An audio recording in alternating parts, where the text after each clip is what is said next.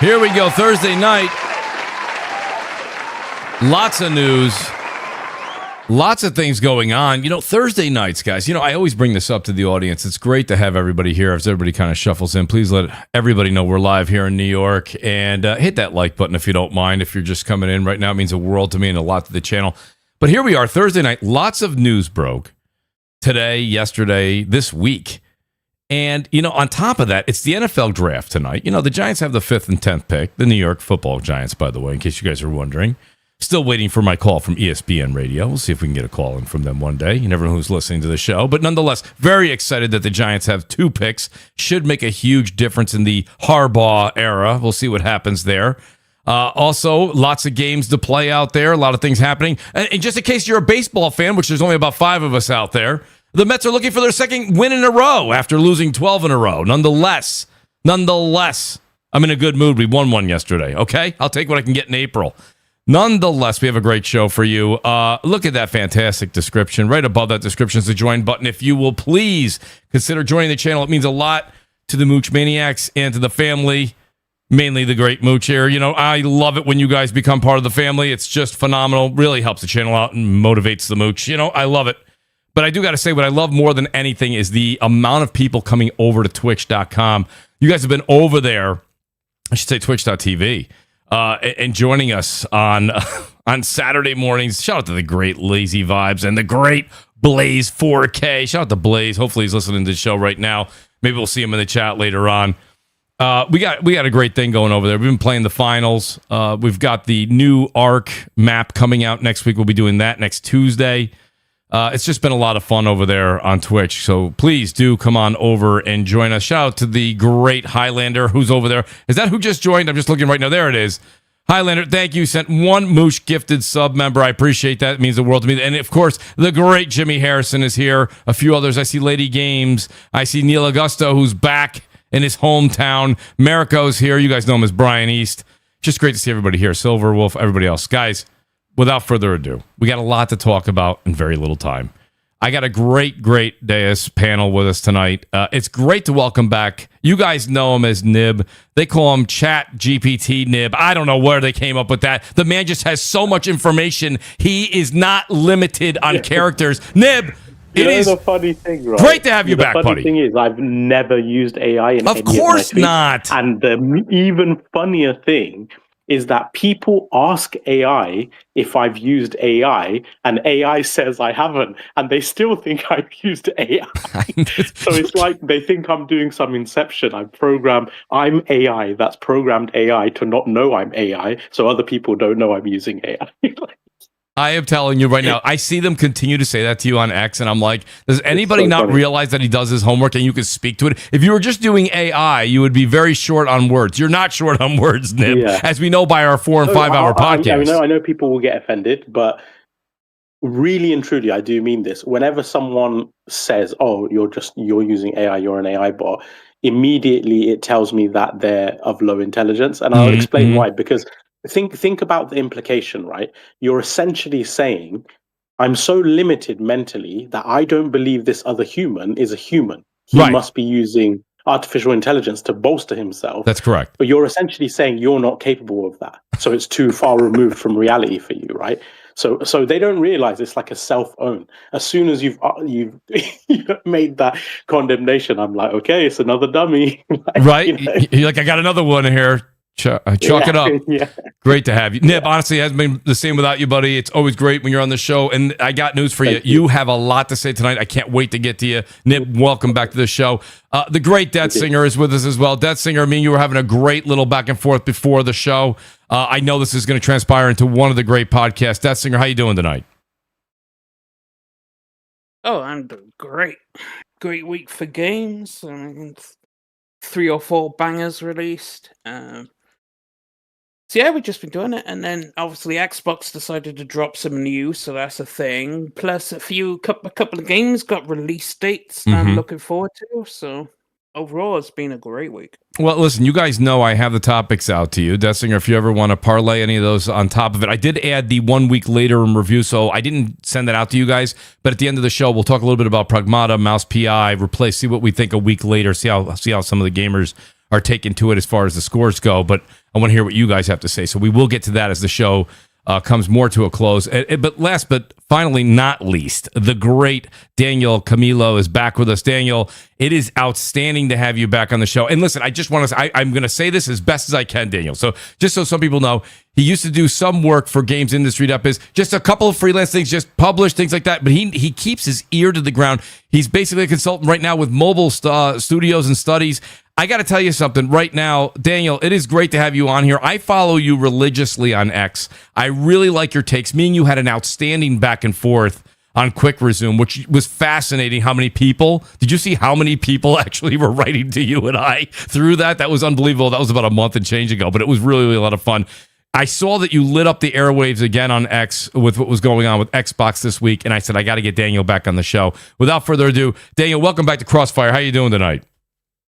Hi, I'm doing very good. Thank you for having me. And yeah, I'm absolutely convinced most people still don't understand what Quick Resume is, and that's yes, that's just insane. That's just insane. But yeah, I'm good. Thank you. I'm still trying to finish Neo 3, by the way.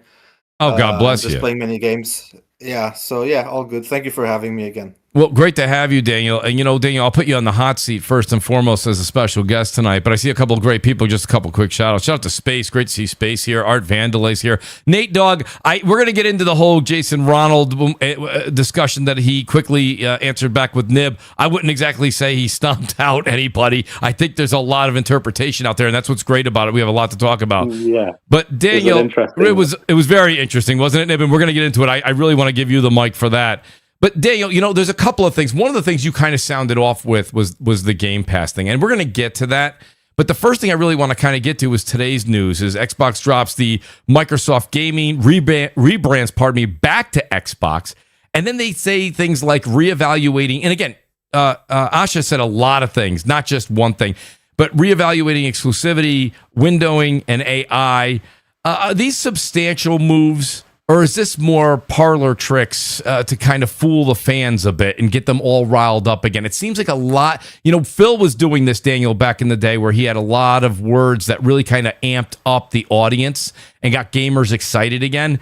And then it just kind of fell flat. I'm wondering what your stance is on seeing some of these changes now with the new CEO.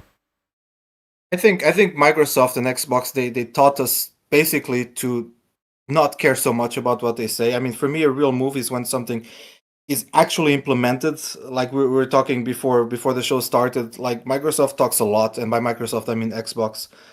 And when the company talks a lot publicly, that's usually not a good sign, just from an internal standpoint, at least from my experience and everything.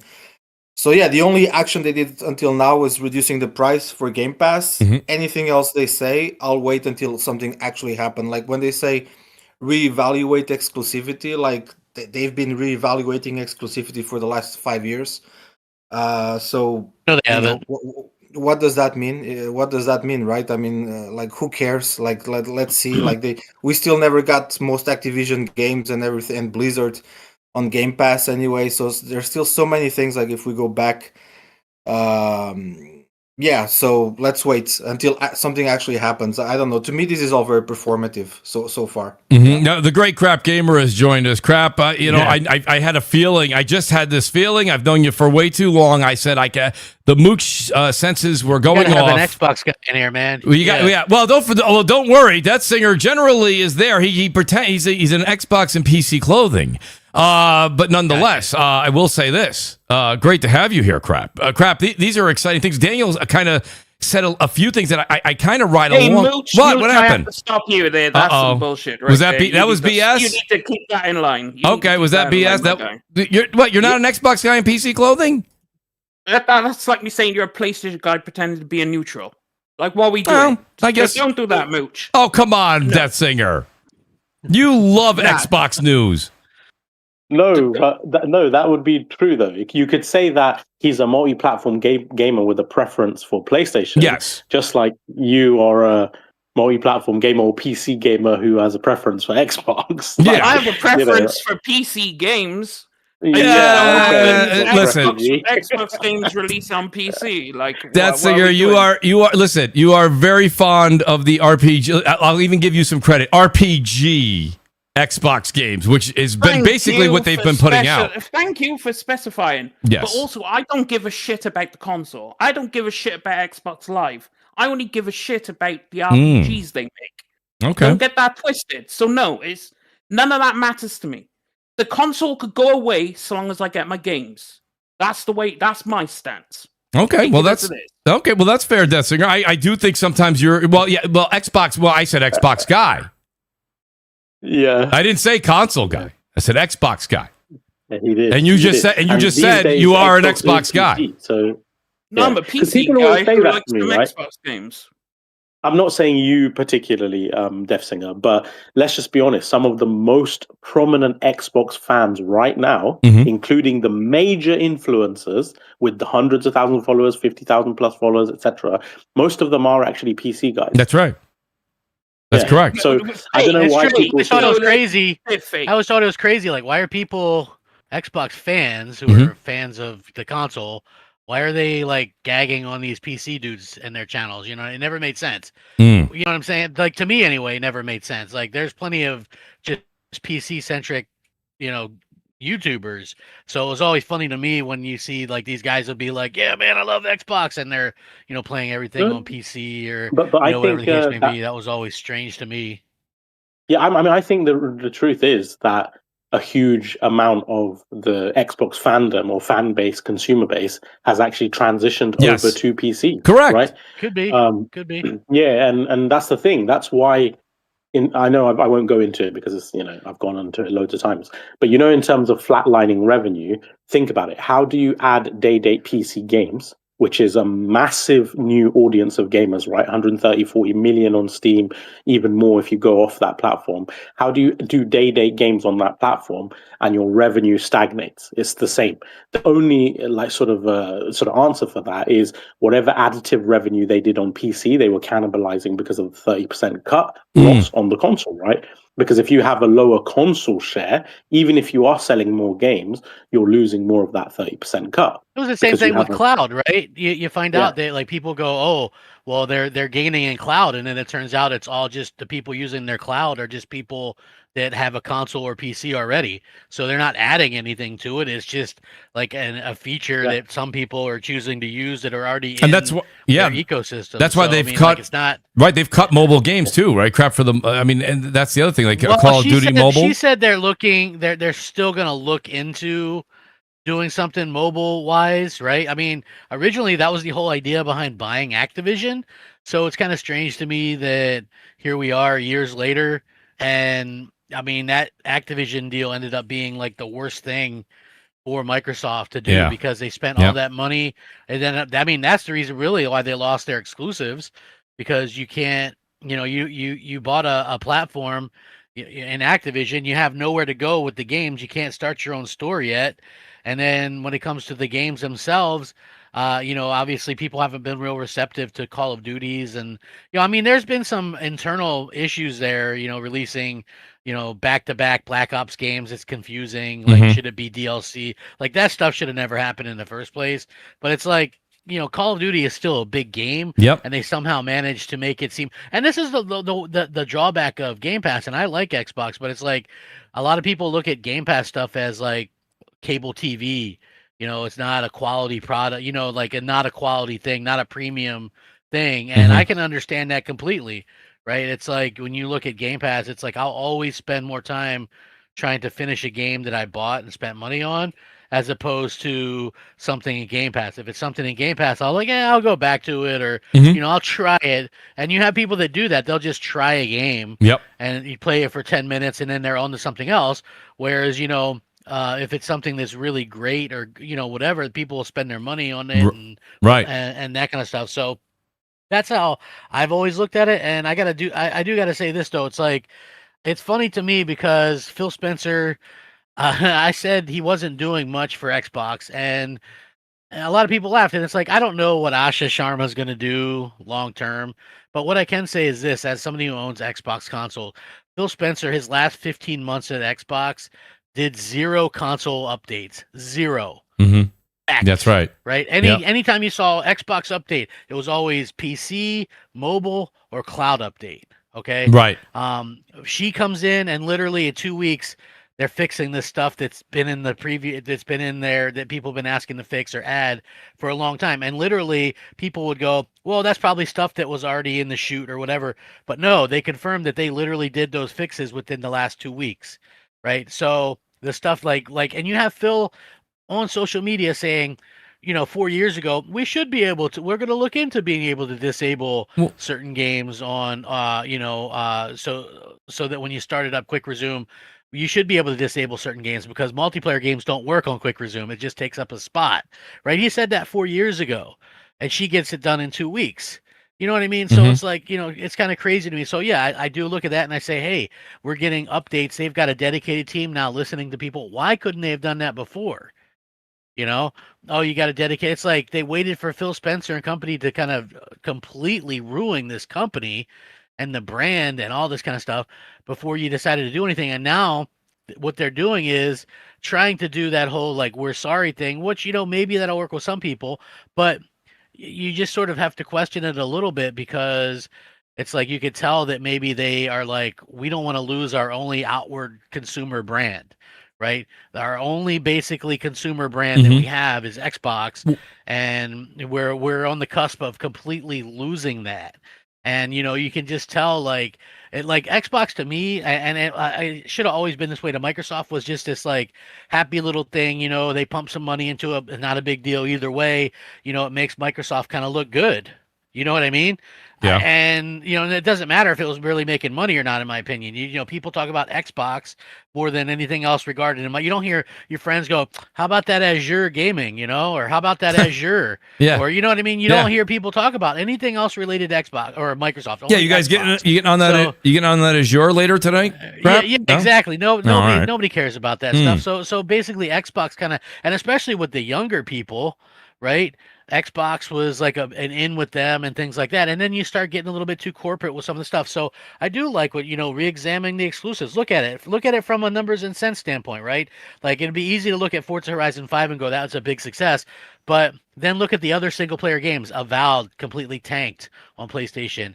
South of Midnight, they estimate 20,000 units sold, completely tanked. Hellblade 2 completely tanked. Single player games that they've been putting on PlayStation haven't sold anything. I'm not saying they sell well on Xbox, but at least it would give Xbox some kind of identity and Game Pass some exclusives, right? Well, so crap. me, can I ask you though? Crap, I want to ask you a question though. Like, what do you see it moving forward here? Because here's my point right now.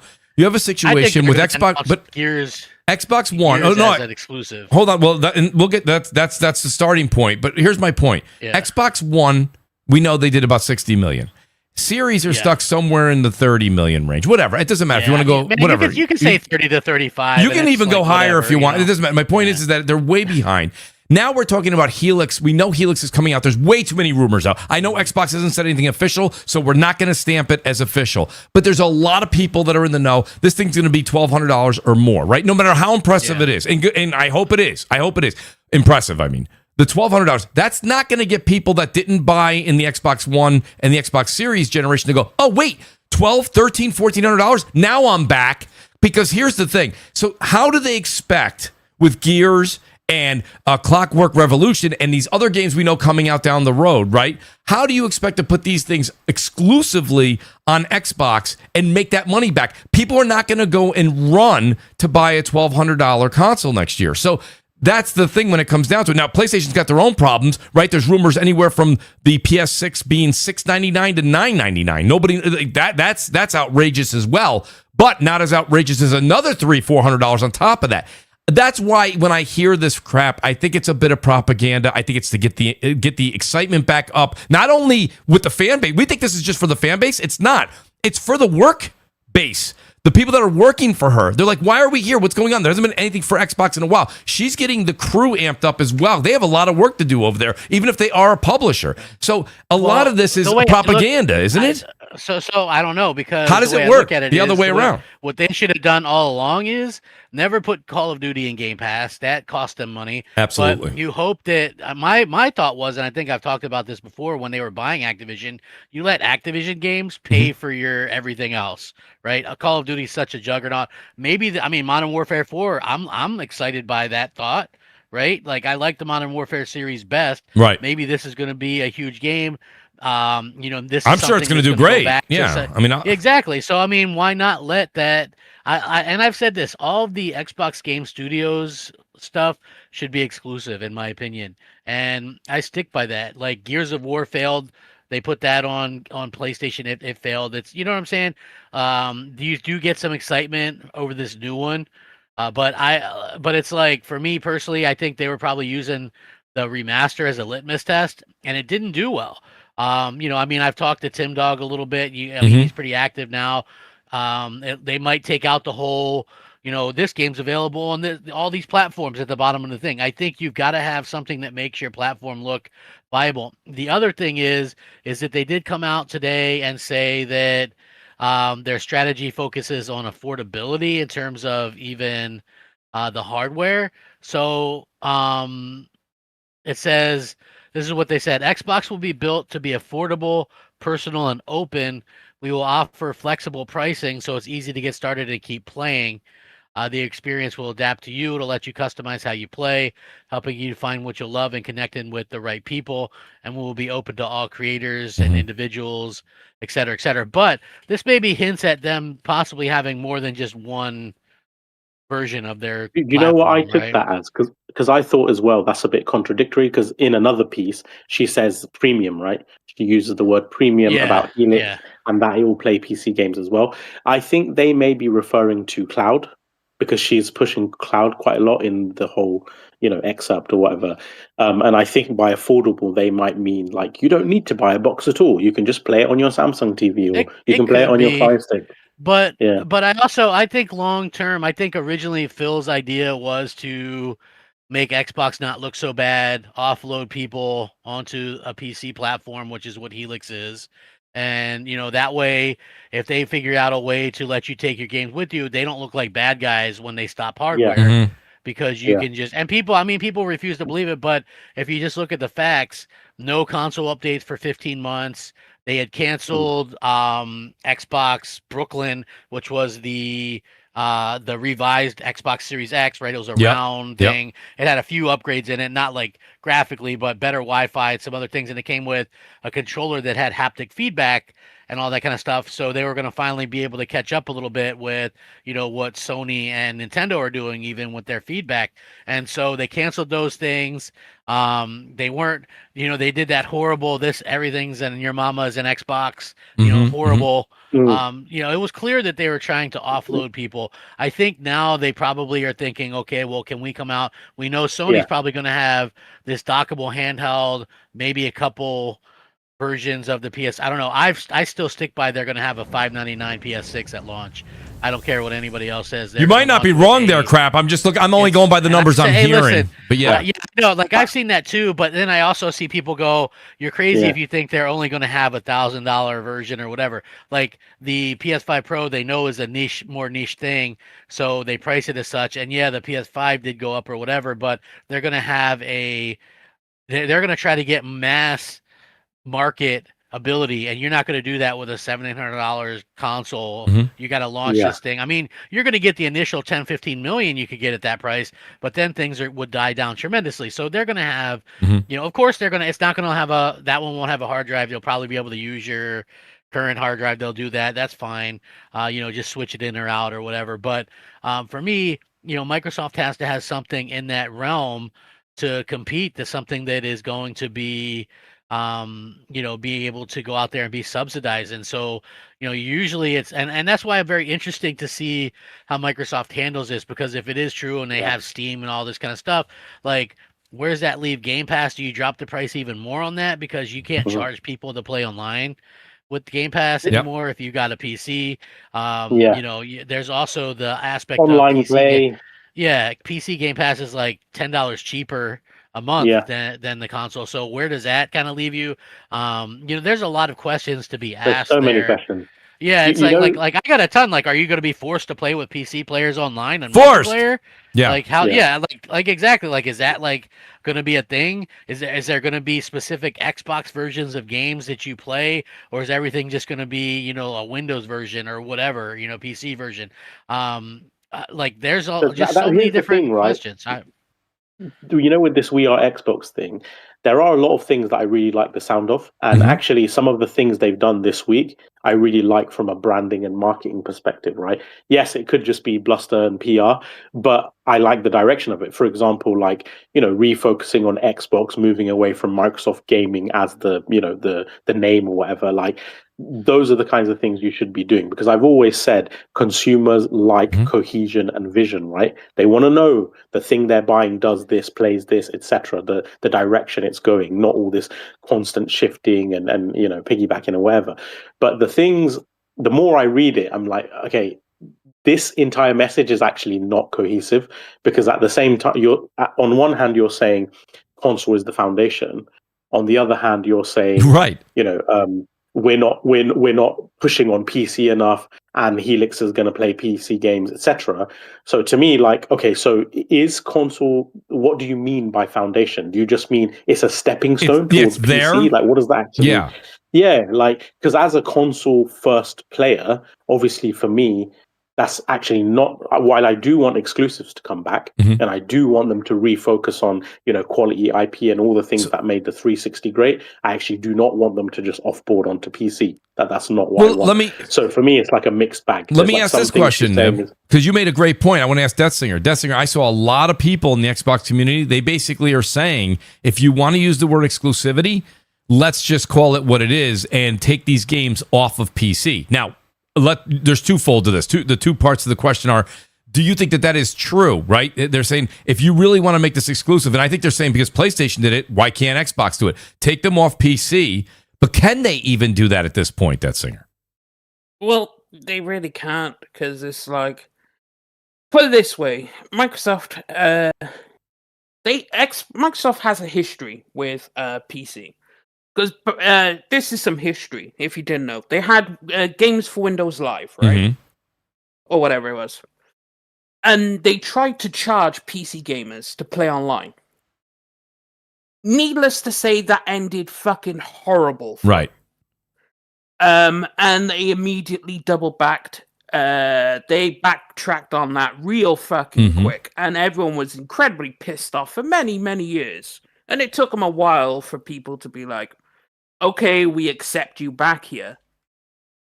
Now, are they going to do the same thing again? And then not only will people not use your Game Pass or your store, because they'll be like, well, just fuck you. So you lose out your Game Pass, which you're pushing on PC. So you're pushing your Game Pass on PC, so you want your games to be on PC. So therefore, there's an expectation. If you're putting your games on PC through Game Pass, you may as well put your games on Steam. Because if you don't put your games on Steam, people ain't using your shitty store anyway. That's right. So the only way you can sell your PC games is through Steam. So you are kind of locked into the situation. The only way you can get out of that is remove Game Pass, remove your Xbox app and store from PC, and then take the games off of Steam, and then just make them exclusive. But then don't bother returning to PC at some point in the future, because everyone's just gonna tell you to fuck off, and you're gonna do absolutely nothing. So that's why I noticed in the article when she said our position on PC is not strong enough, which is correct, because your games aren't really selling as well as they should. So they need to fix that problem, which is fix your fucking store, basically, at the end of the day. And then people will actually probably have their games are on Steam, which the store is fine there, right? So people just aren't buying their games. People just aren't buying their games, but to be fair, they don't even market the games on PC. Like, I check out Steam all the fucking time, right? And a big game like, let's say, Slay the Spire 2, right? Huge fanfare. They pushed it all over the place. A small AA indie game, right? So, I mean, they can only do what they could do with budget, but they actually put fanfare behind it, hype. People were like, yo, we're actually excited for this game. Like, when they release a game on PC, like when Forza came to PC, there was a little banner on Steam, and that was it. Yeah. And like, half the people are going to be like, well, where's the fanfare? Where's the hype? Where's the get the people interested? Yeah. But then also, it's like, half your games aren't that good anyway. So you have that going for you. So there's a whole bunch of issues on PC that Xbox have to remedy. And at least she acknowledged that is a problem and they need to fix it. So let me, in my opinion, just Mooch real quick, because I want to jump in on this. It's like, to me, there's games that are going to be better, that people gravitate towards on PC, and there's games that people more gravitate towards on console, right? Yeah. Gears of War, for one.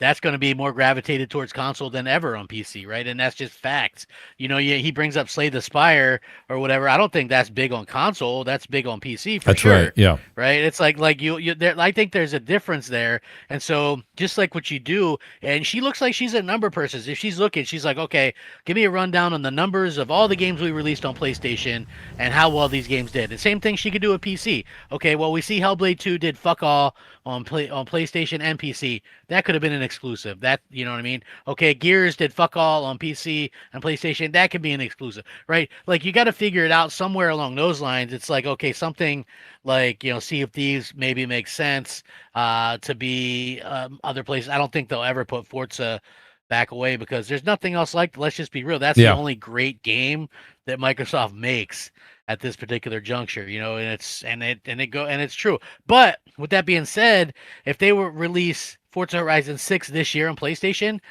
is it going to sell that same amount? Like, I think that's dubious because I think they would have already had bought it. A lot of people would have just bought it, and I'm not sure they're keen to go buy the next one. I think that the big reason like Gran Turismo sells so well because it only comes out once every 5 years. That's an interesting point, Crap, that you say that. Yeah, I don't think Forza Horizon 6 is going to do the same type of, like, think about it. There's nothing else like that really on PlayStation. Everybody's had 5 games to watch and hear about, and like, it's a great series. It is. So it's like people wanted to buy it, they bought it. I'm not sure that 6 would do the same numbers or whatever, and if it does, hey, good for them. But not every game is that. You know what I mean? Like, right. Indiana Jones didn't do well, and you know what I'm saying? It's just like there's games out there. Yeah. You can give yourself some kind of identity, right? And and who cares what other people think, because the way Helix was set up anyway, that was going to sell less than 10 million units a lifetime, in my opinion. That it was just set up to fail. You don't have anything special about it. It's going to be expensive. You've got to, you know what I'm saying? And I think originally probably Phil and them thought they were super smart, that we'll eliminate exclusives by having this thing that plays PC stores. And, the Sony's putting their stuff on PC, ipso facto will be able to render exclusives pointless. Sony thought better of it because, you look into something for a couple years and go, the money doesn't line up. Right. It doesn't make sense for us to do this anymore, right? Yeah. Unlike Microsoft, who just continues to beat the dead horse with some of this stuff. Like, why on earth, and I'm not trying to make fun of like a single game or something, but South of Midnight, Hellblade 2, Avowed, these are small games that probably lost money in the porting process, right? Like, I don't understand, the thought process. Yeah, but crap.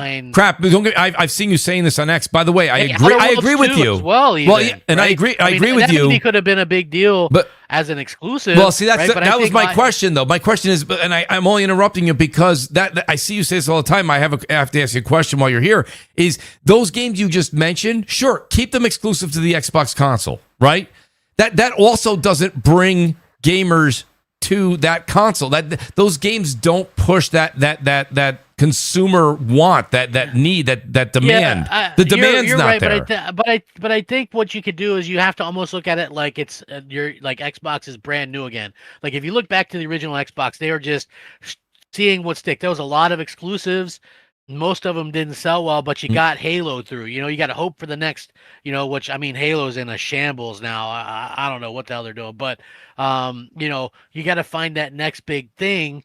Like, listen, and I'll give you an example of why sometimes going everywhere doesn't help, but actually hurts. Titanfall 1 as a multiplayer game was amazing on Xbox yes, One. It was. And we played it a lot. Great game. When they came out with 2, it's a good game, but it was everywhere. It sold like shit. People were just like, you know what I mean, just largely meh. And it's like the single player was amazing, and the multiplayer wasn't as good as the first one. But yeah, it was also again, it was a bad release window for Titanfall 2 though. Yeah, they really, and now we might not ever have another Titanfall. No, again, it's not looking good. But I wish they would. But like, you know what Microsoft should have done when that first game, and we said it back then, was they should have locked that game down, and that could have been the next big thing, because you need like a big multiplayer. You look at it, Halo was it. You had Gears of War on the 360 was it. You needed that big next multiplayer game, and Titanfall could have been that for them if they would have kind of played their cards right. And that game got objectively worse and did worse once it went everywhere, and same thing with Gears.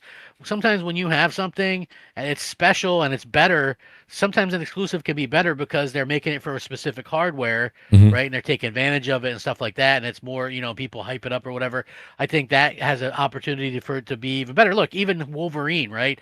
That's coming out this year. I think that's going to be way a better game than what it would be if it was multi-plat. And, that's why I think it's smart to have stuff that's exclusive to your platform, even if it's not going to push like you're saying, but it's still content for your Game Pass, and it's still trying to do something, and maybe you can dig out a big new next big thing, because that's what Xbox has really been missing for a couple generations, and that's the next big thing, right? It's like they don't have that, and it's unfortunate, but that doesn't mean that they can't find it. We find out they've canceled dozens of things. Any one of those things could have been the big thing, right? Like, yeah, we don't the know. only thing is, crap. I'm with. Also, counterpoint to that though is it depends how good you are, because there are many instances where, like Rockstar, prime example, like they can develop for any platform and their game comes out crispy clean. CD Projekt Red, another one. You have Capcom. Look at RE9. Tons of these third parties have mastered being able to develop for the multiple platforms, and I think the first parties struggle because they never have to do that. They just optimize for their one box. So when you take someone who only does one thing and then ask them, make 20 different variations of it, they're like, I don't know how to fucking do that, whereas the other people know how to do it. So you can have great games that are across multiple things. It's just, are they good enough to pull that off? Or do they have games have mostly been average, though. Well, that's it. It's the main problem. That's it. They've been average. Most RE games are in the Game of the Year contender category, and they're all rated highly well, and they're everywhere. Yeah, the new Resident Evil is great. I mean, they did a great job with that. So I mean, that's kudos to them. And Elden Ring, Witcher 3. I mean, I'm not a Souls guys, but yeah, I mean, people seem to like it. I don't know, Mooch, did you ever beat Elden Ring? I mean, I seen you play Elden Ring. I got very far. No, I did not beat it. Did not beat Elden Ring. That's one of the things I'll probably Witcher regret. I'll regret that forever. Yeah, like Witcher 3 is technically a great game, but it's way too open. Which one, crap?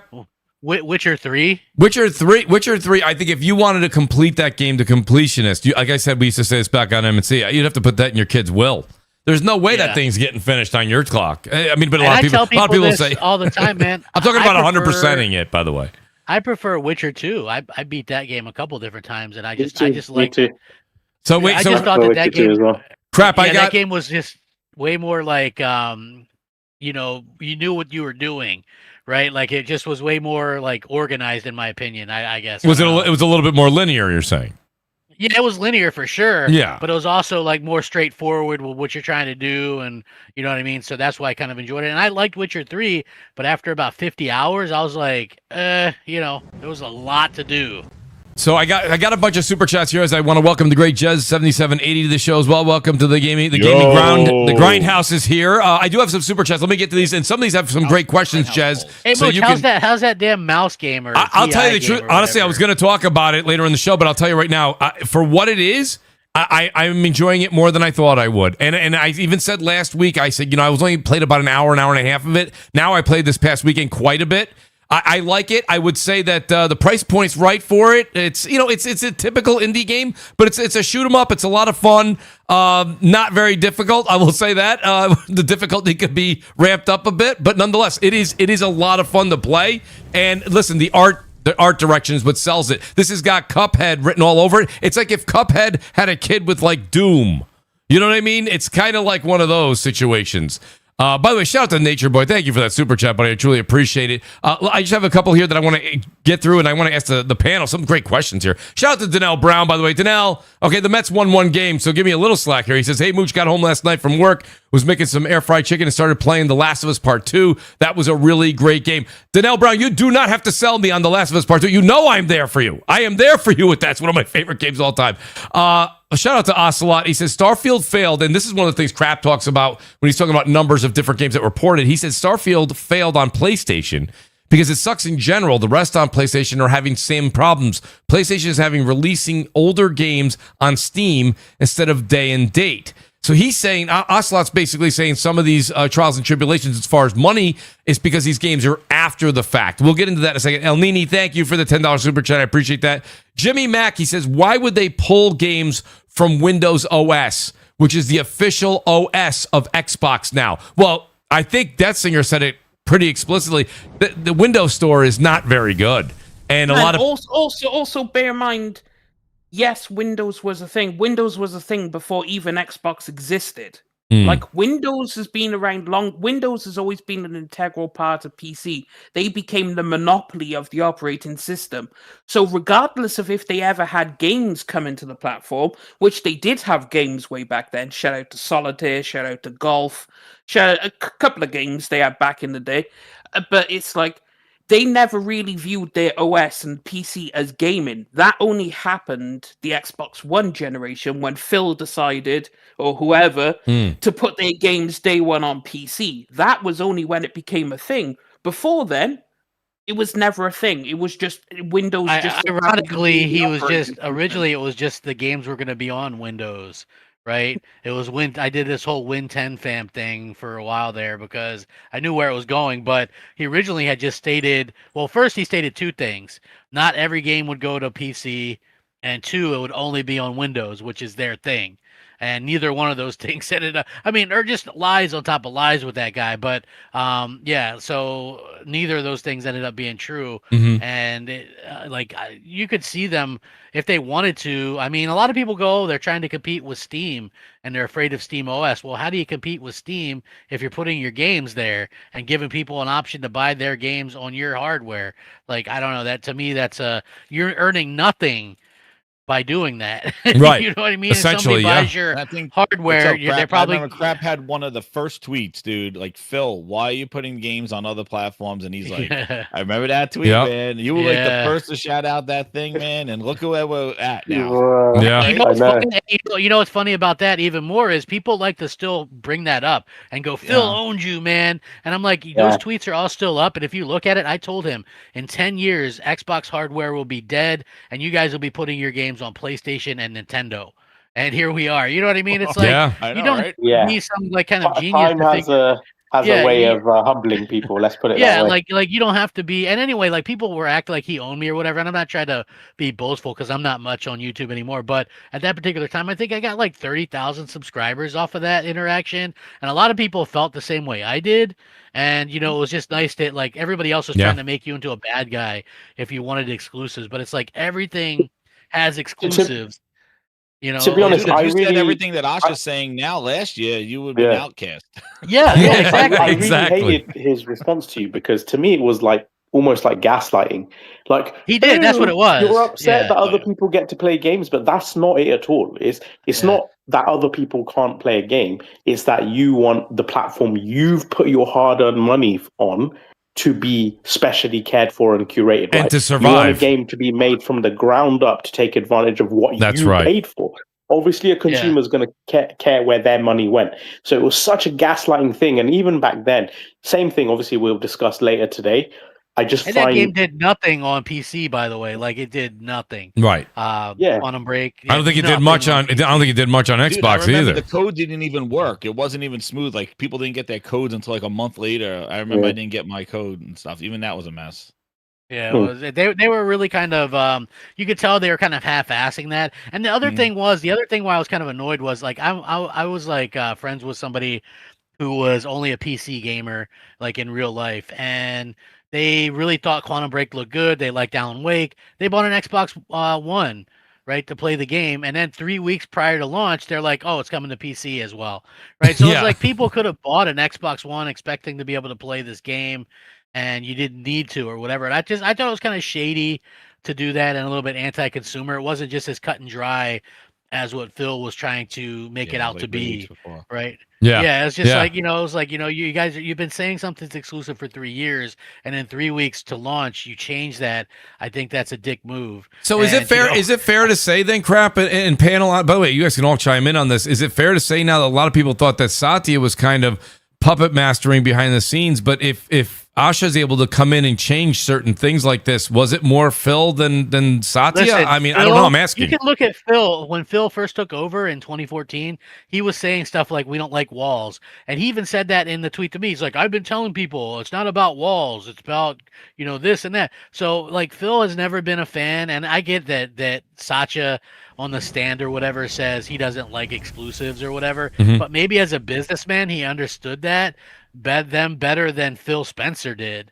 You know what I mean? Like Phil, I think, always wanted to put stuff out everywhere. He never came across as like an exclusive guy, like whatever it was. Yeah. Like to me anyway. I do want to touch on something. One of the comments I just saw now, Donnell. Sorry if I'm butchering your name. I only saw it for a split second. I've got it like live on my TV and it goes away. But he said, "You're saying they're going to turn off exclusivity because some games sold poorly on PlayStation, but they also sold poorly on Xbox." And I do actually think that is a really valid point, right? And I think in conjunction with if they do, obviously it could just be bluster, it could just be PR, but if they do any exclusivity sort of amendments and changes, they do have to make more broader cultural shifts in terms of the consumer base with Xbox, because they've almost been conditioned not to buy games because of Game Pass. So I think that exclusivity probably will have to correlate with some other shifts with Game Pass. Maybe they remove day-date games eventually, or some other thing, because I think he's right. Donnell's right. Games will just continue to sell poorly on Xbox, or maybe they think if they just release it on PC and they're just PC games, the PC market will take care of things instead of the Xbox market. Microsoft has to be ready to almost tackle this like they're new in the industry again, right? Like it's going to take years for them to build up any kind of trust. You have to release, and people say this to me all the time. They're like, "Well, Microsoft," and they would say this when they were giving up, and I would also say this: be wary of anybody. Like you can subscribe to who you want, watch who you want, but if somebody was like, exclusives are bad, exclusives aren't the way, it's so 1990s. If that rings true, I would say stop watching that person, because they don't know what they're talking about, right? Like you could just see only Microsoft was ever saying that because they had to, because they were the only ones doing this. Everybody else, Nintendo holds their property like they should. They treat it like they should. Sony says, okay, well, let's look at this. Okay, we had so many people pirating our stuff. We didn't hardly make any money on PC. We were getting bad publicity because our PC versions ran crappy, right? We're spread thin.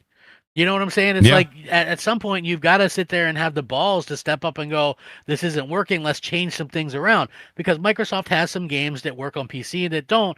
Like I would say, the PC crowd is likely to buy stuff that Bethesda makes, right? So keep that stuff on PC, right? But again, there's a group of stuff, there's a group of games that Microsoft has that PC gamers aren't ever going to buy. So why bother? And you can build up a nice solid reputation, and they don't have to be, listen, I don't think Avowed was an expensive game to make. I don't think South of Midnight was an expensive game. So you just keep those and you build yourself up as maybe a single player haven, and you gradually get better. And then after years and years and years, people might start to come over and believe that you're serious. That's the thing, crap, is I hear you. And I think that is the path. I think you just labeled the path. The thing is, that's a very expensive path, and they've been losing, with the console market for so long now. Are they willing to continue to lose in that category? That's the only thing. I got a couple here. CPix38, he says, I think it's a little too late for Xbox to revive the console wars. PlayStation is to consoles is what Apple is to phones. 78 INC US. Yo, shout out to 78. He says, I don't think it would be a good idea to remove from PC. A big portion of revenue comes from those games being on PC, over $2+ billion. That's a lot of money to just flush down the toilet. And that's what we're saying, 78. Babor's here and he says, anyways, Sorrow's launch trailer is good, so I can't wait. Babor's like, and moving on to PlayStation. Shout out to Babor. T-Rock says, and this is T-Rock saying exactly what you just said, Crap. He says, I bet Avowed lost money, period. Even if it wasn't ever ported. And that's the thing. I don't think Avowed in those games that you mentioned before really kind of struck with Xbox, PlayStation. I just don't think they resonated with gamers very well. A lot of those games that came out. I don't think Avowed was that cheap, to be honestly. Because it wasn't that cheap. You're right, Nib. I think, that was one of those things they need to be able to do the pricing. You have to be able to do like pricing that's a little bit better than that. So according to this, I'm just checking on the internet. It says the cost was between $80 and $110 million to make Avowed. So not sounds about right. Yeah, so not like a super cheapo game, but definitely not a $300 million game. No, yeah. That sounds about right. It says here 1,200 people credited to it. And let's just say 5-year development. Yes, I was thinking maybe about 120 or something like that. But I mean, so I mean, it's like, and then it's like you have, they would, and people would ask me, they go, well, didn't Microsoft try that? And it's easy to sit there and go, well, did they? And you can point to what they did this generation. So they launched 2020 with no exclusives. 2021, the end of the year with Forza Horizon 5, Flight Simulator, and Halo Infinite back to back, and that's the best-selling Xbox has ever done as a console to end that year, 2020. The best-selling they've ever done. I think they took the NPD that one. Forza and Halo holiday. Forza and Halo because they release exclusive games, right? Console exclusive, and then 2022 0 AAA exclusives that year. 2023 they only had 2 exclusives. 2024 they were already putting games on PlayStation, so they didn't have a run where people could go, okay, there's this, and this, and you can look forward to it. It's like if they could have had a killer lineup, and I felt like it would have been a good generation. Any competent leadership could have jumped on PlayStation because PlayStation struggled with Jim Ryan and his choices. Whatever, I don't know what Jim Ryan was thinking, but his choices were blow my mind. And they could have jumped on PlayStation easily, but Phil was like Mr. Nice Guy, or whatever. I don't know, like what he did, and I'm glad. Like to me anyway, I think history won't look as kind on him. The one day there'll be a book or there'll be something that comes out that shows that he wasn't who a lot of people thought he was, and he made a lot of the choices himself that kind of doomed Xbox. I was going to say just to piggyback off that Crap, I really do believe that.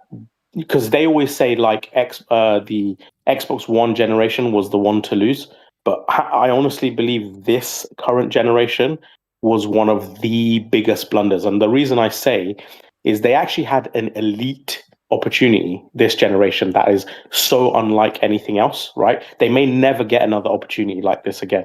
They had a situation where PlayStation only had a single SKU, right?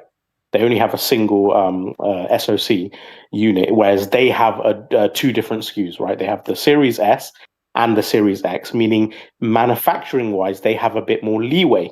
In terms of the chip shortage during COVID, they actually could produce 2 different units, right? With slightly different GPU, etc. And on the lower end of the side, there's less, demand or whatever. They could use more of them. Obviously, they pumped a lot of their units into cloud, which is another mistake, instead of into retail units. But anyway, so you have a situation where because of the COVID shortage, PlayStation is suffering extreme shortages. Even if you want to buy one for 2.5, 3 years, you can't. Well, I think it was 2.5 years. So November 2022 with God of War, I think, is when they finally started to get sort of plentiful stock. But you basically had like a 2-year head start. If you had, you have the stock, you have the inventory. Yes, there were some shortages, but not nearly as severe. Instead of coming out with like an amazing launch lineup, amazing games, exclusives, etc., and giving people the opportunity to say, you know what, I'm not actually going to wait for the PlayStation 5 to come in stock. I'm just going to go over here because they've got some really enticing lineup here. You squander it. They squander it. They focus on other things. They focus on Game Pass. Their lineup is shoddy. They don't launch with any exclusive. They could have made more consoles and sold them, but they put those chips in the cloud, and they thought That's what I'm people saying. would want. Yeah. They thought people would like go to the cloud, They thought and people would even go in to a the cloud. pandemic, people chose not to do that. And you know what the funny thing was? Even funnier was people were like looking for Xbox Ones and Xbox One X's at that time too, and they had already stopped making them. Like, you know, they did. Like, That's hey, right. we don't have anything. You know what I mean? Like, they didn't have anything available for people. So it's crazy to me that, you know, the way that they kind of handled all that and the guesswork was just horrible. Especially seeing how Stadia was already kind of suffering, and we've seen that. And I told Mooch that too. I was like, man, Stadia is going to be dead in 2 years, and he still got Stadia. I had to try it. I got news for you, and I'll tell you, crap. Remember what I said? I said Stadia will last as long as xCloud gaming, and I got to be honest with you, Stadia actually put the closed for sale business sign up, and xCloud was like, well, we're doing basically zero as far as like no one's playing.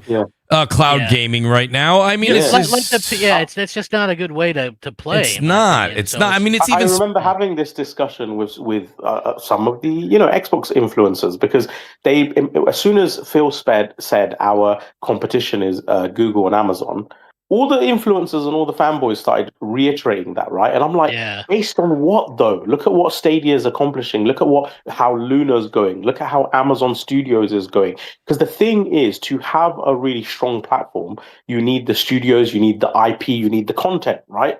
What content and IP and whatever are they coming with? It's just like, come on, man, you guys have a fundamental misunderstanding of what actually shifts platforms and services. And sure enough, like all of that failed and their cloud push, has basically not materialized into anything. And I just think it's another one of those things where, I know people hate me saying this, but a certain crowd just fundamentally misreads the market and what like gamers are actually interested in. And I don't know if they. Go ahead, Dessinger. Go ahead. They also took that competition thing wrong, and it's because it's like Google, Amazon, and Microsoft are war, but it's not in gaming; it's in the business sector. That's right. Who's using whose but servers? Phil Spencer said it in the cloud gaming sector, though.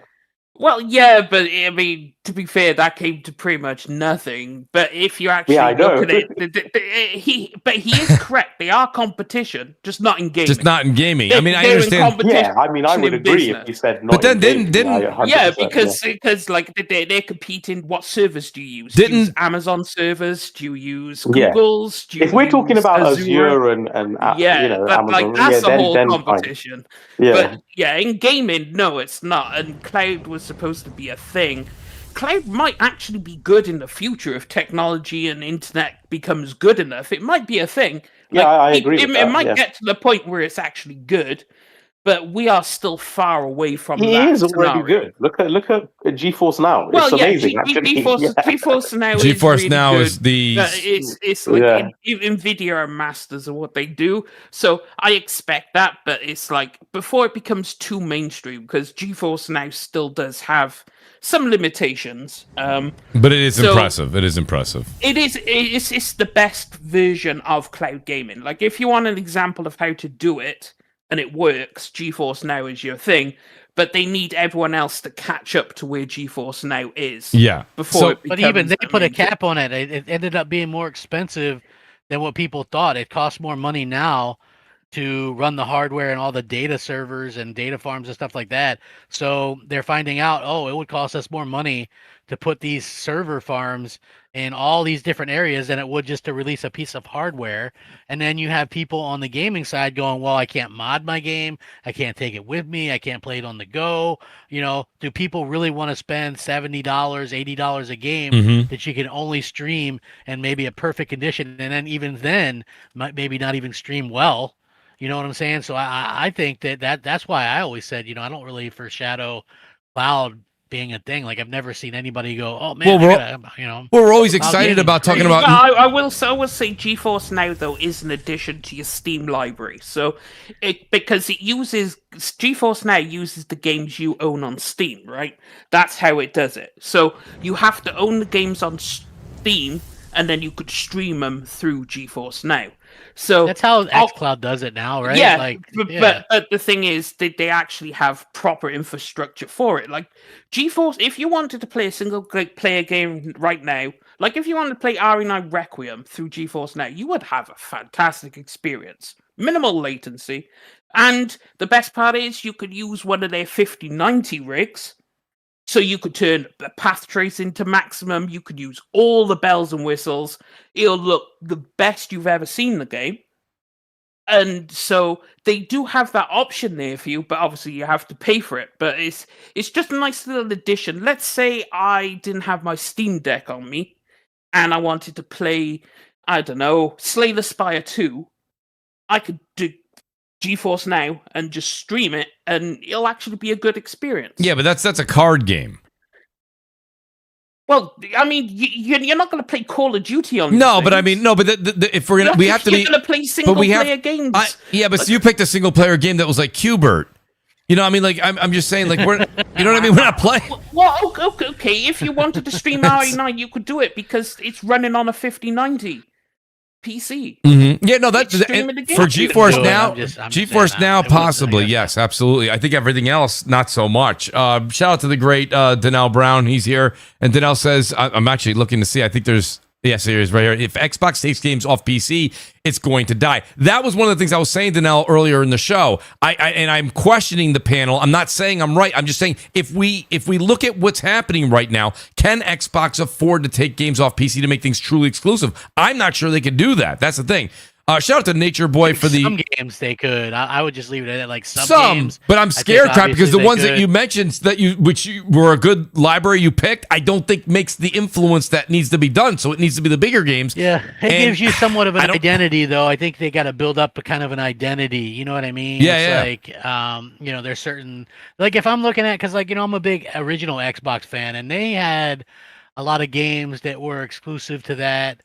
And, you know, a lot of them didn't sell well because the platform didn't sell extremely well, but it kind of gave it an identity. You know, you had like Bruce Lee and, you know, Shenmue 2 or Panzer Dragoon Orta or Brute Force or Voodoo Vince. You know, you had this huge library and varied library of games. And I can't think of many of them that sold extremely well besides Halo and I think Fable.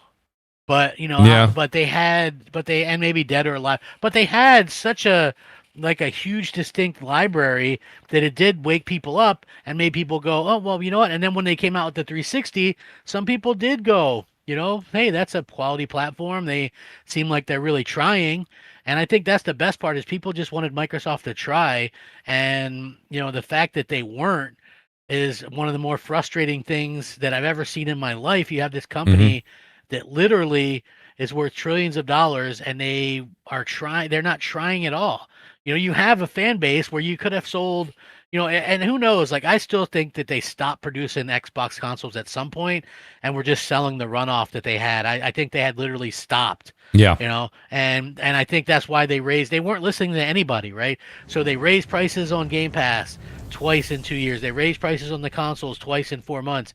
And, you know, people were complaining, but they never said, hey, we hear you, or we're going to, you know, we understand this sucks, or they never said anything like that.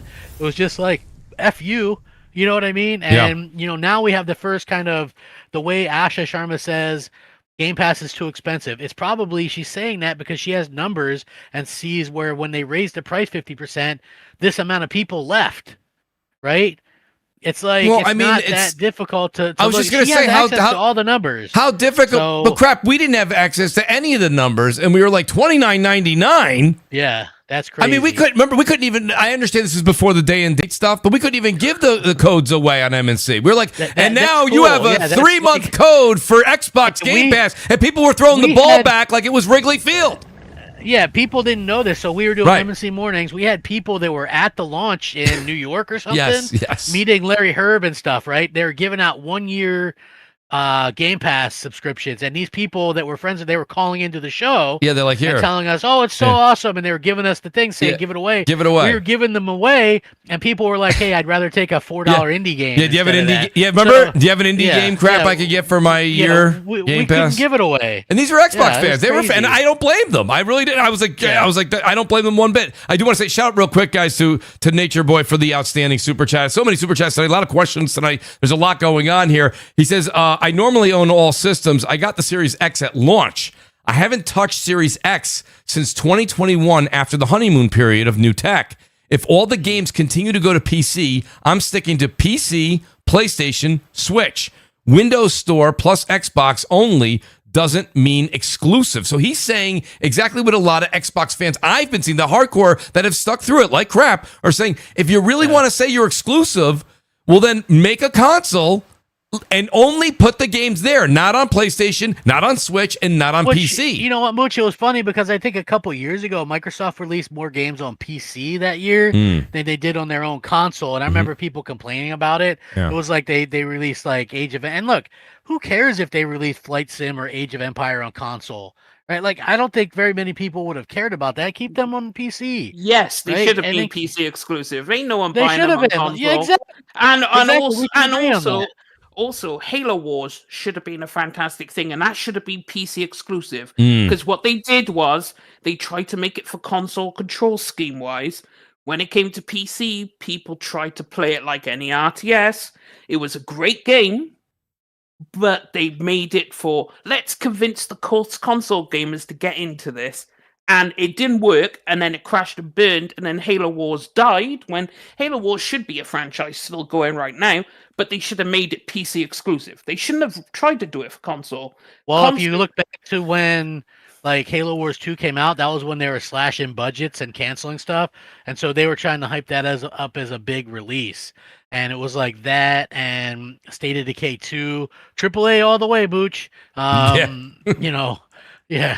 So hey, listen, talking about the exclusive stuff, I just gotta. But the thing is like this whole like, and I agree. If you're gonna do exclusive, then you make it exclusive for because that's the only step they need to go is make it exclusive for their console and their Windows Store. But they did this already. This is my thing. Like everybody's talking about, make Gears exclusive. Dude, Gears 4 was exclusive. Gears 5 was exclusive. That's right. Halo Infinite was exclusive. Halo Campaign was exclusive. Crackdown was exclusive. Starfield, Redfall, the exclusives were there. And with a larger install, it still did not work. What would change now if they say we're doing it again with an even smaller dying install base from what Phil and left, a new and Jez a $1,200 game box coming out next. Like is that going to like spark new hope to like what people who didn't want to? Like I said, you already. Like I feel like I'm in deja vu land. Like that's why I think there's going to be a Game Pass start over. Yeah, they would have to start over, and then you have to have. You would have to do it like from that perspective and just keep at it. Because everything was exclusive 2 years ago, and why did they even have to? But they only released 2 games that year. Yeah. By the way, did Death Singer make an alt account on YouTube just to glaze himself? Why? There's a person called Death Singer saying Death Singer is great. I think he's on his laptop right now. No. Death Singer is so amazing. I like how he has his GPU in his tag for 4070. I think that's hilarious. You're missing. Me and the OAT are having a conversation. Him and the OA are having a conversation. OAT said, I'm great. And I said, and then he said, I don't want to say it out loud because it might antagonize the chat. So I said, say it proudly with your whole chest. Death Singer is great. So yeah, there we go. That's what that was. I'm not having a conversation with myself. I'm not crazy. That's great. The crazy thing is that I feel like they tried putting their games only on their console. Then they said, let's go to PC and only in the Windows Store. That didn't work. Then they said, let's put it on Steam with Halo Master Chief Collection was the first game they announced at an Xbox show going to Steam. Then they made Steam only or PC only games with Flight Simulator and Gears Tactics. They made exclusives. And this is the thing, like I would say Starfield, whatever it is that came out, the hype for Starfield leading up to it was mountains high as compared to any other game that they had coming out and have coming out. I think Starfield hype going into the game was ludicrous because that was the big next game from Bethesda, and then Microsoft came out boastfully saying it's exclusive, calling it game of the generation. We know what happened on the other side, but the hype going into it, it had a lot of momentum, and it was a power move to make that exclusive game, and they did. So what now? They take Gears exclusive. They take the remaster of the remaster of Master Chief, of Halo 1 exclusive. The Fable, which we need to see more of it. I think that needs a 30-minute showcase in itself. And then on top of that, Clockwork Revolution, like these games. The thing is, they did all this already just 2 years ago. Everything was exclusive. Outside of Gears, outside of what you said in Gears, I don't really know how in God's green earth any of those other games are gonna pull in that kind of response. Well, listen, that's the problem. Gears is the only one. That's the part. That's the starting point. Gears, and by the way, what's after that? What's the follow up? Exclusive. You have your Halo 7s. You got maybe the next big thing. Extraction Halo. I mean, whatever. I mean, I don't know. Who knows I don't know about what that? they're doing.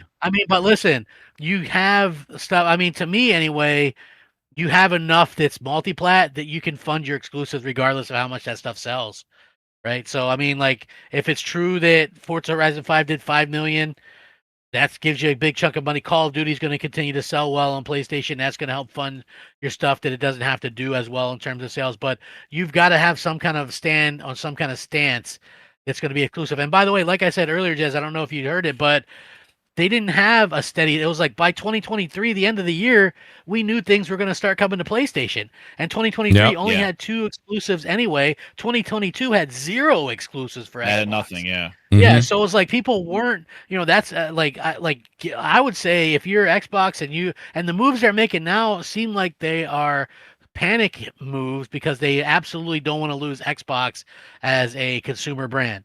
And if that's the truth, then you got to say, okay, well, what did Xbox do to gain a foothold when they had a foothold? Well, first thing is they had a lot of games and content. You've got to go back and look at those playbooks. Like, look, the 360 playbook was smart. Sony used that playbook against them with the PS4, right? A lot of people thought Destiny was exclusive to PlayStation. I mean, remember that, Mooch? Absolutely. Like Microsoft couldn't. Well, yeah. Microsoft had to do that Tomb Raider deal, that 1 year exclusive. Yeah, like they got something. Exactly. Titanfall, like what they did those things. Exactly. So. And they should. And listen, they should have bought Titanfall outright. Dude, and that. Yes. But crap, those are big moves. Like I think what she's saying is all like PR talk. That's what I'm saying. It's pillow talk because that's the kind of stuff they need to do, and that's going to cost a lot of moolah to get back into what they don't believe ever should exist. Because but the rumor is that they're giving her more room to work with now. Of course, they will. Oh yeah. So, Yes. So I mean, we'll have to see. Like her business side is like building up these things. So we'll see how they go. I'm going to tell you a spooky story. You want to hear this? What do you got? Xbox. Yeah, hear this. Ready? Xbox is down in the dumps. They're 2013. The TV. They need a savior.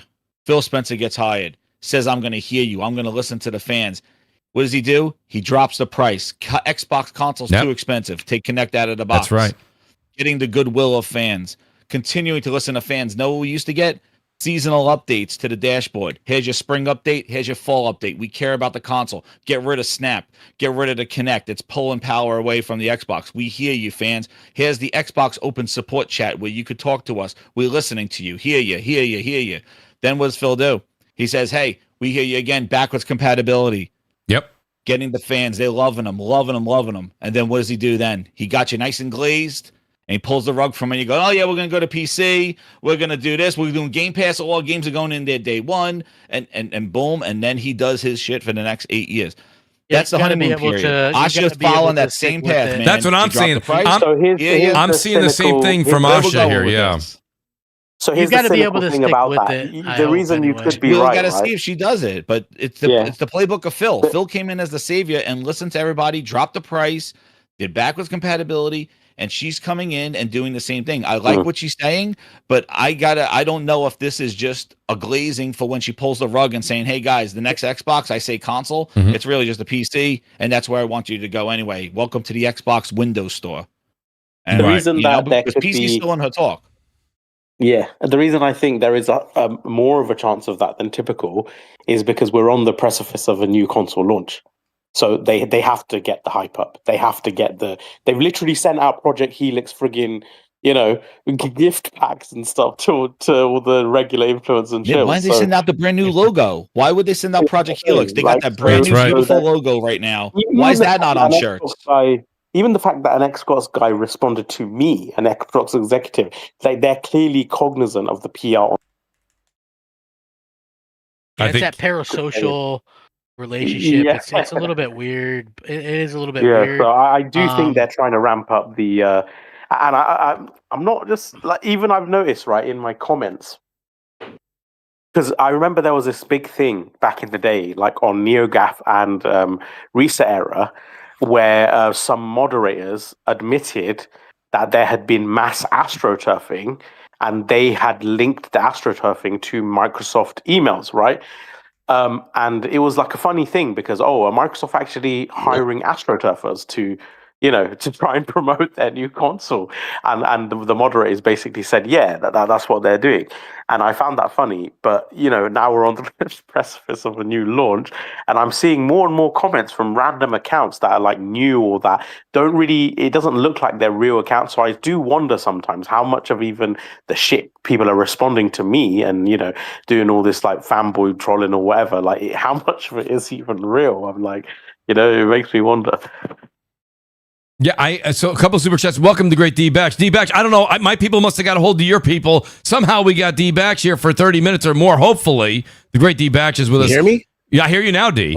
D, this is an odd coincidence that you come in here as I got a super chat from somebody named D487. He says, the Grindhouse is here. John Cena theme music, please.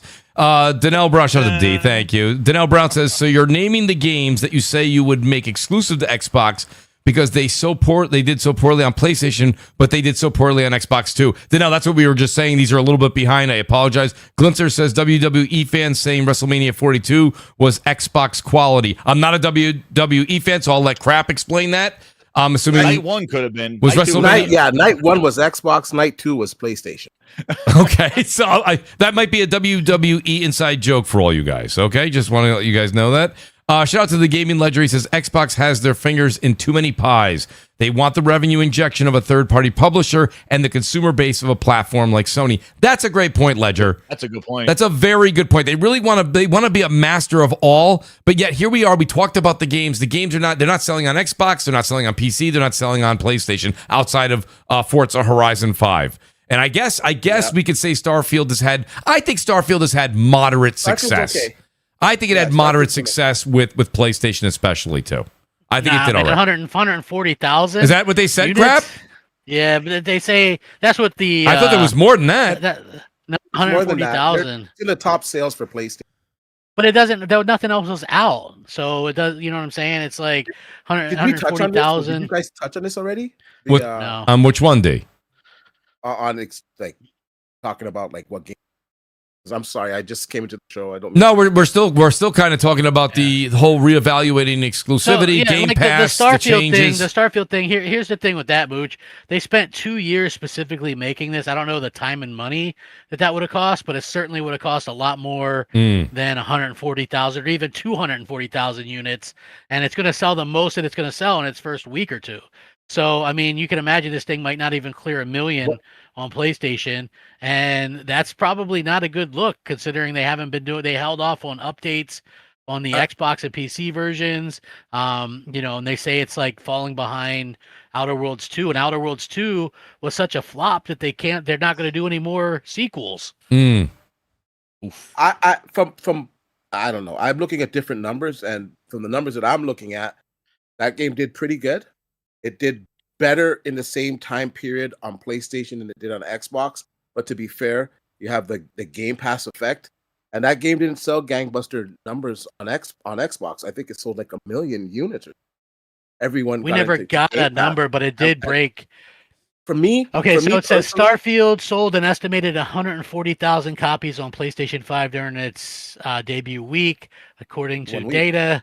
Not a Yeah, while. for the week. Lukewarm Not a while. start compared to other Bethesda releases. It was noted as the best-selling game, but still considered to be lukewarm reception. I gotta say, Crimson this, Desert. If- Todd if Howard they're- should be ashamed of himself after I played Crimson Desert. My God, They're, that's all I was saying. their games, like their exclusive games. Okay, if they released Starfield the same time that it released on Xbox, it would have sold more. And I think they're kind of getting the messaging on that. I don't think exclusives are going to come back because when we just look at the numbers, all the studios that they bought, most of these studios are multi-plat. They're studios. multi-plat. So That's right. If they stop making them multi-plat studios, they're losing a lot of money. I think the best that they can do is, and it's not going to be with the exclusives that they have already because they've already given, and those games have kind of plateaued on Xbox anyways. They're not selling that well. It would be like a new franchise, like a new game, a new experience that's hot, and then you have it like 6 months timed on your platform, and then it comes to the PlayStation. I think that's the very best that they can do. And when I looked at today's messaging from Asha Sharma, when she said, we're going to continue to look at this exclusivity thing as we go on our journey, that's not something that's happening any soon. So I mean, what are you going to say when if they announce? Initially, when they got these games, they should have decided to make them exclusive. Because I knew a lot of people that for Indiana Jones alone that were going to buy an Xbox for that game, and it kind of was a snowball effect. And I think the damage is done already. I think they're just looking at it now as, hey, we got this device that's going to be pretty powerful. It's going to be cheaper than the PC alternative. It's going to play older Xbox games. And we think that this is our way to get into the PC market and the gaming market and like have a good foothold. I think that's their focus. So if they announce Gears E-Day as exclusive in a couple months, that's not going to change your mind into what their plan is? No. And Gears, I doubt that Gears is going to be exclusive because they already released the other Gears on there, right? Yeah, and it didn't sell. But why the hell did they release it on there in the first place? So Probably as a litmus test. So there's two ways to look at it, right, Kraft? Why is the flagship Halo still coming? Like, listen, the only thing that's coming is a rebate in the first place, even on PlayStation, because you had older leadership that was saying, "Hey, we're going to do that," and now you've got them in panic mode saying, "We definitely don't want to lose our brand," and you're going to have to look at the games. And like I said earlier, I think I said on Twitter to you was most of their games haven't sold well on PlayStation. Crap! I got a question for you, Crap. Indiana Jones, Crap. Doom. All those games didn't sell well on Xbox either. But I know they didn't. It's not a comparison. What I'm saying is they give Xbox. What do you mean it's not a comparison? The games didn't sell well on any platform. Because Xbox doesn't have 90 million consoles sold, right? So if you're saying, okay, well, we're going to continue to put them on PlayStation. I mean, you have a chance to. Like, we don't know. They could have a separate console besides Helix. They mentioned, and I mentioned this earlier, you weren't here. They talk about they're going to have a value proposition for people to start next generation as well. They could have a cheaper console. Like, we don't know, but they could have something out there, and you're going to need exclusive content to help push that. Otherwise, if you were just going to continue to do everything status quo, you might as well just kept Phil Spencer. This is their pivot. They are going after the PC market at a much cheaper price than what you can get the equivalent PC at. They want to take the console guys with them. They're saying, hey, we're going to strip all the crap out that makes it a PC to your eyes, so that you're just going to boot into this and it's going to be the same old console experience that you've been used to, and you're going to have all the bells and whistles. That Crap, it's not as attractive as what you were saying. It's not as attractive as what you're saying, but if you look at the situation they're in, I that's what I've been thinking all day long. I think D might have a point. I haven't got messages like this and DMs like this for many, many years telling me to buckle up, and it's going to start with Gears E-Day, right? People are starting to look at some of the announcements that she's making and the Xbox, and they're getting millions and millions and millions of views now, right? People are starting to kind of turn and to do that, to facilitate what they're going to try to do is, and if they want to, if they really do want to sell hardware, and if that's decided what they want to do, and according to, I don't know how reliable it is, Jez Gordon says they've already decided they'll make another console after Helix. So we don't know if that is legit or not. I don't know. But if they have decidedly said we're going to stick in it and we're going to stay in this, and we want to be more than just with our hardware, we want to be more than what we are with Surface. Let me ask they're you, going to have some kind of exclusive. Let me ask you guys a question on the panel. But crap, do you think so? You're saying Gears E-Day may be the first one where they don't go to PlayStation Day and date on that? But let me ask you this: Gears? I don't think it's going to go to PlayStation at all. Does Gears E-Day go to Game Pass? Yeah. I think they put that in Game Pass. I think, look, they're gonna, what they're gonna do to Game Pass? They want Game Pass to be for everybody, right? And so, like, what it leaked is they're gonna do a build your own Game Pass, which is what they should have done from the first place. Why should I have to pay for Fortnite Crew? But crap. Play? I want to go back to Crap Gamer circa 5-6 years ago. Doing something a la carte like that with 50 different options, the consumer's gonna be like, what? I get what you're saying, but somebody from that's the leak. Like there's already I know. Leaked, I believe they're working on something like that. I don't know if that's the savior though. Now they already have 3 tiers and they don't got anybody on there. Savior, but I mean, listen, if I could only pick day one games and play online and pay $20 for that, I'd much rather do that. I never cared about I hear you. Any of that stuff in there. You know what I'm saying? But what I do think they need to do is it starts with great games, and the reason why you could go, okay, well, yeah, they've had a couple games that were exclusive. They didn't do anything because those games weren't great. Starfield wasn't great, right? I mean, the only game that you could really say was great was Forza Horizon 5, and it sold well on PlayStation. So it's like, even Halo Infinite was kind of average. It just kind of is what it is. South at Midnight is very average. Avowed is average. Indiana Jones was really good, but it's more of a niche title because it's Indiana Jones. It's really a property that hasn't been popular with the masses for a very long time. All you need to know is that Fable is still coming day to day. They already announced it. I mean, yeah. So they're not going to change her that. Messaging, she says we're gonna reevaluate exclusivity as we go on our way on this journey. That is no decision that is coming anytime soon. You know what else she said too? She says everything plays out, and the odd game best that's going to happen is going to be a 3 to 6 month. We'll see if the model that got us here won't be the one that takes us forward. If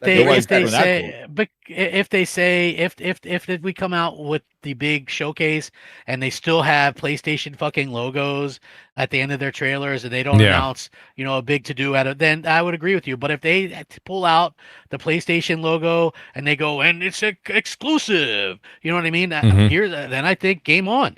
So this is a big watch now for the June showcase. You're saying, crap? For sure, I think that's where they're going to make the play. She could announce it today. That's what I'm saying. Because you're gonna have 150 million people watching your showcase. I said, and seeing how amazing this. Look, views on Twitter. She did, but I mean, but you're gonna have 150 million, and you see how amazing Gears, right? We're going to get our first good look at this. It's going to take us back. Maybe use the song. Yeah, but if it's from everything, the original she Gears, can just say it now. If it's a new policy, I know, but look, you see Gears, and they're going back to it. They're getting away from that crap that didn't work, and you've got Dom back, and you've got Marcus. Listen, I'm just saying.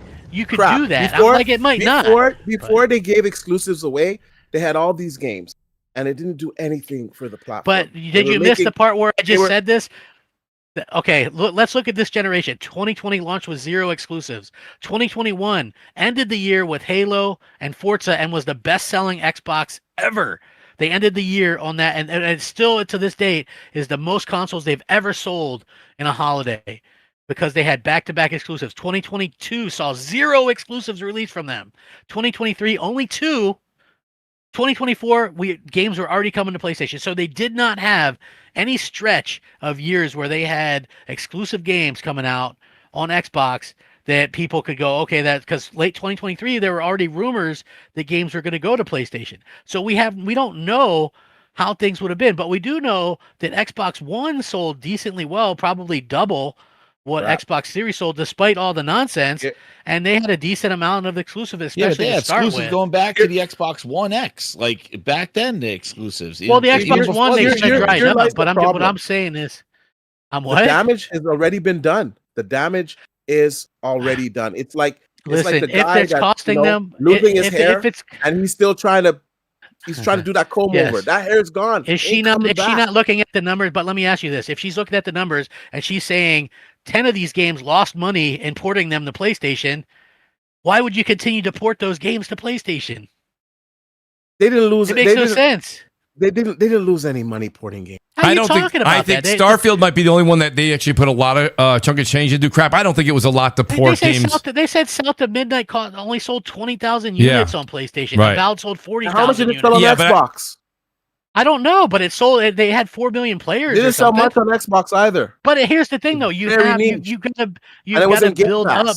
Yes, but you've got to feed Game Pass, and you've got to keep exclusives coming, and you've got to prove that you could do this over multiple years at a time. So that's what you got to do. You got to have content, and then you hope. We see that Call of Duty is being taken out of Game Pass, and that's a slippery slope. That's what I kind of wanted to get into next, and I wanted to get Daniel's take on that too. It's not as big of a slippery slope because it lost $1 billion being in Game Pass over the past 2 years. But all the games that are in Activision Game Pass stuff, are losing them money, except for like the smaller titles that perhaps people wouldn't buy, and then it gets some hype. And then I mean, people listen, buy. I'm not saying Every I believe game everything that's they in say, Game Pass but I loses them do. money. I'm not saying I believe everything that they say, but you're not going to come out and say Game Pass is making money if it's losing money. So I do believe that there's probably, whether it was making anything specific like billions in profit or whatever, I doubt it. But I don't doubt that Game Pass at a particular time, up until they maybe raised the prices, was making money. And I don't think it hurts to have some of those games. You build up, and then hopefully you get the next big thing. Like I was saying earlier, Halo was the big thing for Xbox. Gears was the big thing for 360. You kind of had Titanfall at the beginning there for the Xbox One, but nothing late, and they kind of gave up. You need that, so you got to keep fighting, and I think exclusives give you the best chance to do something. I just feel like they're too far behind, though. I think you're right, but it's just so listen, far behind. Listen, here's the thing, though. The Helix. Everything you're saying, I agree with you 100% that exclusives matter. Yes. 100%. What I'm trying to say is that ship has sailed. Financially, they just can't do it and keep Xbox alive. The best thing that they can do is like 6 months, timed exclusive, and I don't think it can be on the titles that they already have in their portfolios, because once again, those things have plateaued. I think it's got to be something new from one of the other studios that they have, something new, something that's fresh. And why do hardware at all? Listen, this is going to be 3 months, 6 months exclusivity on Xbox. 3 or 6 months won't do anything. 3 or 6 months won't do anything. You got to have full-on exclusives. But the thing that I'll say outside of that is nobody cares about the Xbox brand. Listen, the Helix, they don't. So they don't really care.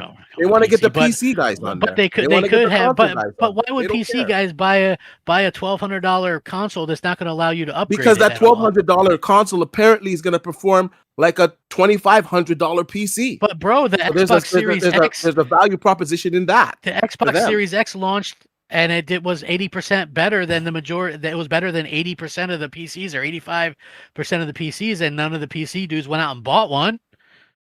Are you kidding me? That was why that console was did so well, because of the specifications. Because it hasn't done well though. That a PC couldn't do at that time. The Xbox 360 is like goated. What are you talking about? I'm saying the Xbox Series X, right? When that thing launched, Xbox Series X didn't come up with features that were beyond PC. That was the Xbox 360. No, not features. It was more powerful. Look, Steam Xbox 360 was doing stuff that PC couldn't do at the time. You're misunderstanding what I'm saying. So Steam is releasing a Steam box, right? And this thing is less powerful than a base PS5 and a Series X. Less powerful, right? And they say the reason we're doing this is because 75% of the people that play on Steam, this is better than what 75% of the people are playing. So 75% of the people on Steam right now are playing with something less powerful than a Series X, which means 6 years ago when a Series X launched, probably it was better than 95% of people's PCs. If it was such a thing that was so attractive to PC players, why didn't they buy it then? You see what I'm saying? Like, you're going to have this thing, and PC gamers... Different times, different capabilities. PC's capabilities when these consoles came out was far beyond it. So that's why there was nothing appealing. Thing is, if Helix does everything it's supposed to do, but it's full Steam integration, if that does come to fruition, some people might view it as a better upgrade path than upgrading their PC, providing Steam. See, that's the thing. When the Series X came out, it doesn't have Steam, so who gives a shit? A lot of people don't care because it's not Steam. And plus, half of them are like, I haven't had to pay to play online for like the past 10 years. Now you're expecting me to pay you money to play my online games? Fuck yourself. I mean, you're getting a whole library of 500 games with that, though. Well, I mean, to be fair, you could play the entire Xbox catalog, more original Xbox games than the actual Xbox can play on PC. So you've got to play on the PC, though. Right. So backwards compatibility doesn't matter at that point because you can already do backwards compatibility better than Xbox can. It's not real. It's not real though. It's just well, no, it is real. It's Fable 1, 2, and 3. But Fable 2 never launched on PC. No emulation.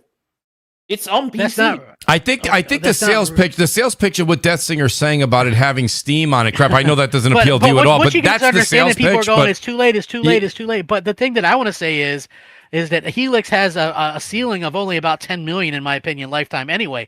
So if they reverse, and they can get way more than that just by reversing course, releasing the console and having exclusives again. I don't care what anybody says. Like, I've been as critical as can be, but if they just release a console, I'm not talking Helix, I couldn't give a shit less about buying something that has stuff that I don't want or need and PC stuff or whatever, or all that. Like, I don't care about that because it's diminishing returns, right? With the graphics anyway. And like what Sony can do, what they've been able to do with like the Pro, with like Resident Evil 9 with just software, like why wouldn't somebody go a software route to make the games look better instead of having to force all this hardware?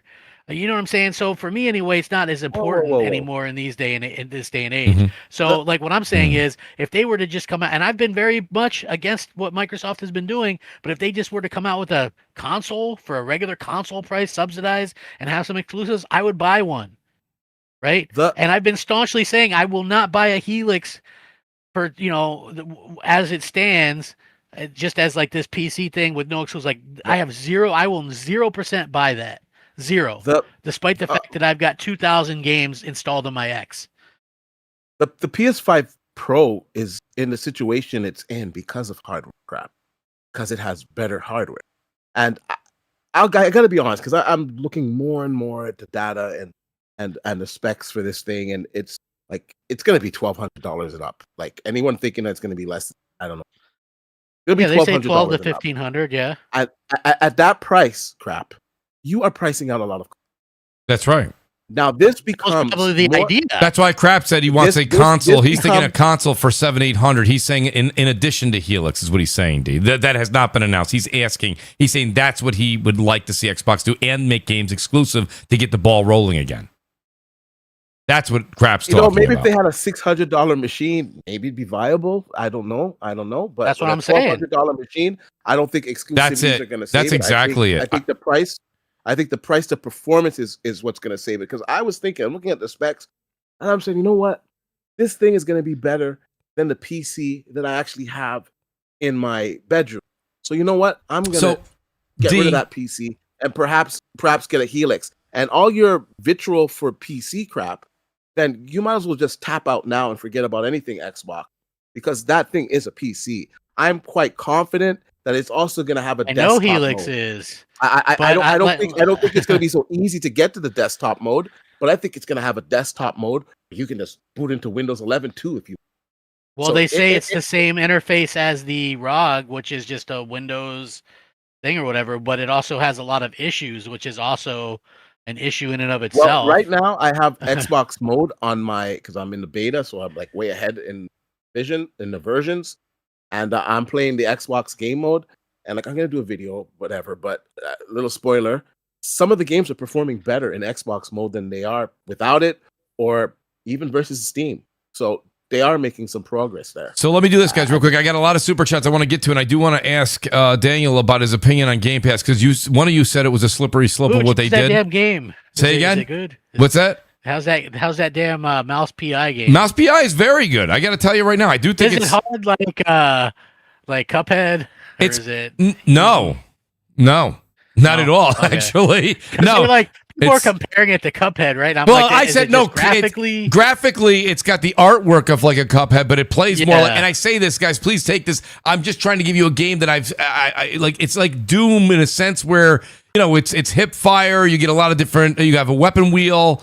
Right, and you go through the story. It's kind of fun. It's got like that old like Private Eye, narrative that's going on. A lot of people, that was one of the minuses in a lot of people's reviews. My review of it was that it was absolutely. I enjoyed that. I thought some of the corny one-liners are hysterical. It's that 1950s, 1940s kind of humor. You know what I mean? So it looked good. I was just wondering. I didn't know anybody that got it, so I saw you playing it, and I was like, oh man, that. No, it's interesting. I think, honestly, Crap, I think you'd really like it, especially I know that you like the game. I think that you'll enjoy this game. I wish that the difficulty could be a little bit harder. I think you're going to find it a little too easy, but nonetheless, it's still fun. Never find anything. Yeah, you're like, that's fine. That's true. Shout out to Craig. I like going through things, and I'm a Jedi and just knock the cardboard cutouts over. That's me. So true. That's all I got time for. You know what I mean? Well, it is. Time is getting of the essence. I'll tell you that much. So let me just get a couple super chats here because I'm falling way behind, and I do want to change subject slightly, not quite all the way. Craig Harris says, "Shout out to the panel and don't squeeze the Sharma." Shout out to Craig. Appreciate you. The OA is here. He says, "I think I said before, but the middle ground solution is the best one. Put games on Game Pass 6 to 12 months after launch, and you got the FOMO guys to buy them, and whoever can wait will wait." Listen. By the way, thank you for the super chat. If I could just bring you back to M&C or CrossFire about 5-6 years ago, I was getting yelled at by everybody when I said you got to do the double dip. You got to do the double dip. And the double dip was you got to actually put it 6 to 12 months later on Game Pass so people will buy it and still have the service for the other games that you put in there. There's no sense in doing day and date in there because people will not buy the games. Everyone said, Mooch and Crap, you're out of your minds.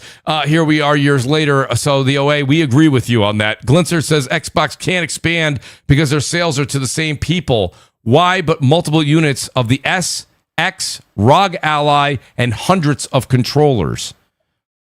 I'm just trying to read that back here. He says, Xbox can't expand because their sales are to the same people. Why buy multiple units of S, X, ROG Ally? Okay, I see what you're saying now. Yeah.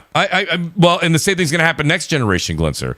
T-Rock says, let's call it what it is. Xbox gamers are not that good in the overall market. They try to compete in as a catalog. They don't. Hold up, minus Forza. Exclusives that aren't good are the same as having none. That's interesting because, that's one of the things that we were talking about here because Crap has great ideas and aspirations. But again, if they don't have the IP that people want to actually buy at the end of the day, it's a problem. So even putting it exclusively may not, just because you exclusively put a mediocre game on your console doesn't mean it automatically sells. We know that for multiple games across all platforms. That's not just an Xbox thing. Okay, so great point. That's a great point. Ledger comes back and says, but you could see some things help out, though. I mean, we don't know. Like the next big thing could be something that gets somebody interested. I mean, you don't know. Well, right. You don't know until you try it, right? Crap. The price on the console. That'll be a good. That's move. A good start. $100 off. Take advantage of that. That's a good start, Chaz. Increasing their price to a Series X back to 600, 500. Shit, put it down to 400. If you really want to make I'm sure the stores will love it. Get this out. The stores will love it. Going for 3. Anybody say 200? Sure. Okay, no. Why not? Gaming Ledger said right. For 350. Yeah. Well, I mean, it depends. If you want to jump back in, Halos, go. She mentioned she wants to stabilize the console, right? I mean, she says that clearly. She's like, we want to stabilize the hardware and stuff, right? I mean, to do that, you have to undo whatever Phil was up to. I don't know. I just want to see her response to a couple of financial reports. We'll see. I mean, obviously their financial report last time was bad, and they had released next week 4 is games. a new one.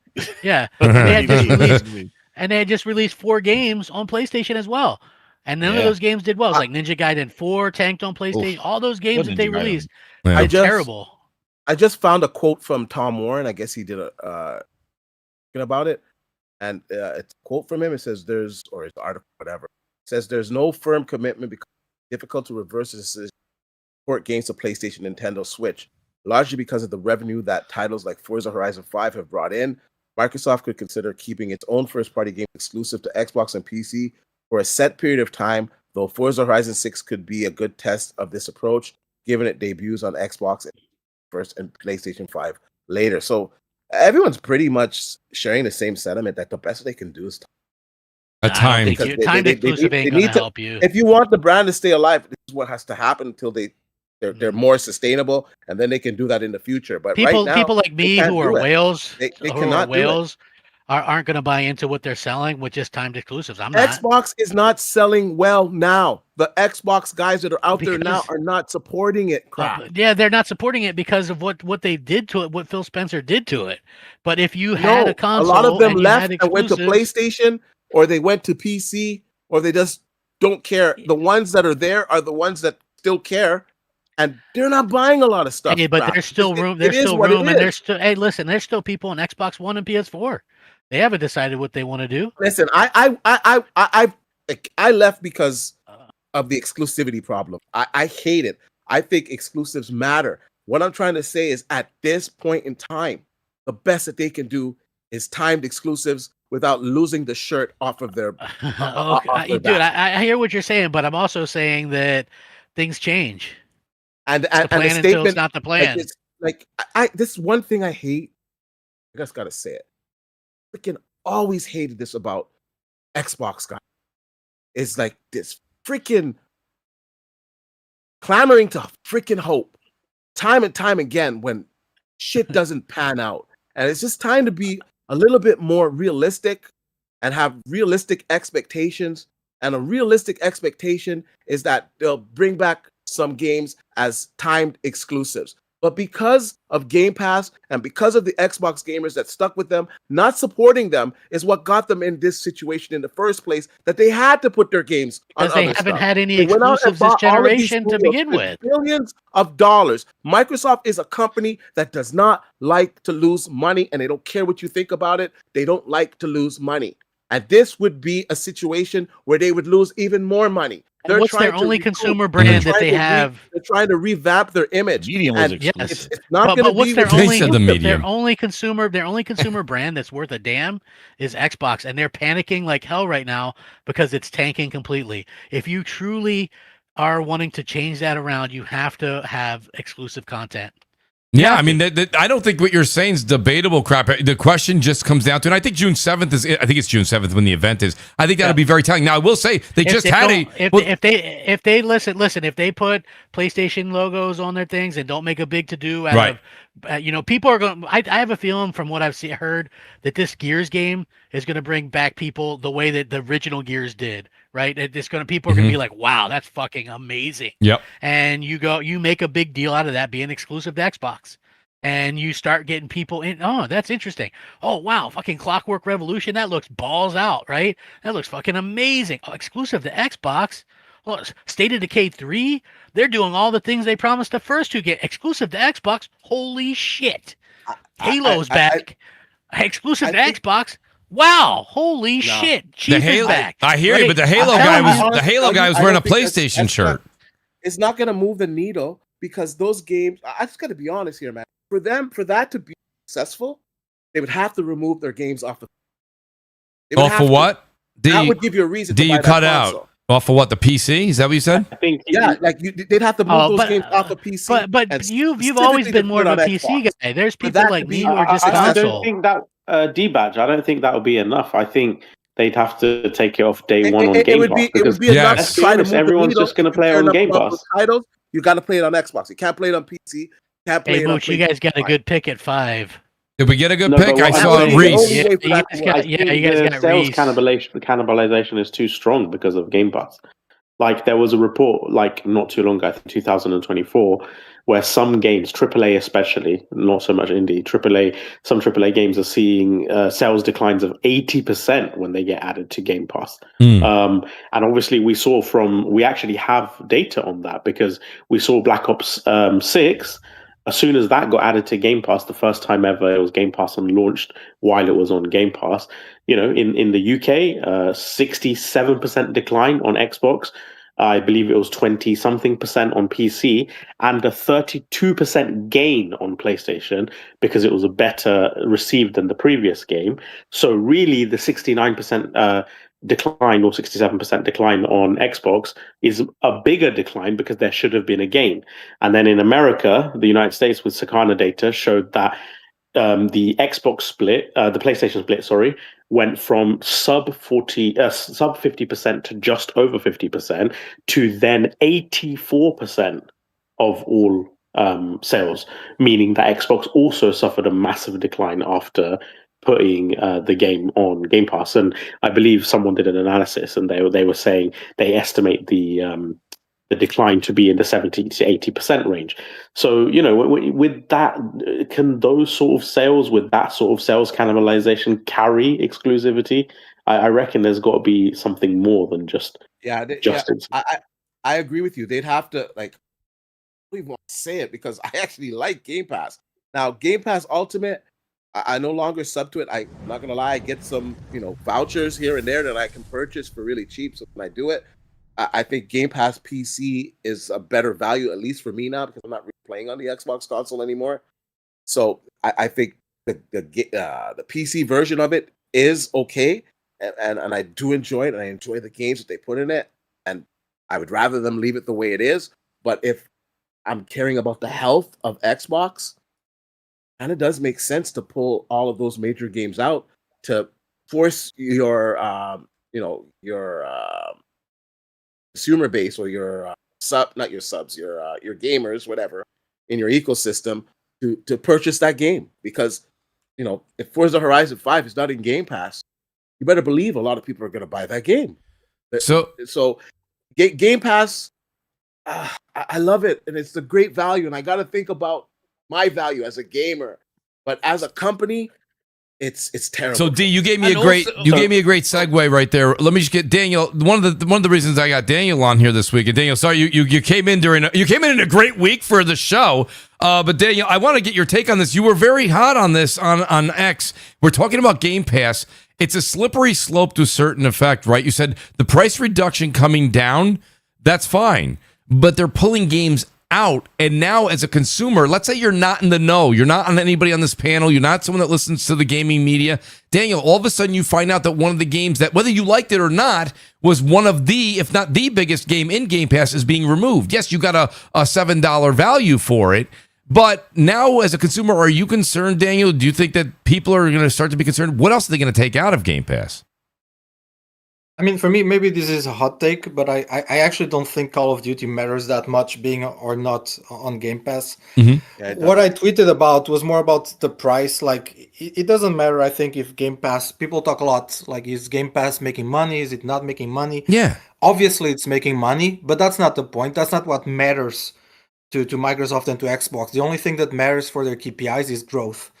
And Game Pass is not growing. And obviously they reduced the price now. I mean, obviously it's my opinion, but I think it's fairly obviously.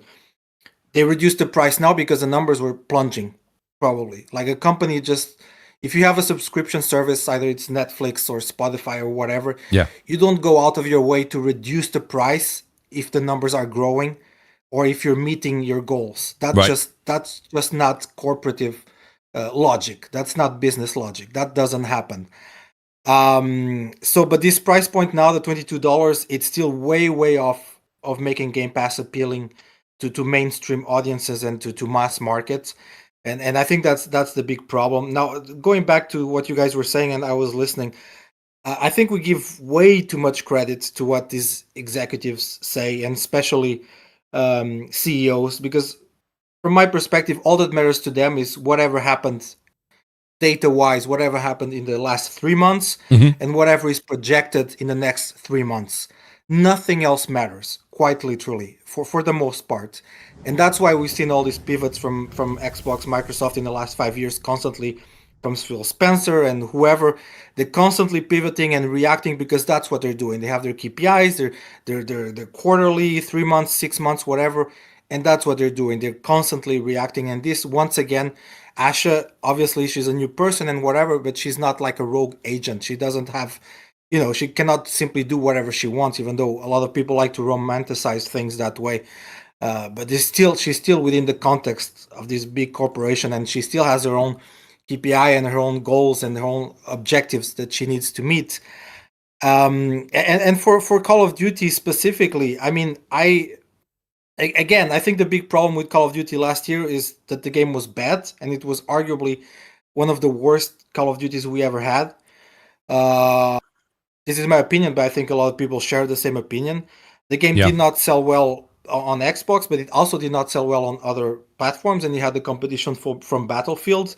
So there's a lot of factors why the game did not perform as well as it used to as an IP. That's I think is the main factor. Well, to be honest with you, Daniel, Daniel, I agree with you. Black Ops 6, I got the the Master Prestige. I prestige 10 times, and then even more. I played the hell out of it. What I had a problem with Black Ops 7 is nothing actually wrong with the game, but it felt like, and I hate using this because this really upsets a lot of people in the community. I don't mean it this way, but it felt like DLC. It felt like it was just like something that was like, this is an update, or pay attention to season, whatever. We threw you an extra couple of maps. Yes, they made some changes with the jumping and being able to wall run slightly and this and that. I get it. But I've only prestiged once or twice on Black Ops 7 because I'm kind of like, I'm just not feeling it, to be honest with you, after I played so much of Black Ops 6. Now, I do agree with what Crap said earlier in the show, Daniel. I think that maybe Modern Warfare 4 brings me, I'm excited for it as a Call of Duty fan. I've never missed a Call of Duty. I'm not planning on it anytime in the future. Okay. But I do agree with you. I don't know. The thing about it, Daniel, is it's interesting. You said, I don't think it's that big of a deal that they pulled it out. I understand that you're saying it's not a big deal they took it out of the service, but it is a big deal. It is a big deal in the sense of, I don't know. I mean, that's why I asked Crap. In terms of branding, in terms of perception. What else is going to come out of the service? I don't know next. If they could pull that, what else could they... I would ask something else, is why didn't we get all the games from Blizzard and Activision on the service already? So the service has been very inconsistent since the big acquisitions from Microsoft. So again, this goes back to the whole problem with Microsoft Xbox. They're just not consistent, and whatever they say doesn't hold water in the long run. So who knows? It doesn't really matter. Now, and I'm sorry because I don't have. Maybe I will have to quit before you guys finish. So I just want to say this. I think from the Asha, the PR that they send, the We Are Xbox or whatever, and I just read it when I woke up because I'm in China. For those who don't know, she did. Well, I love drones. She does mention in that PR, and I think this is very important, that they're gonna try to focus more on China, and she singled out the country China, and that's not by accident. Obviously, we're talking about Slay the Spire 2 earlier. Half of that audience for that game is in China. A lot of big games now on PC, like somewhere from 30 to 50%, sometimes even more of the audience for many big blockbuster PC games audience is in China. Yeah. PlayStation has already acted on that, and I don't believe that PlayStation will quit PC gaming completely. I think that just doesn't make sense for them, and that's not going to happen 100%. As far as Xbox, like they're looking at this new model of free-to-play cross-platform games that that carry tens of millions of players all around the world, and I think that's really the focus for the future. And Microsoft, Xbox as a console is dead. Like I think my opinion is just pointless to even talk about that as a traditional console. It's just dead. Obviously, Helix and whatever, like they're gonna launch a PC that's a PC, and it's gonna sell niche numbers because it's gonna be very expensive. So again, it's kind of irrelevant.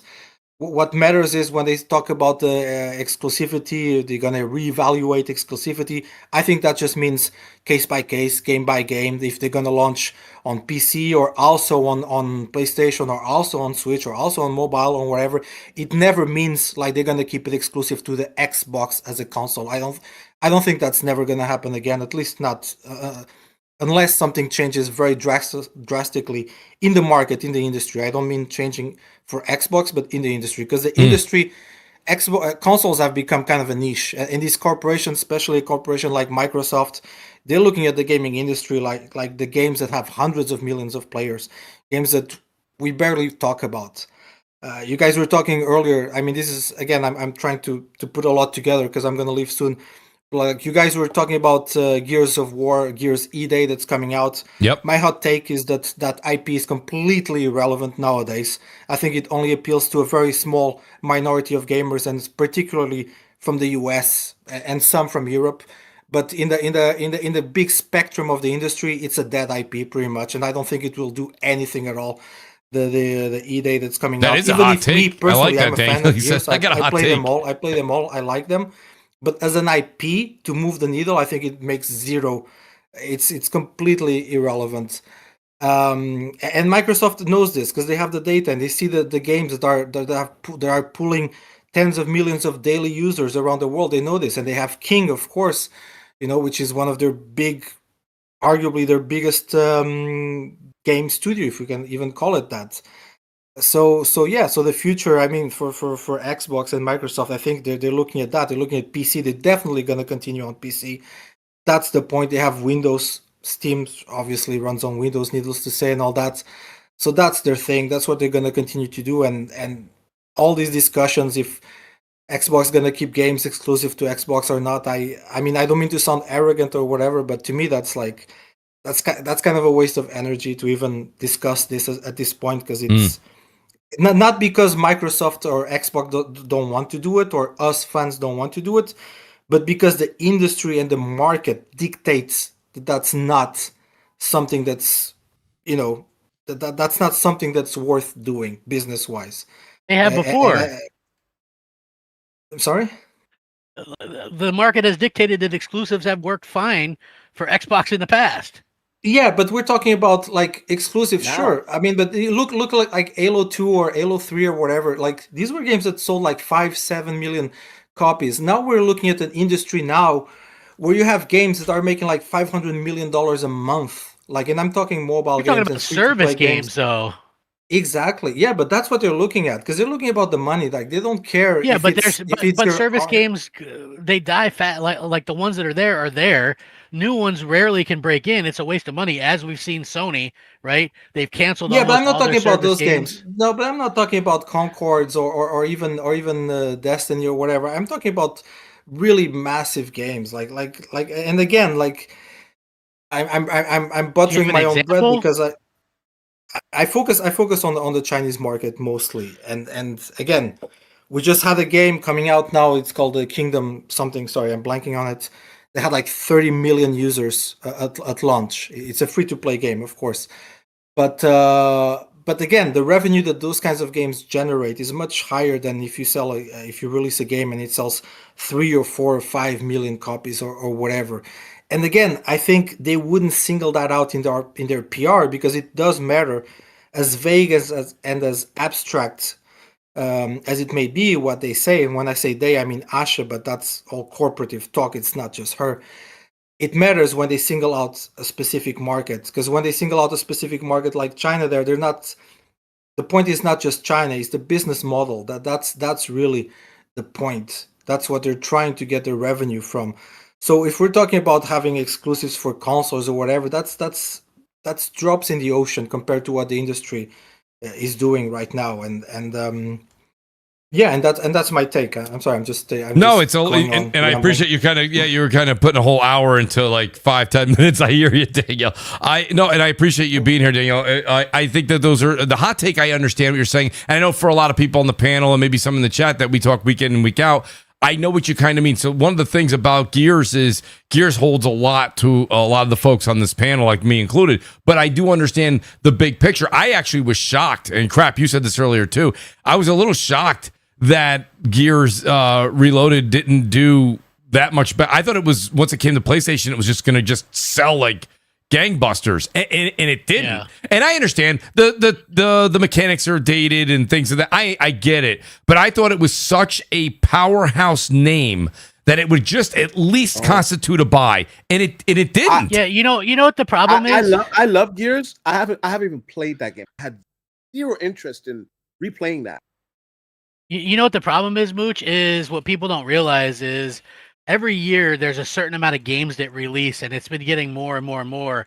And people like it's like kind of like a symbiote kind of thing. There's not enough room on the PlayStation docket for Microsoft to release 10 Xbox games a year on PlayStation as well, because there's already so much stuff that people get throughout the year anyway. People are going to get Wolverine, and they're going to get Call of Duty, and they're going to get GTA 6. That's going to be a big one. Like, so a lot of this other stuff, like I said, there's only so much time and money, and so it's like pissing in the wind. Mhm. A lot of the stuff that they're releasing, it's not gonna. That's why I said you examine it and you look at the money. If it doesn't make dollars, it doesn't make sense. If Right. it doesn't make anything, then stop releasing. But for me, I think we'll know everything. Come that we'll know what's going on when they do their showcase. If the PlayStation logos and shit are still there and they don't make a big deal out of Gears, then realistically, it's all just talk. But if they make a big deal out of Gears, and because this is what she says. She says they want to stabilize Generation 9 as a healthy and high quality base and deliver Helix to lead in performance for next generation. So again, She also said that PC we're not nearly big enough as we need to be on. Yeah. I mean, she also says that she wants to stabilize this and also they're going to look into the exclusives. So I mean, we'll see. What do you think? What do you think she's gonna say when everybody's saying bring exclusives back? What do you think? I think she's gonna. I think she look. It looks to me like she's actually looking at the numbers. No, man. If she's looking at the numbers, she's gonna say no because exactly because the numbers are there. Oh, exclusives. Hold on a second. A lot of people like to say, oh, exclusives. They're not selling. They're not selling. Listen, exclusives are selling for PlayStation. They're selling for Nintendo. Fine. They're just not selling for Xbox. Well, you have to have great ones first of all, but also I would say okay. So then, how are they going to go exclusives with no? I would also say that it's not true that all PlayStation exclusives are selling great. I think they've struggled a bit this generation with their exclusives. Their struggle is Microsoft saying, "Oh my gosh, we did good." That's Sony's struggle. Well, I feel like their struggle is they were like, "Hey, Microsoft is so far up their own asses, we could do whatever we want." And it did give them a little bit of playing room crap. It did give them a little leniency. Exactly. Yeah. So what I'm trying to say is this is the 25th anniversary of Xbox. You know what somebody who had a little bit of foresight maybe would have done with this year, and you would have think, okay, what is Xbox known for? Halo, Gears, Forza, Fable. We got all four of those bangers, and we got the new console dropping this year, right? Like anybody with any kind of fucking brain would have done that, and Microsoft didn't do it. No. So I mean, listen, they could have. Imagine that would have hyped people up. But you had already screwed over everybody and told people, hey, So it was like Xbox. I always felt, even at the beginning of the year, you would hear them talk about stuff. Oh, it's the 25th anniversary, but all the stuff that they would talk about was non-Xbox stuff. It was like, oh, this game's going to PlayStation, or this guy's wearing a PlayStation hat. I think all that's on the table. Like I think everything's on the table. I think crap. I think they're gonna do a good PR crap like they always freaking do.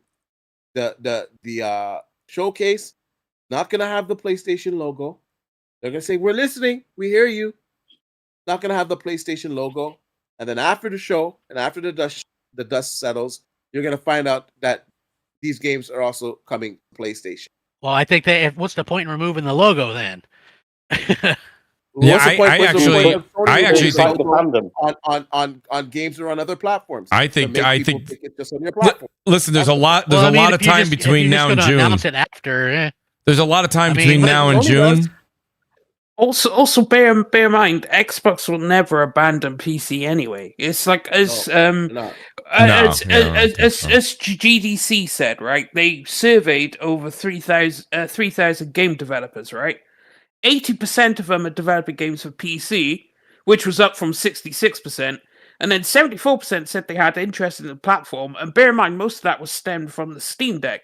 Like, developers want to go there. Xbox definitely. This was a very small percentage of people there, though. Like the number of people interviewed was very small at that. So 3,000 developers from all different companies. That's a very like 3,000 people. That's a very small. And then they have, and then when you look at it, it's like the numbers are like PC is separate from a Steam Deck or whatever. I mean, those are both PC. No. That was no. That 80% of developing games for Steam. It's just their interest. Yeah, and a lot of those are like an interest is coming from a Steam Deck because anybody can put a game on PC, right? That's one of like the biggest thing. Like you're trying to tell me that Steam isn't filled with like crapware and shovelware. It's like the most shovelware thing ever. It's like one of the reasons I like console gaming, and they've actually kind of started to ruin this by allowing so many indies and shit, is you have to like sit there and actively search through the stores to find anything good. They could definitely do without that, right? Like you go back to the 360 days. You need indies and AA because AAA. You need it, but you don't need fucking shower with your dad simulator and fucking wank off simulator and all this bullshit. But then again, because of console, you miss out on shit like Mugenics. You miss out shit on like. I don't care Slingers about Fire that. too. But the thing I don't care about that. The thing is, you should care about that because AAA currently. It's well, okay, yeah, cool. No, we don't know that Mugenics is not coming to PlayStation. It might come later. No, it will come later in like a year or two once they actually have the thing. But it's like they'll release it for PC first because it's easier and they know it'll sell the most there. It'll sell most on PC and then go to consoles. I'm sure Xbox did it too, but PlayStation. Shout out to Hot Stove or Hot Shot in the chat. He does make a good point. Yeah, PlayStation removed thousands. They did thousands of shovelware and garbage that they had on there. There is a lot of shovelware and garbage, but there is a lot of great game on Steam. A lot of times, this game called Banana, and you just click a banana or some shit. It's one of those weird games where it's like it's an auto clicker. It's just something people have, but it's something people enjoy. So sure, go for it. But it's like obviously very different people. But you need the AA and indie because without AA and indie, you're waiting 6 years for your next big exclusive. Listen. Like you ain't getting shit done. But if you go back again to the 360 era, like only the best of the best games made it into the indie section or whatever, and you knew that there was going to be a good game when you got it. And they had really good ones. If you looked at Xbox Live Arcade, there was tons of crap in there. They always had like Insanely Twisted Shadow Planet, and that was a lot of really good Xbox Live Arcade games. Of shit in there as well. But if I look at the funny thing is, if I look at new releases on Xbox right now, it's a bunch of games that I never even heard of, and most of them are crappy. You know what I mean? It's just like I'm just saying you can integrate it a lot better. Are good. It's just they don't appeal to you. Well, listen, you're missing my point. Like I play all kinds of games, but a lot of games that you mentioned aren't game. Like I think those more skew towards PC gamers. Just like like in my opinion, a lot of those like survival games, those are more PC thing than console. Like I don't, you know what I'm saying? Like those, and same thing with extraction shooters. Those have always been like more of a PC thing. Get popular on console for a little bit, but I don't think those are going to stick around for very long. See, that's the thing. What's funny it's funny. You saw the news today. Halo's ditching their BR, and Halo's going for extraction, which to me is comical because first of all, I want to talk about. I have a lot of super chats to get to still. Why would you not just go Bungie? Well, that's it, right? Marathon. So Marathon is basically the essence of Halo, right? With Bungie, and everyone was so down on Marathon, and Marathon ended up being number 4 on the month, number 6 year to date. So far, number 6 sold. Yeah. And I understand the Steam numbers are not there. I think they were like at 20,000 today or something like that. I understand that's low. I got it. But it's sold and people are buying it and the company's committed. People are saying there's more people. I think it was Forbes that reported that there's more people working on Marathon right now. All the Destiny people are off Destiny. They're working on Marathon. Or not all, but a lot. And like I think they're going to stand behind this, and they want this thing to really catch. They are making some. We have to see if it actually charts next month, or if it just completely falls out of the charts. I mean, 1 month is great, but everything does 1 month. Well, Starfield. Well, no, sorry to interrupt. I'm so sorry to interrupt. I'm just going to have to leave, so I'm just going to say bye to everyone, and thank you very much, Daniel. Thank you for being here again. Have a good one. And I think for the record, I think Marathon is ultimately it's a flop for Bungie. So yeah, that's my I'm afraid I'm gonna have to agree with. So I'm gonna leave you with that. Sorry, That's all right, I really Daniel. need to go to work. So Daniel, I appreciate you, buddy. Thank you so much for being here, Daniel. Thank you for the great work you do on X. Please keep it up, and I look forward to you returning someday soon. Please. Thank you. Thank you, Daniel. I just wanted to go ahead, Nib. Make some points on Bungie, right? So look. Going fair analysis, yes, I do think actually ranking 4th for March and 6th for the whole of 2026 is decent, right? Obviously, the 2026 thing is a bit. There's only been a few months in the year, so and there hasn't been a tremendous amount of like major releases. So you have to keep that in mind when you assess that. And yeah, ranking 4th for the whole of March is good as well, although, WWE and other games are ahead of it, which, you could say was a bit odd.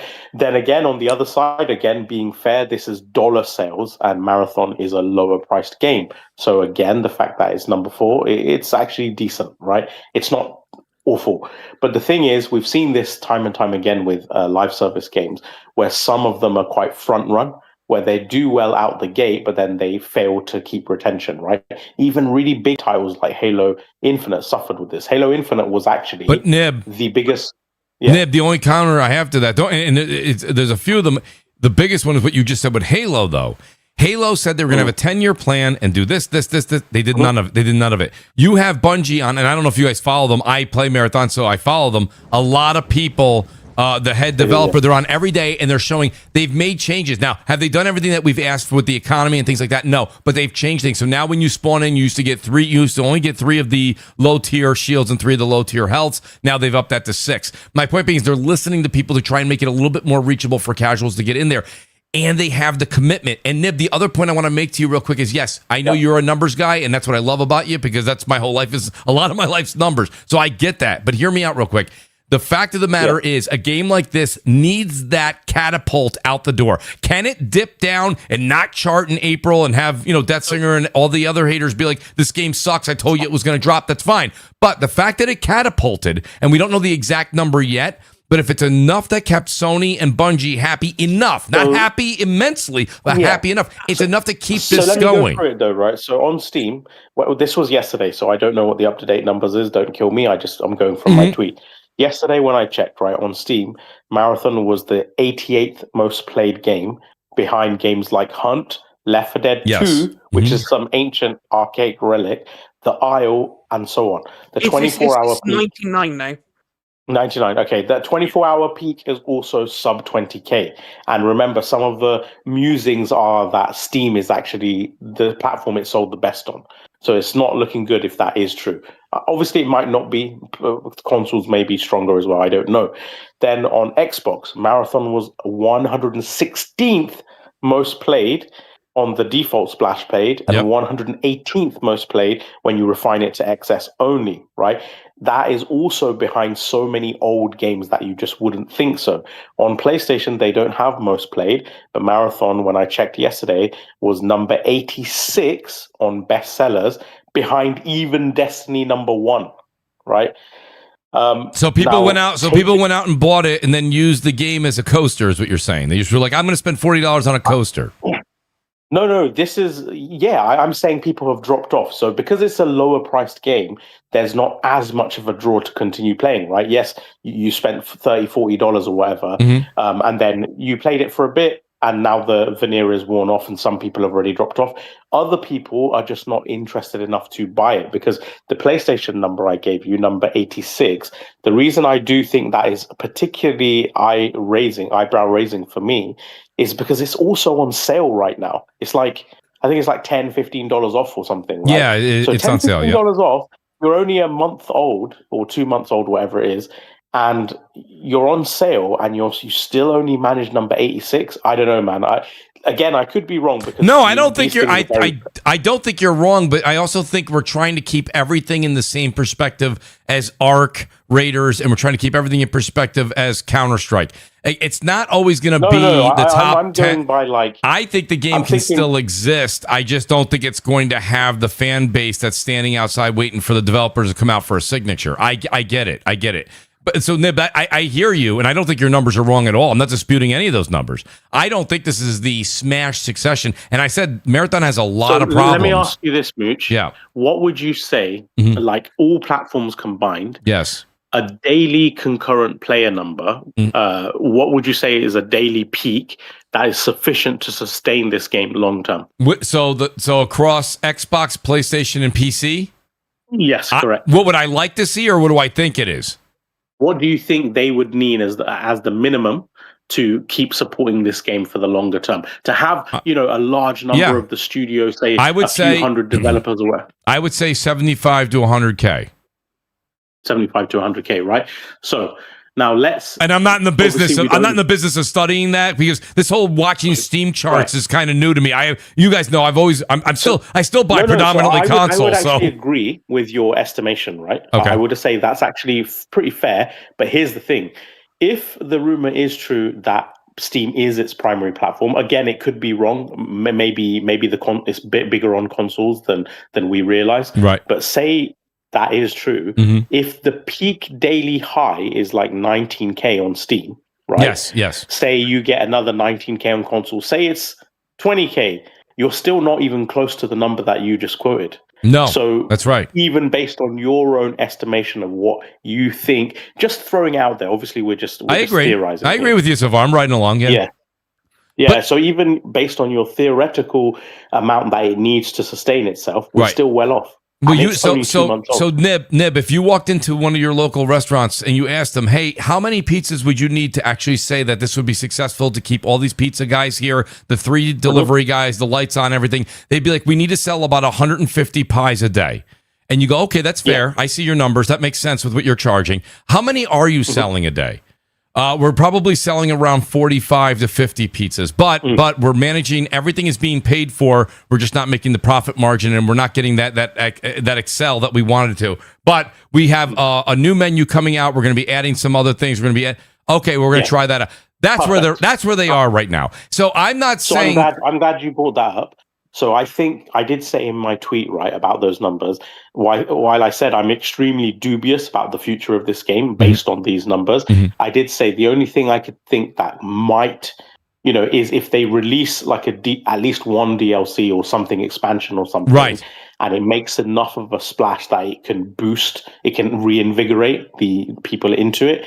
But at the moment, I'm struggling to see whether it could do that. But you never know. I don't know what they've got cooking.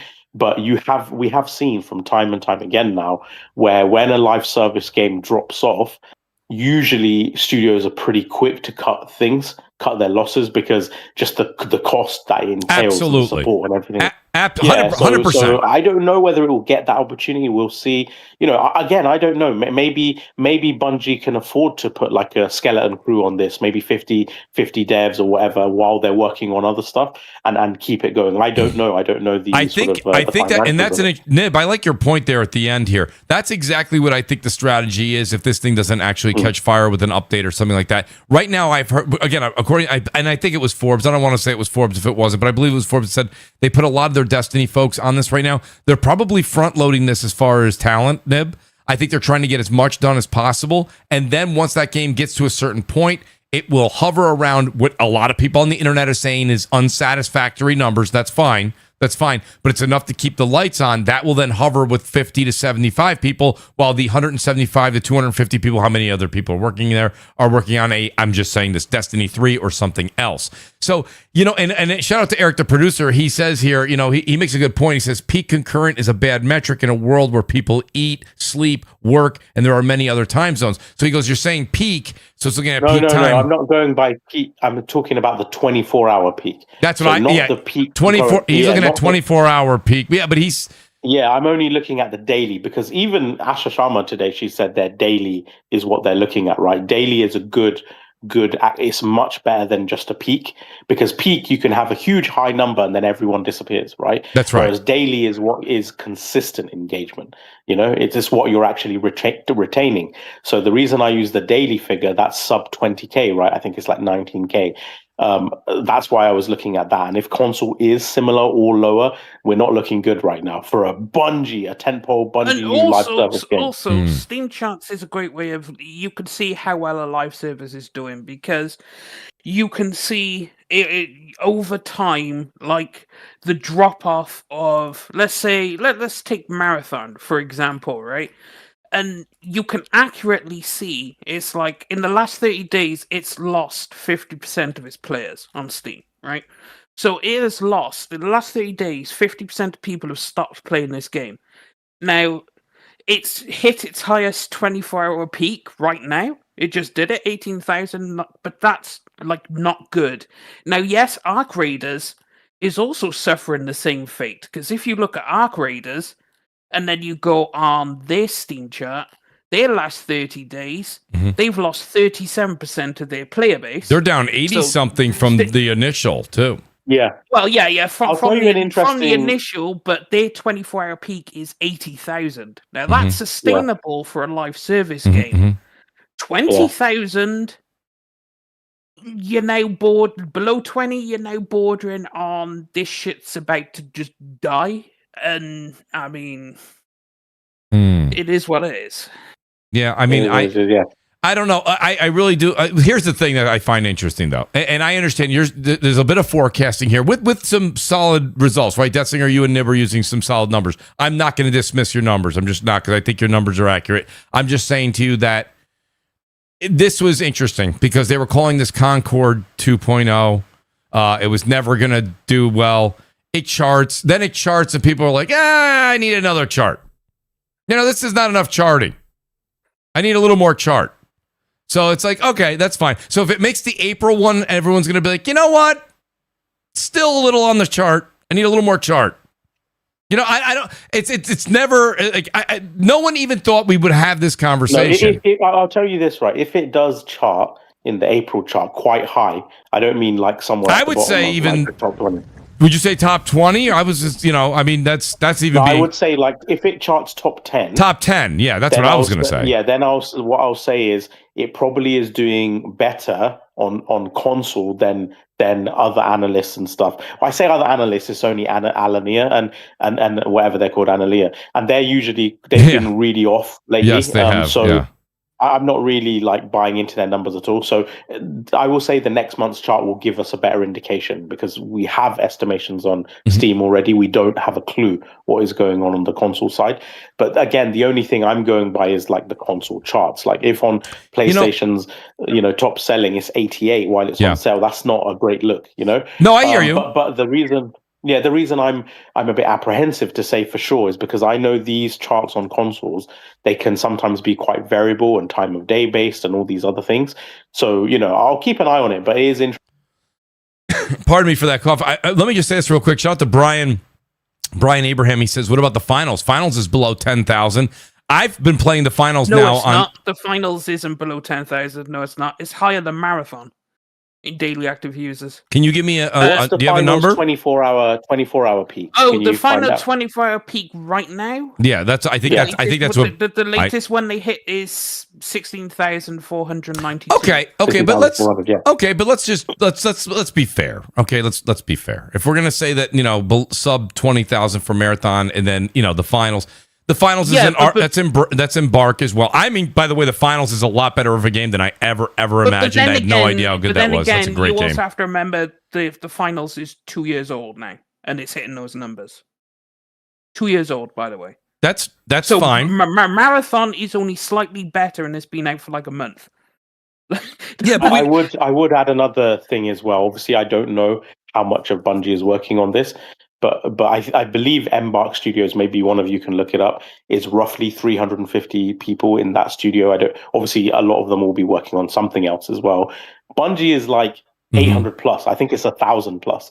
So, I would imagine the running costs and stuff of Bungie are significantly higher. I would also imagine Bungie's working on something else. I don't think 800 people are working on Marathon. I bloody hope so, yeah. Yeah, I hope so, because I will say, like, I know you've really been interested in this game, but I've always found the allure of it to be a bit hit and miss.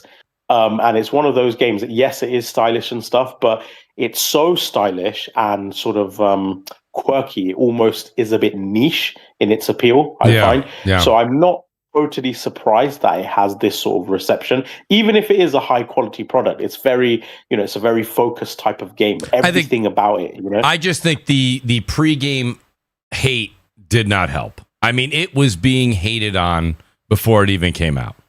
Before it even came out, people were calling it Concord 2.0. Bungie doesn't know what they're doing. Bungie had bad press with the art stolen, and then Bungie had bad press with the upper leadership. And article after article, and then everybody didn't like the people that didn't like that it's a PlayStation property. They didn't like that. I mean, it goes on and on and on and on and on. So before it even came out, people were like, you know what? I like Ark. I'm playing Warzone. I'm playing the finals. I don't need this. because I noticed Helldivers 2 is still charting Yes, in the it United is. States as well. So is actually a number of PlayStation titles. Ghost of Yote was on there as well. Yeah. But yeah, I think that even looking at sort of Newzoo's 2005 report, there is some really interesting stuff going on in the live service, because there seems to be live service shooter fatigue, even though Arc Raiders did really well. Yeah. Call of Duty has had huge significant drop. What's it called? Apex Legends has had huge significant drop. Fortnite has had huge significant drop. There's actually a number of shooters, and even Marathon hasn't done that great. But stuff like Roblox and these kind of like quirkier titles, they've picked up massively. Like Roblox is up loads. Then again, Battlefield is up loads, even though Battlefield has also declined quite a lot now. I think last time I checked on Steam, like its peak 24-hour was like 40,000 or something, 40, or maybe it's 60,000. I think it's 60,000.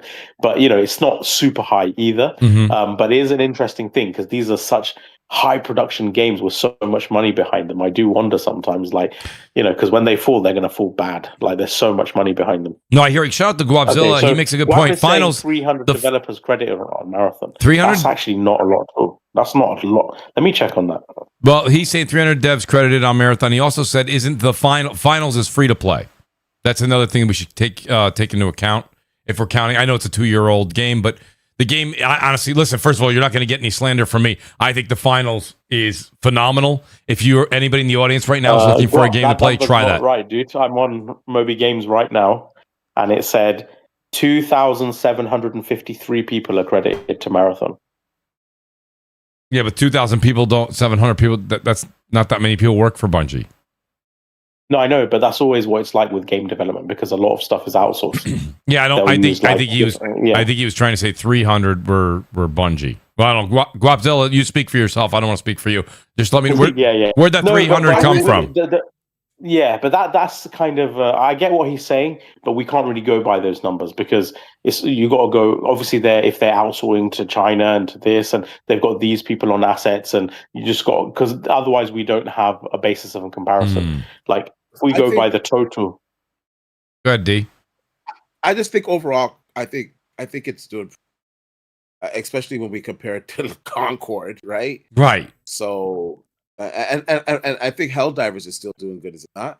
Yes, it is. Actually, Helldivers is doing very well. Yeah, still so, charting in the United States top 20. So they're doing good. They're making money. Well, DJ says I think it's a good start. I don't think it's a bad thing. Sure, it's not like Destiny World on Fire, right? But it's not.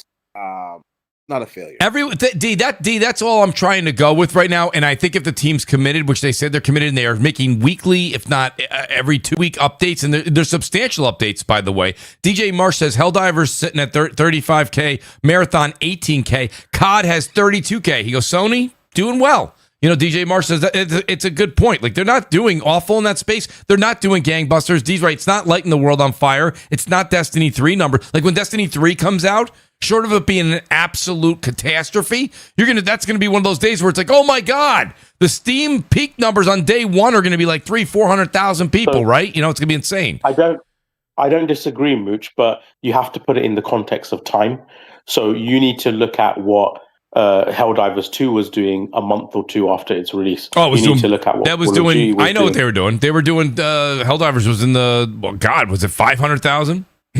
Yeah, that's what I mean. So I'm probably cutting it short. I don't know.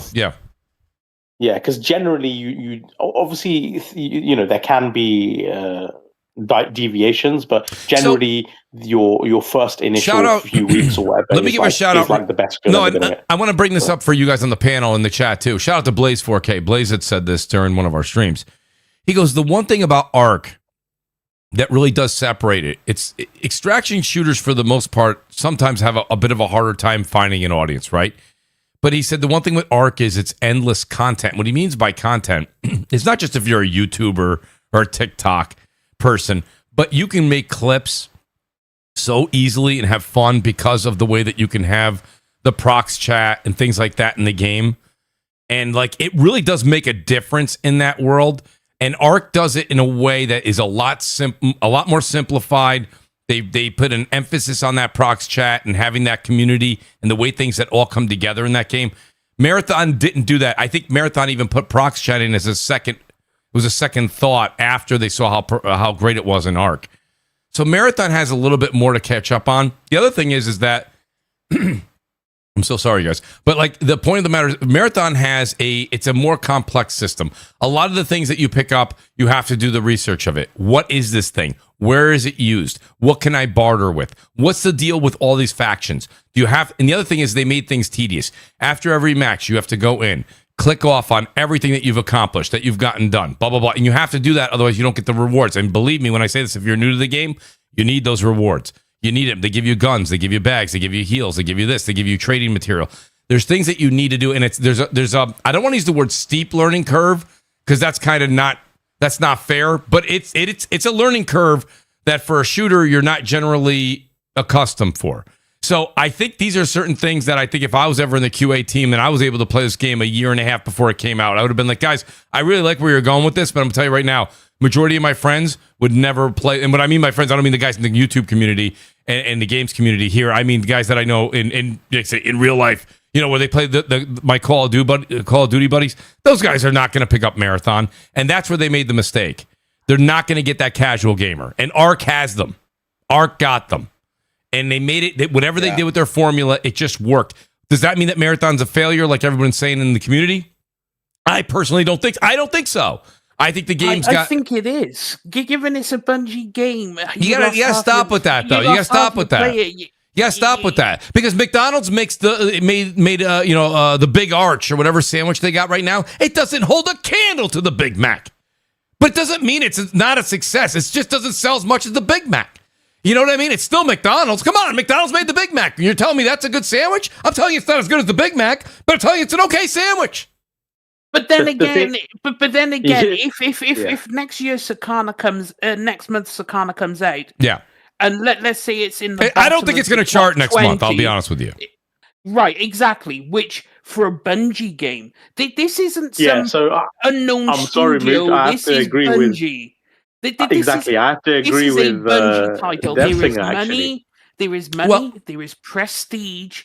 There is everything behind this game. It's not like some random studio came out of nowhere and made this game. This is the Bungie, and you are telling me you can only get. Hold on a second. Lost half your player base after a month. You can only get just under 20,000 people. I'm telling you right now, though. I'm telling you right, but I'm telling you right now, Deathsinger. No one will ever give credit to this. That's fine. The amount of unbelievable hate it got 2 months before it came out, and the alpha that not the alpha, but the beta demo that they had that came out 6 months before its delay, that was not in great shape. That's on them.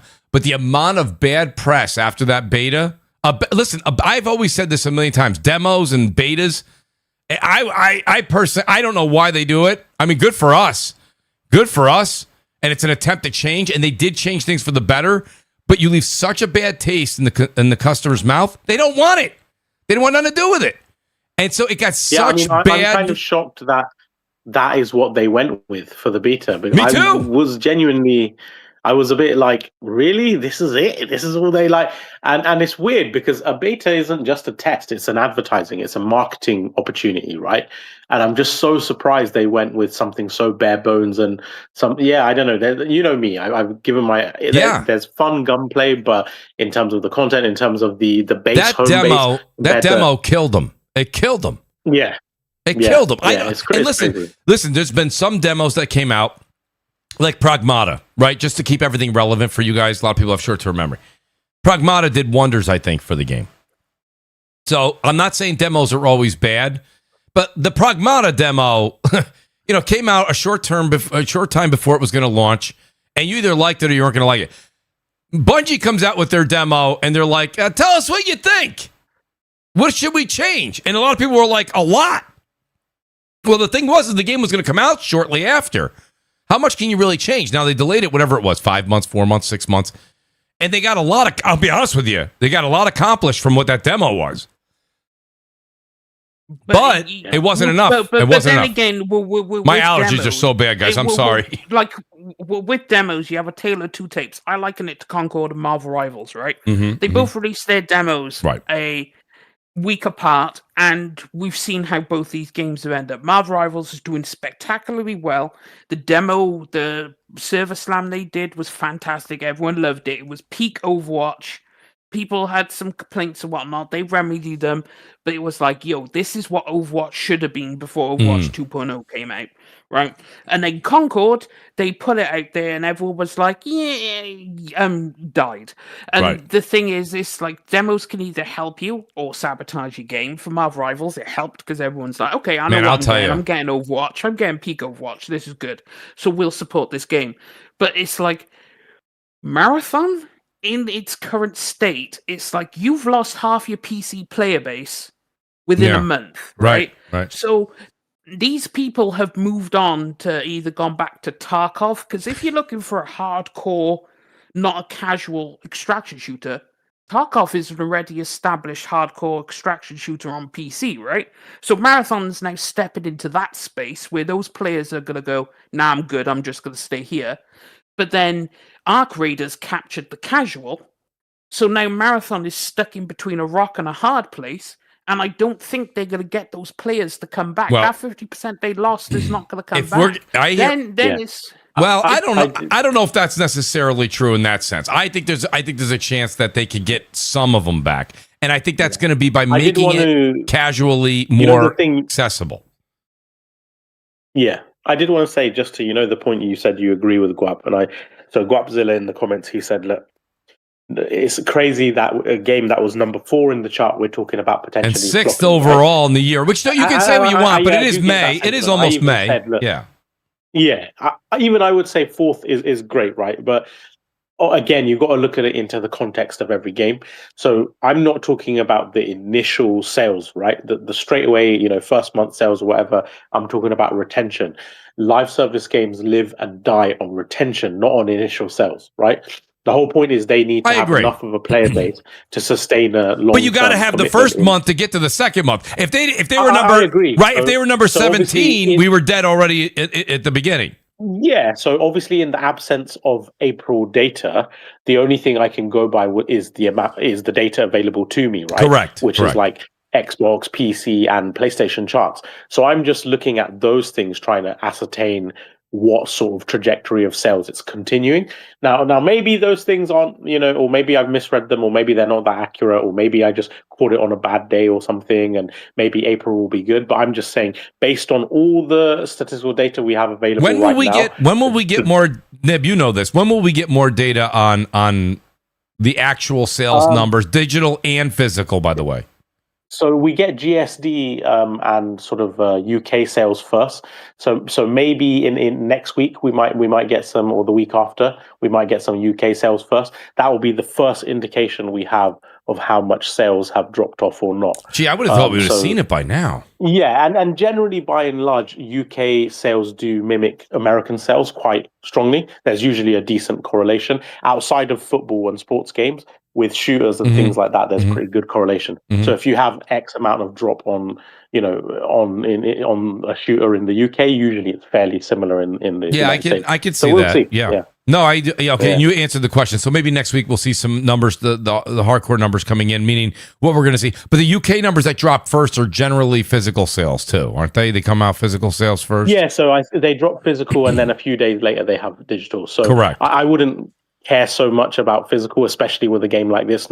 Barely anyone is going to buy this physical, right? If you're playing a live service game, you're going to want digital because you're constantly loading. Well, those Circana numbers that are out that we're talking about are only physical. Is that not true? No. Circana numbers are physical and digital. Circana is only physical for specific games. So Crimson Desert and the Nintendo games are physical only, just because they're not one of the digital publishers that give data, but everything else on that list is physical and digital. Okay, thank you. I remember someone saying Crimson Desert, we can't really look at that number in solitude because it is not representing the digital sales. Oh, and to Guap in the chat, no, Tarkov only came to the Tarkov Steam numbers. It doesn't matter because Tarkov only came to Steam on November the 15th of last year. But Tarkov is launched from its own launcher on their website, and it's the BSG launcher. So no, as much as you could correlate. Steam is not relevant to the Tarkov numbers. Well, do we have actual the Tarkov do we numbers have are launched through their own launcher? do we have the numbers from their launcher? Is that obtainable or no? Well, the Tarkov the last time I looked, their daily was like 200 plus K. Yeah, but that was a while ago, wasn't it? Players. Let me check. I mean, I'm asking. I'm not telling. All right, so while we're looking at it, I do have a lot of super chats, and I want to get your guys' opinion on this. Gaming Ledger says customer acquisition for cloud. This is going back to Microsoft and the news from this week and this morning. Customer acquisition for cloud is orders of magnitude higher than subsidized hardware. Costs go up relative to hardware increase. 5.0 Trey Gaming says watching Microsoft content creators flip-flop after helping kill what was the Xbox brand for clicks and monetization should be studied. He is not a fan of that. That pisses me off the most. Like, I was ostracized. I was banished because I said exclusives matter.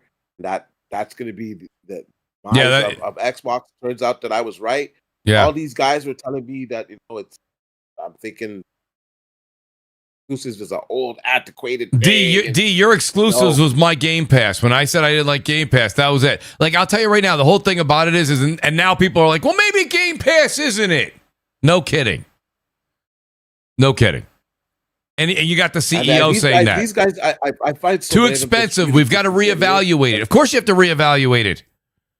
Go ahead, D. I find these guys just disingenuous because, like, their opinion blows with the wind. Like, stand for something, Xbox says this is the way. Okay, exclusives matter. No, exclusives don't matter. Exclusives don't matter. Yeah. If tomorrow Xbox comes out and says, you know what? Yeah, that Helix doesn't matter so much.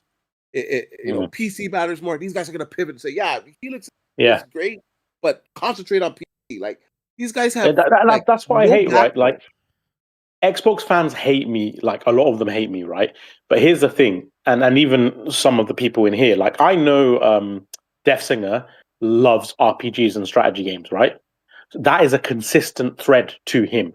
If PlayStation tomorrow started making shitloads of RPG and strategy games, most probably he's going to be way more in their favor, right? Because it's a consistent thread. He's not sort of compelled to just the platform. He likes certain types of product and game. So even with me, I've said I will always favor not having cross-gen. Right, not having elongating cross-gen, because I want shit to be made from the ground up for my piece of hardware. Right, same reason I like in exclusives and want exclusive. Same reason, even with the PS6, I don't really want a handheld or a low-tier Series S style box that potentially holds things back for the main machine. And yes, I have always liked cinematic styles of games or ones with more compelling narrative threads, etc., from the friggin' Metal Gear Solid and earlier days, right? So those things are consistent. I'm always going to be consistent. I'm always going to like exclusives. It's not like if PlayStation starts releasing games on PC, suddenly I'm going to be like, yep, exclusives are antiquated. Like, that shit is so annoying. Those people have no integrity. The ones who keep jumping around. TV, whatever is great. It's going to be the next big thing. And then split skew Series S is amazing. It's gonna appeal to more affordable. It's going to be more affordable, appeal to loads of people. And cross-gen is great. Who cares about maximizing your hardware? It's more about getting other people to play. Who gives a fuck? Like that you're not getting the most money out of your purchase then, if that's the way you're thinking. Right. It should be, I bought this piece of hardware and I want the maximum value proposition for what I paid for. What is all this kumbaya shit suddenly? And now they're immediately going back on it. As soon as the whiff of exclusives come again, they're all the shills and all the influencers that, just toe the line, they're all already falling back into it. It's crazy, man. Nib is actually correct, because out of the big three, the only one catering to me the most is Xbox, because they make the most RPGs and strategy games, like Age of Mythology, Age of Empires 2, and then they also, obviously, they have Avowed, they have Obsidian, they have In Exile, and they have Fable coming out, so they're catering to me. Second out of the big three would be Nintendo. Not to the same extent, but they do have the odd RPG, like a Fire Emblem or a Xenoblade Chronicles or something. So they got something going over there. PlayStation has nothing going for me right now. But if tomorrow they announce they have 2 strategy games, and they have 3 really big RPGs that are actually good, not like a Horizon Zero Dawn, which is a fake RPG, but if they actually release some proper ones, I'd be there buying their product. But because they don't cater to me, I just don't care. So but see, the only problem I have, Death Singer, with your stance on that is like when you come onto it, listen, everyone has their favorites. I've been saying this for a long time. Everyone has their favorites. You know, people like Nike over Reebok, people like McDonald's over Burger King, people like whatever. Okay, I get it. So you can like what you like. But when we come on and we're talking about, like, when we're talking about different things like the finals, and we're talking about Halo, and we're talking about Halo going to an extraction and not doing a battle royale, I'm more of a Gears fan than a Halo person. But I'll sit there and have the discussion on the Halo game, and not just when it's my turn be like, well, I don't like Halo, so it doesn't matter. You know, that's the only thing I say about you sometimes, that you're like, well, Xbox makes the games I like, so I'll defend Xbox. PlayStation doesn't make the games and it's hard to believe that PlayStation's been in business as long as they've been in business, and you don't like any of their games. I have a hard time with that belief too. Like, I don't play. I absolutely adored the PS1 and PS2 generation. Well, I absolutely adored it. The only thing I would say though is, I would say a lot of PlayStation games, even though they may be cinematic style games, they are kind of morphing into RPG lights, like slowly but surely. So, you know, like, yes, Assassin's Creed has a lot of sort of RPG light aspects. So does Ghost of Yotei. You know, like Ghost of Yotei, if anything, has more like build options than Assassin's Creed Shadows. You know, there's more tweakable aspects, and, you know, you can get more out of it. Like, that's what I mean. The same with God of War Ragnarok, because I remember even at the time when I was playing it, there was a bunch of, you know, we had like a DM group. A bunch of us were playing it at the same time. All of us in that group were using very different builds. Some were using time shift, some were using melee, not melee as in fists and stuff. You know, I had a whole different build. I was like a glass cannon, and so even in our small little group, everyone managed to use something different, which was really cool. You wouldn't really expect that out of an action game. But again, they have a lot of RPG-like aspects. So I think, again, I'm not trying to fucking preach to him. He can play whatever the hell he wants. Right. But I think if he did give those games a go, he'd probably be present. The thing is, RPG elements doesn't interest me. What I want is an actual RPG. So, like, so far this year, for example, like a Code Vein 2, right? That is a true RPG, for example. Or like Dragon Quest VII Reimagined. Yeah, but you play Assassin's Creed. I played Valhalla because but you played the Assassin's Creed. You were literally excited. I played the Assassin's Creed, yeah, like, because Assassin's Creed is actually fun. Not really. Apart from Valhalla, shout out to Valhalla for being a train wreck. Shout out to Odyssey and Origins. Assassin's Creed is a worse RPG light than the Sony RPG light games. Well, actually, no. I'd say it's got more RPG mechanics, but it's kind of. Well, he's just giving you an example. It's RPG adjacent. Maybe but it's like. Well, you said that, Singer. You should try to like even I was tempted. I went and I actually I think it was Carnage on Twitch. He was playing Mugenics, and I said, geez, before I hit the buy button, I didn't know what it was. You were describing it to me. I hadn't even seen it before. I hadn't seen it on X. I hadn't been following it. And I went and I watched a good amount, and I was like, okay, I get this. It's interesting. It mimics other play styles. It has a unique sense to it, but it wasn't my bag, right? But I was like, man, if it was the way you were describing it, and it was something that I would have really wanted to get into, even though it was something that's way outside of my normal like, I would have tried it. I just think you need to try some of these games where right now you're like, we'll say a game that's coming out on PlayStation, and you're like, nope, not for me. Well, no, it's like, try. For me as well, one of the biggest differentiators, right? Because I play most of my games on hard, or like the very hardest, right? Yeah. Again, it doesn't matter if you don't, no problem with that, but that's just how I like to enjoy my games personally. Mm-hmm. And what I find with like something like an Assassin's Creed, right? I had this with Witcher 3, actually. I thought Death March was too easy, and I was so bored of it because I was just like, how on the hardest difficulty is it so easy? It doesn't make sense to me.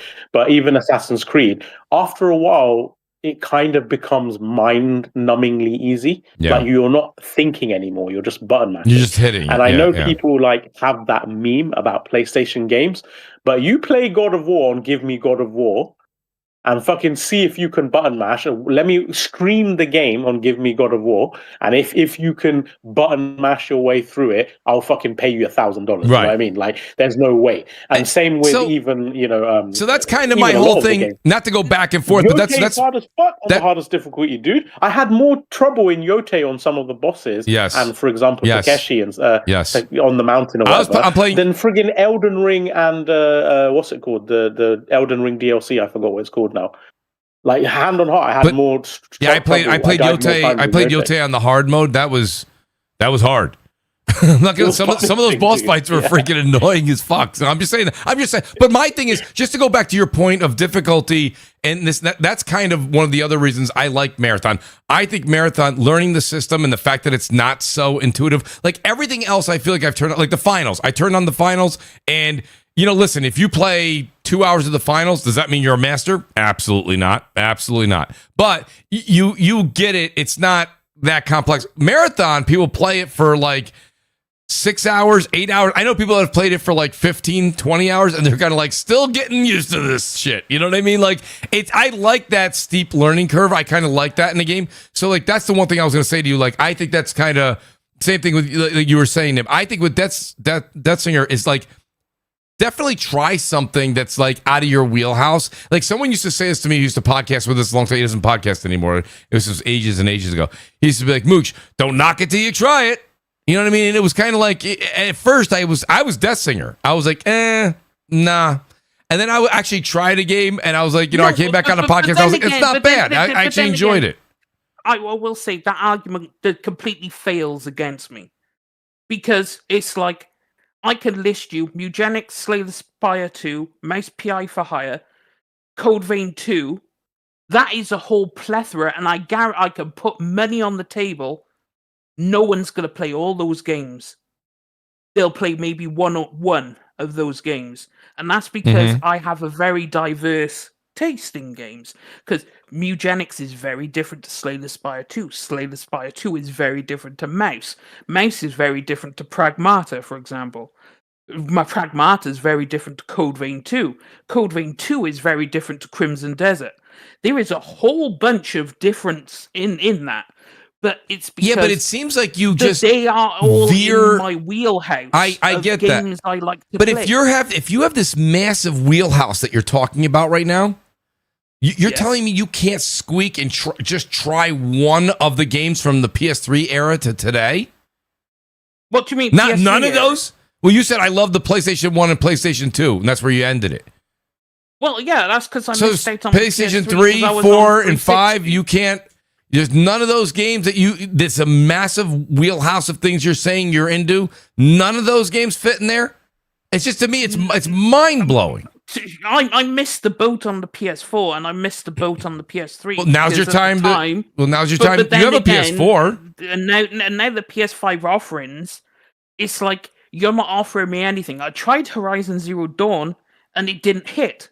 It didn't hit with me. So I'm like, this is the closest you're going to get because the rest of the games don't interest me.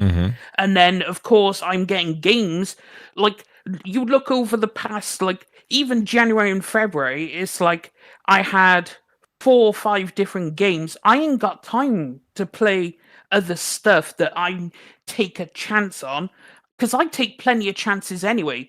Did I think I would like, for example, Mugenics? I would know. I was like, it's got some interesting aspects. It's got some things that I like. It's a mix of genres. I'll give it a try. Absolutely adore it. So I gave it a try. But that's because it initially appealed to my taste in games. So when you show me a game, you have to appeal to me. And if the initial showing is, this really doesn't do it for me, though. Can I ask you a question? What is appealing to you about Assassin's Creed Shadows that is not appealing? Oh, nothing. I dropped Shadows because I went to play. No, but you were so excited for it before it came out, right? You were, I remember on this show, you were so excited for it. I was excited for it because I thought Assassin's Creed got back to its roots.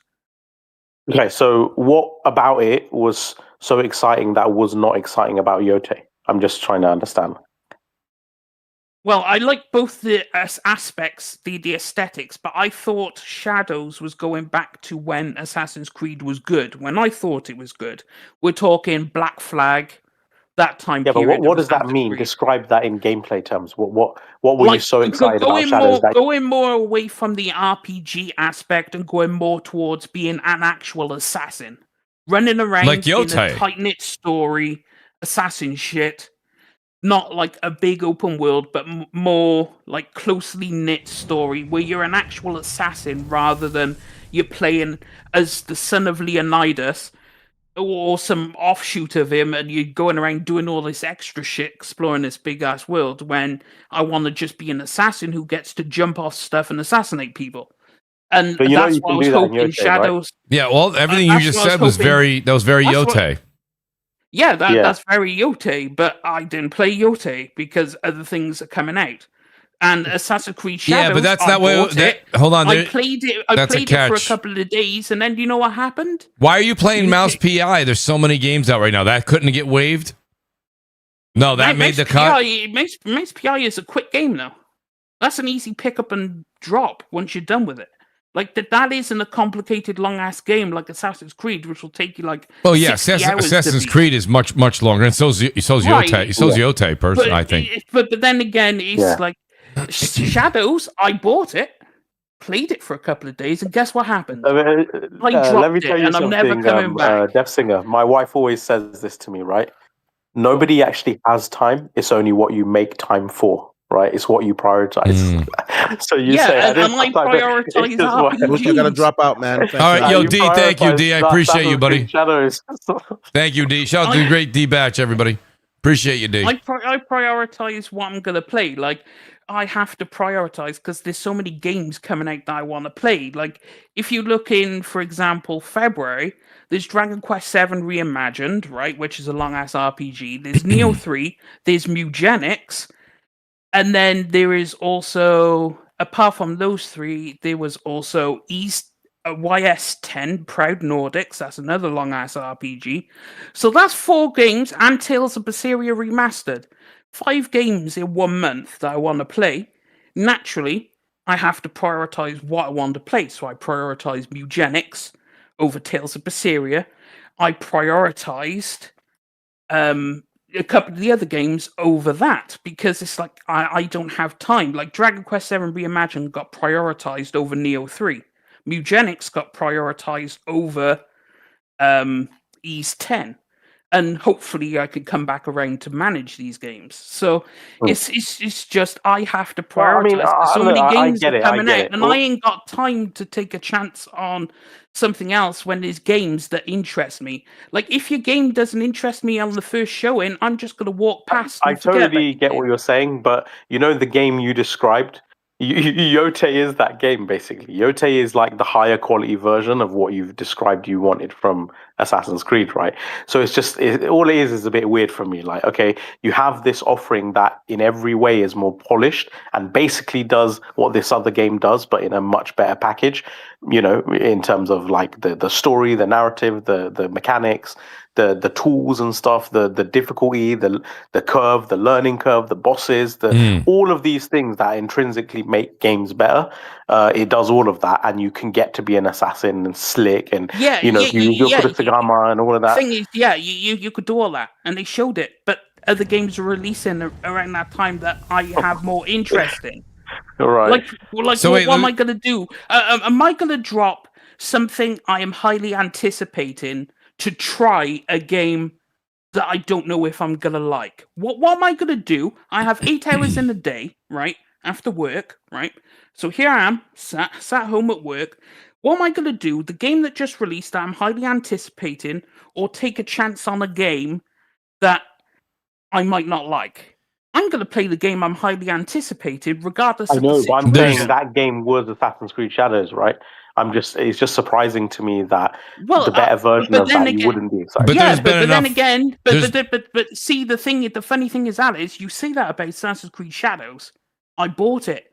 I played it for 2 days. Guess what? I uninstalled it and I ain't coming back. Yeah, fair enough. Yeah. All right, so I got hold on. No, that's your night. Hold on, I got some more super chats here. We won't focus on just on that. Shout out to the guys in the chat. They're like, let's go on to the next topic. Shout out to the real Nate. He says GeForce Now top GPU offered is a 5080, not a 5090. So in GeForce Now, same shit. So, okay, well, same shit according to that singer. The OA says, this is the one that really got that singer. A few weeks ago, the arguably great Death Singer and I said to keep a lookout for Owlcat's Oasis Reborn. After this week's closed beta, I'm doubling down. That game is going to be incredible. OA, I will have to check it out myself. You haven't seen the Expanse Osiris Reborn, because I tell you what, Owlcat, people have been sleeping on them. Wait a minute, is that the one that's the is that a futuristic shooter? Third person? Yes, it's based on the Expanse. Okay. The TV show. Yes. I mean, Expanse is one of my all-time favorite shows, so yeah. But the thing is, it's like Owlcat. People don't know Owlcat, but if you Warhammer 40k Rogue Trader, Owlcat also did the Pathfinder games, Pathfinder Kingmaker, Pathfinder Wrath of the Righteous, goated RPG studio. People sleep on them. Half the people don't even know who they are. They are probably in the top 3 or top 4, definitely top 5 RPG studios in the world right now, and everyone should be anticipating this game. And that's what I mean, a true RPG, something that I know is going to be quality. Writings, everything I look for in a game is going to be in this game, and I trust Owlcat, and I am so glad he agrees, because more people will pay attention to this game, hopefully, and then they'll be like, wow, this is great. And I'll be like, I fucking told you so years ago, bro.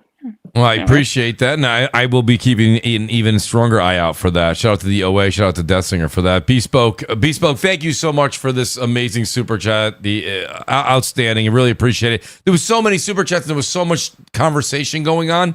I was trying to do an equal distribution, but there was just no way to keep up with both. So I apologize, Bespoke. We're talking about now. What if Xbox is playing quadruple A 4D chess here? Satya has been prepping Asha since before the $10 hike. What if the plan was to come in and lower that to only a $3 increase for all this good press she's getting? Game Pass was $10 in 2019 and never broke 20 million subs. Yeah, that's the one thing that we were starting to get to, and then it just went into a couple different conversations. The fact that it went from $29.99 to $23, $22.99, listen, first of all, of course, price reduction, always great for the consumer. That's great. Do I think it being $23 a month right now, like, ropes in a whole new audience? No, I don't. And I also think that the fact that you took the biggest game out of there doesn't give great perception. It just, for me, it just doesn't. It just doesn't. If I was paying some monthly fee for, being able to get all of these, whatever, A through Z, and then you take out A, and that's the best thing in that menu, I'm not happy about that. Yeah, you reduced my monthly cost, but you took that away. A lot of people say they don't care about that. That's fine if you don't care about Call of Duty, but trust me when I tell you this, you're going to care if they take out something else. And that's the thing. If they can do that, they can take out something else. Maybe they're going to say no more Bethesda games in there. Who knows what they're going to say, because they want to make money on their big purchases of ZeniMax and Activision. Bespoke came back. He says, maybe it's time for Xbox to realize nobody wants Game Pass. I wouldn't say nobody, Bespoke, because I think Death Singer made some good points with what is it, Ubisoft Plus, and there's, EA has theirs. It can exist, but it's got to do, first of all, you can't drop day and date. I've been saying that. Everyone runs around and says, I've been saying. I don't say that enough. Everyone knows I was never a big fan of Game Pass. Actually, everyone that was like, oh, there goes Mooch again on Game Pass. Why don't you just admit its greatest value in gaming? I go to you. Not for everybody. Value's in the eye of the beholder. Been saying that for a long time on the show. I don't know if they're going to get rid of it. I think it can exist kind of like Ubisoft Plus, right, Death Singer? That's something that you kind of float back and forth with. You buy a game when you want, or buy a month when you want, play it, beat it, done. Well, that's any Ubisoft game I consume is through Ubisoft Plus, because I pay the £15 for the month. I beat it within the month, and then I unsubscribe from Ubisoft Plus. So every Ubisoft game ever to be created, so long as that service exists, I'll only ever be paying $15 for your damn games. Same with EA, because that ability is a PC exclusive. Well, Ubisoft Plus is now on Xbox as well. So people on Xbox, if you want to save yourself some cash, just subscribe 1 month to Ubisoft Plus, play your Assassin's Creed or whatever the fuck you want to play for the month, beat it, and then unsubscribe. Hack for you. Pro tip. There we go. Is Ubisoft Plus also on PlayStation? No. Okay, I thought it did come to it eventually, but maybe not. They have Ubisoft Classics, which is a curated library of older games. Ubisoft Plus is when you could get the day one, and not only day one, they give you the ultimate edition of the game, so you get all the DLC pre-order bonuses. Yep. They give you the whole slate. They give you the $120 edition. Yeah, I mean, I would say take Dessinger's advice on that. The only reason I would say is, I mean, I think I buy one Ubisoft game every 2 years. So, well, that's why you subscribe for the 15 and then call it a day. Exactly. That's good business right there. Bespoke Becky says, "Oh snap! 2 months of being a major Asha maniac. You know what's up, buddy? Crap. Every Xbox game is also available to a billion PC gamers, and no game is sold well." That we went over that. Bespoke, appreciate it. Monkey Cam 8, he says Game Pass must end for games to sell on Xbox. Game Pass must end for games to sell on Xbox. I would just say that, again, I'll say what I just said. I won't harp on it more than that. Game Pass can exist, but the day and date stuff's got to end. So I agree with Monkey Cam on that one. Yes. Babor is back, and Babor is better than ever. He says an hour and a half of this. He was so mad when we were talking about Xbox. Xbox games are not good. They need to fix that first. Forza was purchased by refugees. Not a great game. Stop it. Babor was not having that. 78. Shout out to 78 US. He says they don't lose money when porting games. I agree with that. You know, I'm shocked Nib didn't chime in on that. We probably couldn't get a word in. There's so much going on. But there was just a lot of that with the whole porting games. I think maybe a game like, I will say, Starfield, I think probably cost Nib. I think that probably cost a good amount to port over. And maybe Forza 5, but I don't think like South of Midnight or what's the one there, Hellblade. I don't think those were a lot to port. I don't think so. I don't know if Nib, do you think those were a lot to port? Maybe Starfield was. I doubt it. I doubt it, to be honest. I don't think those cost that much. That was the one thing I was saying to Crap is my only thing with the thought process there was, you know, if you take certain games and you just make them exclusive to Xbox and it's just going to be games like Redfall and South of Midnight and Hellblade 2, I don't think that brings in any more customers. You have to have the big bangers exclusive, and I just don't think Microsoft, after spending $100 billion, wants to just exclusively put it to certain console gamers on one particular platform. I just don't think they're there. You know? By the way, I can hear myself. I don't know whose mic is on or off or whatever. I don't know. I don't hear any feedback. Is that coming from me? That's do you hear me in a loop? Oh no, I'm okay now.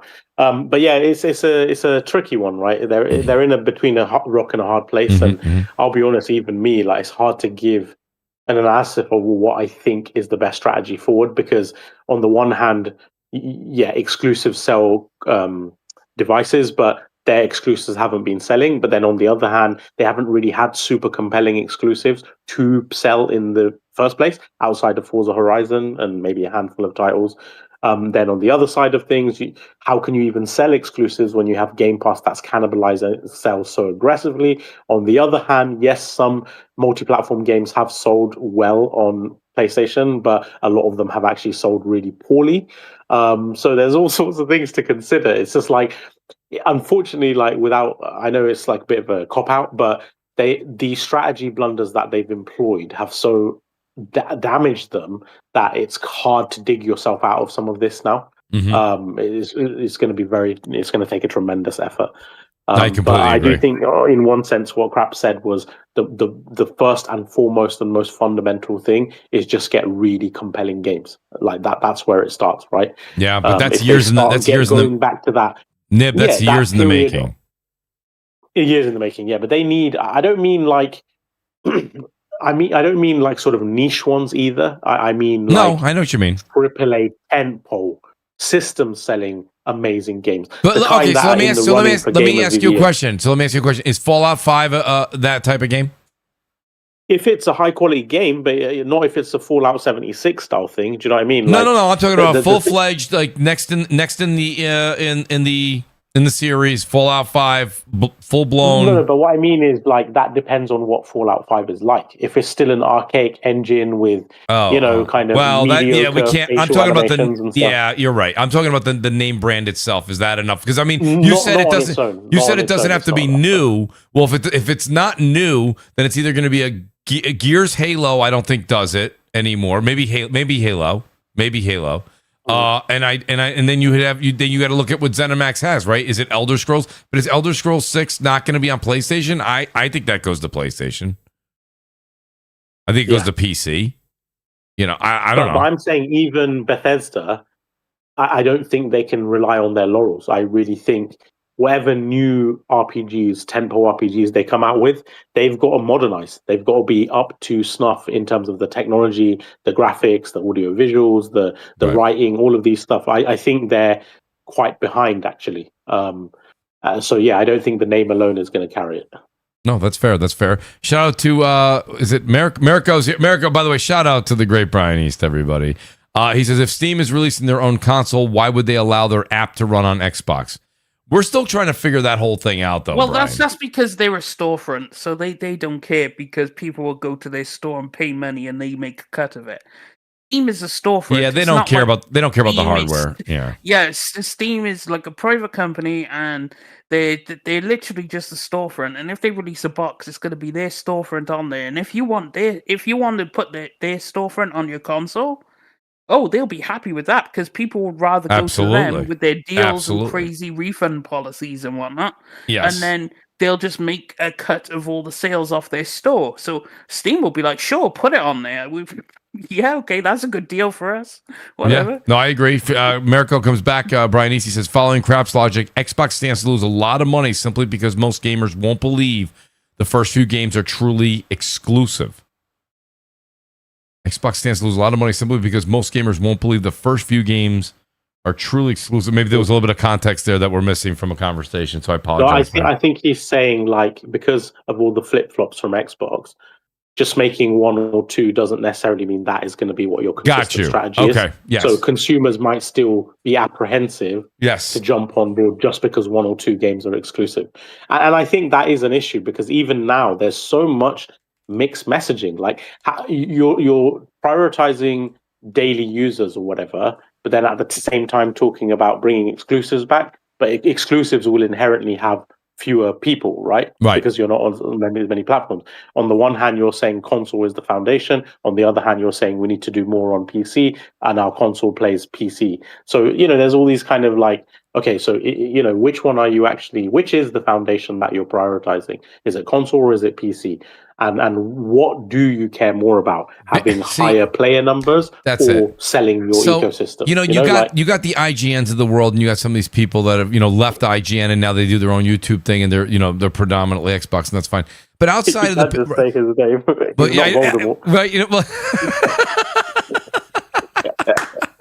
you know what it is, honestly, it doesn't matter. That's the whole point. It doesn't matter. My point of the matter is that these guys are going out there and they say all this stuff like, oh my God, did you hear what Asha said?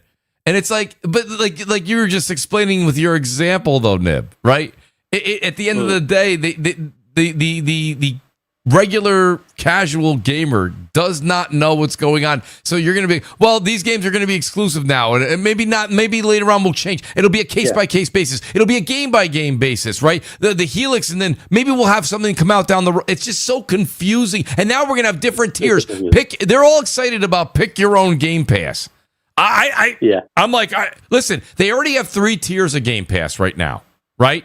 Yeah. It's not the game selection. Well, it is actually. One is like you get some games that are older, not day and date. One's day and date. One's ultimate. You get everything, and you get PC, and you get everything. Like it's already like people are like, I don't give a shit to read those 3 options. Now you're gonna have an a la carte menu.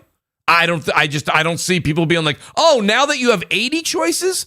Oh, now let me look now. Oh wow. It's like I don't see it. But unless all of this is to. So anyway, I guess we could segue. I don't know how much time you want, but the thing with Jason Ronald, are we going to touch on that? Let's touch on that real quick, and then I do have a couple more super chats to get to as well.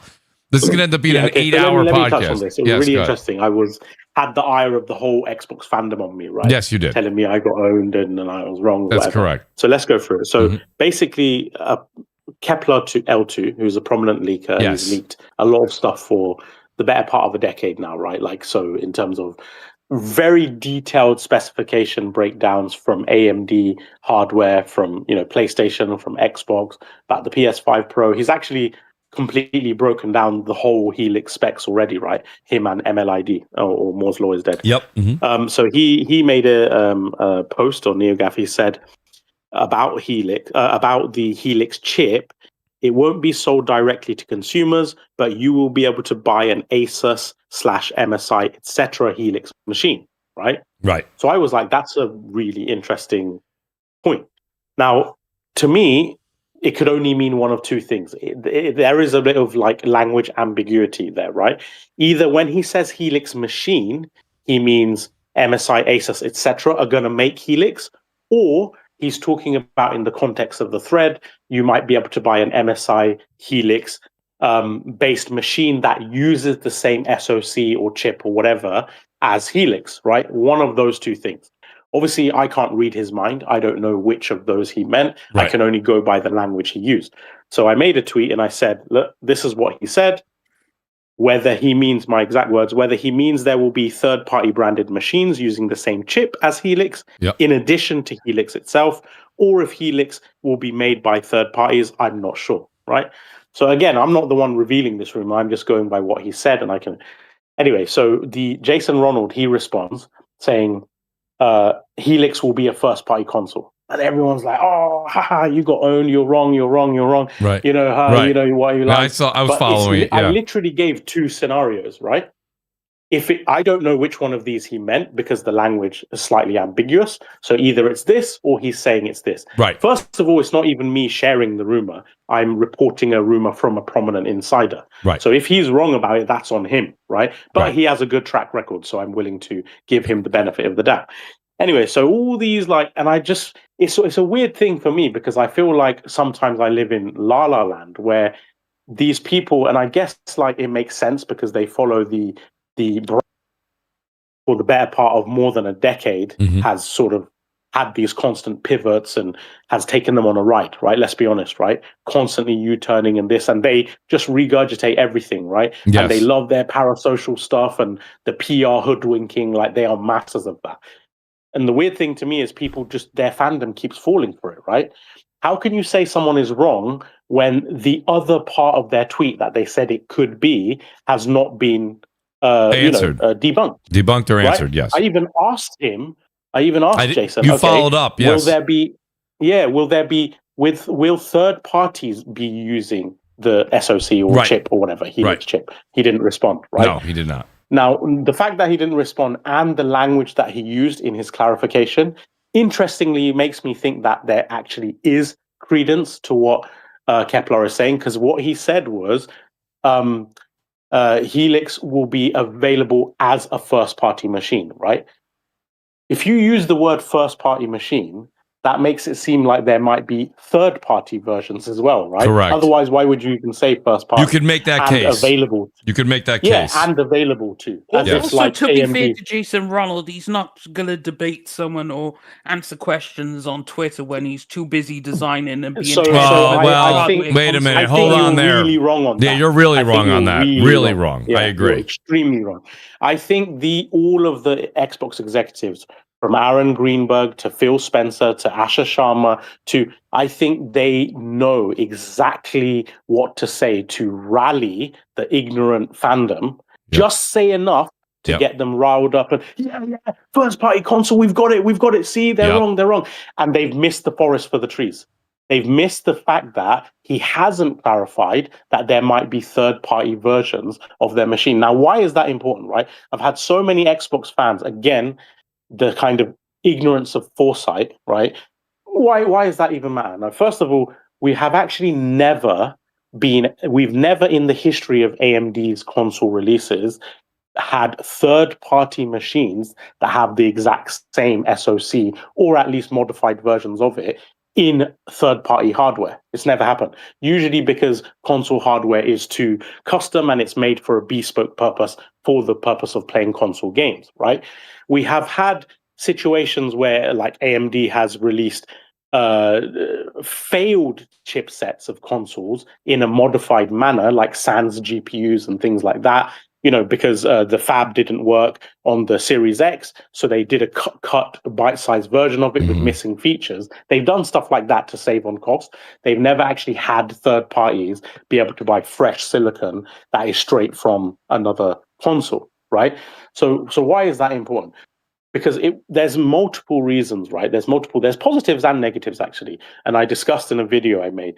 Positives can be that it allows you to buy different versions of the Helix. So say Microsoft have their own, you know, OEM version of Helix, and then you have third-party versions that, you know, maybe one has higher clock speeds or more RAM or something like that, right? It gives you more options. Maybe you have different priced versions or whatever. Yep. Two, it allows them to save a bit on cost, because if they think, you know, what we've discussed many times, maybe it will be more niche, right? And if you're only expecting to sell 10, 20 million instead of 50 to 100 million, your economies of scale discount is substantially less. It's going to cost you more to pay for that machine. So if you agree to third parties using it as well, like MSI and ASUS and all the rest, that can bring down the cost, because suddenly you've got a few, you know, more 100,000 or million orders or whatever, right? And of the same SoC. So the economies of scale for everyone goes down a little bit. Yes. So those are the two benefits. Negatives wise, again, foresight wise, there is actually a lot of negative ramifications to this. The primary one of the primary ones being, obviously, they've had a catastrophic situation with their console, right? I know they've changed the messaging on this, so you never know. But they have capitulated their console market share to the point where there's a lot of rumors that the next generation is the final generation of a pure Xbox console. Yep. And they are essentially offboarding to PC and publishing, right? Yep. If you are offboarding to PC and publishing, the first thing you do is get your consumer base used to the idea of third parties making your machine and slowly moving out of this sphere, right? And if you have third parties making versions of your machine, that is actually already kind of... Nib will be right back after these messages. Oh, sorry. That's yeah, so I was saying like this would be a perfect middle ground to such an exit, right? Right. Because you've got consumers getting used to third parties making versions of your console already, something that's never happened before, right? And you also have Asus ROG Ally, etc., right? To me, these are things showing that, you know, they are slowly distancing themselves from that. The other thing is when you have a system that is going to be used by PC-specific manufacturers. Keep in mind, right? Why would ASUS and why would MSI be interested in a console piece of hardware? Traditionally, they wouldn't. The only other thing that could imply is that maybe, again, only if the rumor is true. I'm not saying that the rumor is true or not. I don't know. I'm just going by Kepler. The only other thing they would be interested is because if there's a PC tie-in, if this system is actually just going to be a PC or play PC games, which they kind of admitted today, I suppose, because a PC manufacturer would only be interested in a PC SKU, right? Right. So again, another sign of them potentially offboarding away from console towards PC. The other thing as well is, a negative wise, is because it's going to be a broader use case and have to be used, you know, potentially with Windows or potentially with PC use case, it could be less specific in terms of hardware optimizations and customizations that typically are associated with consoles. And in fact, when I made this point, I didn't know, but someone said, actually, Kepler's already said that.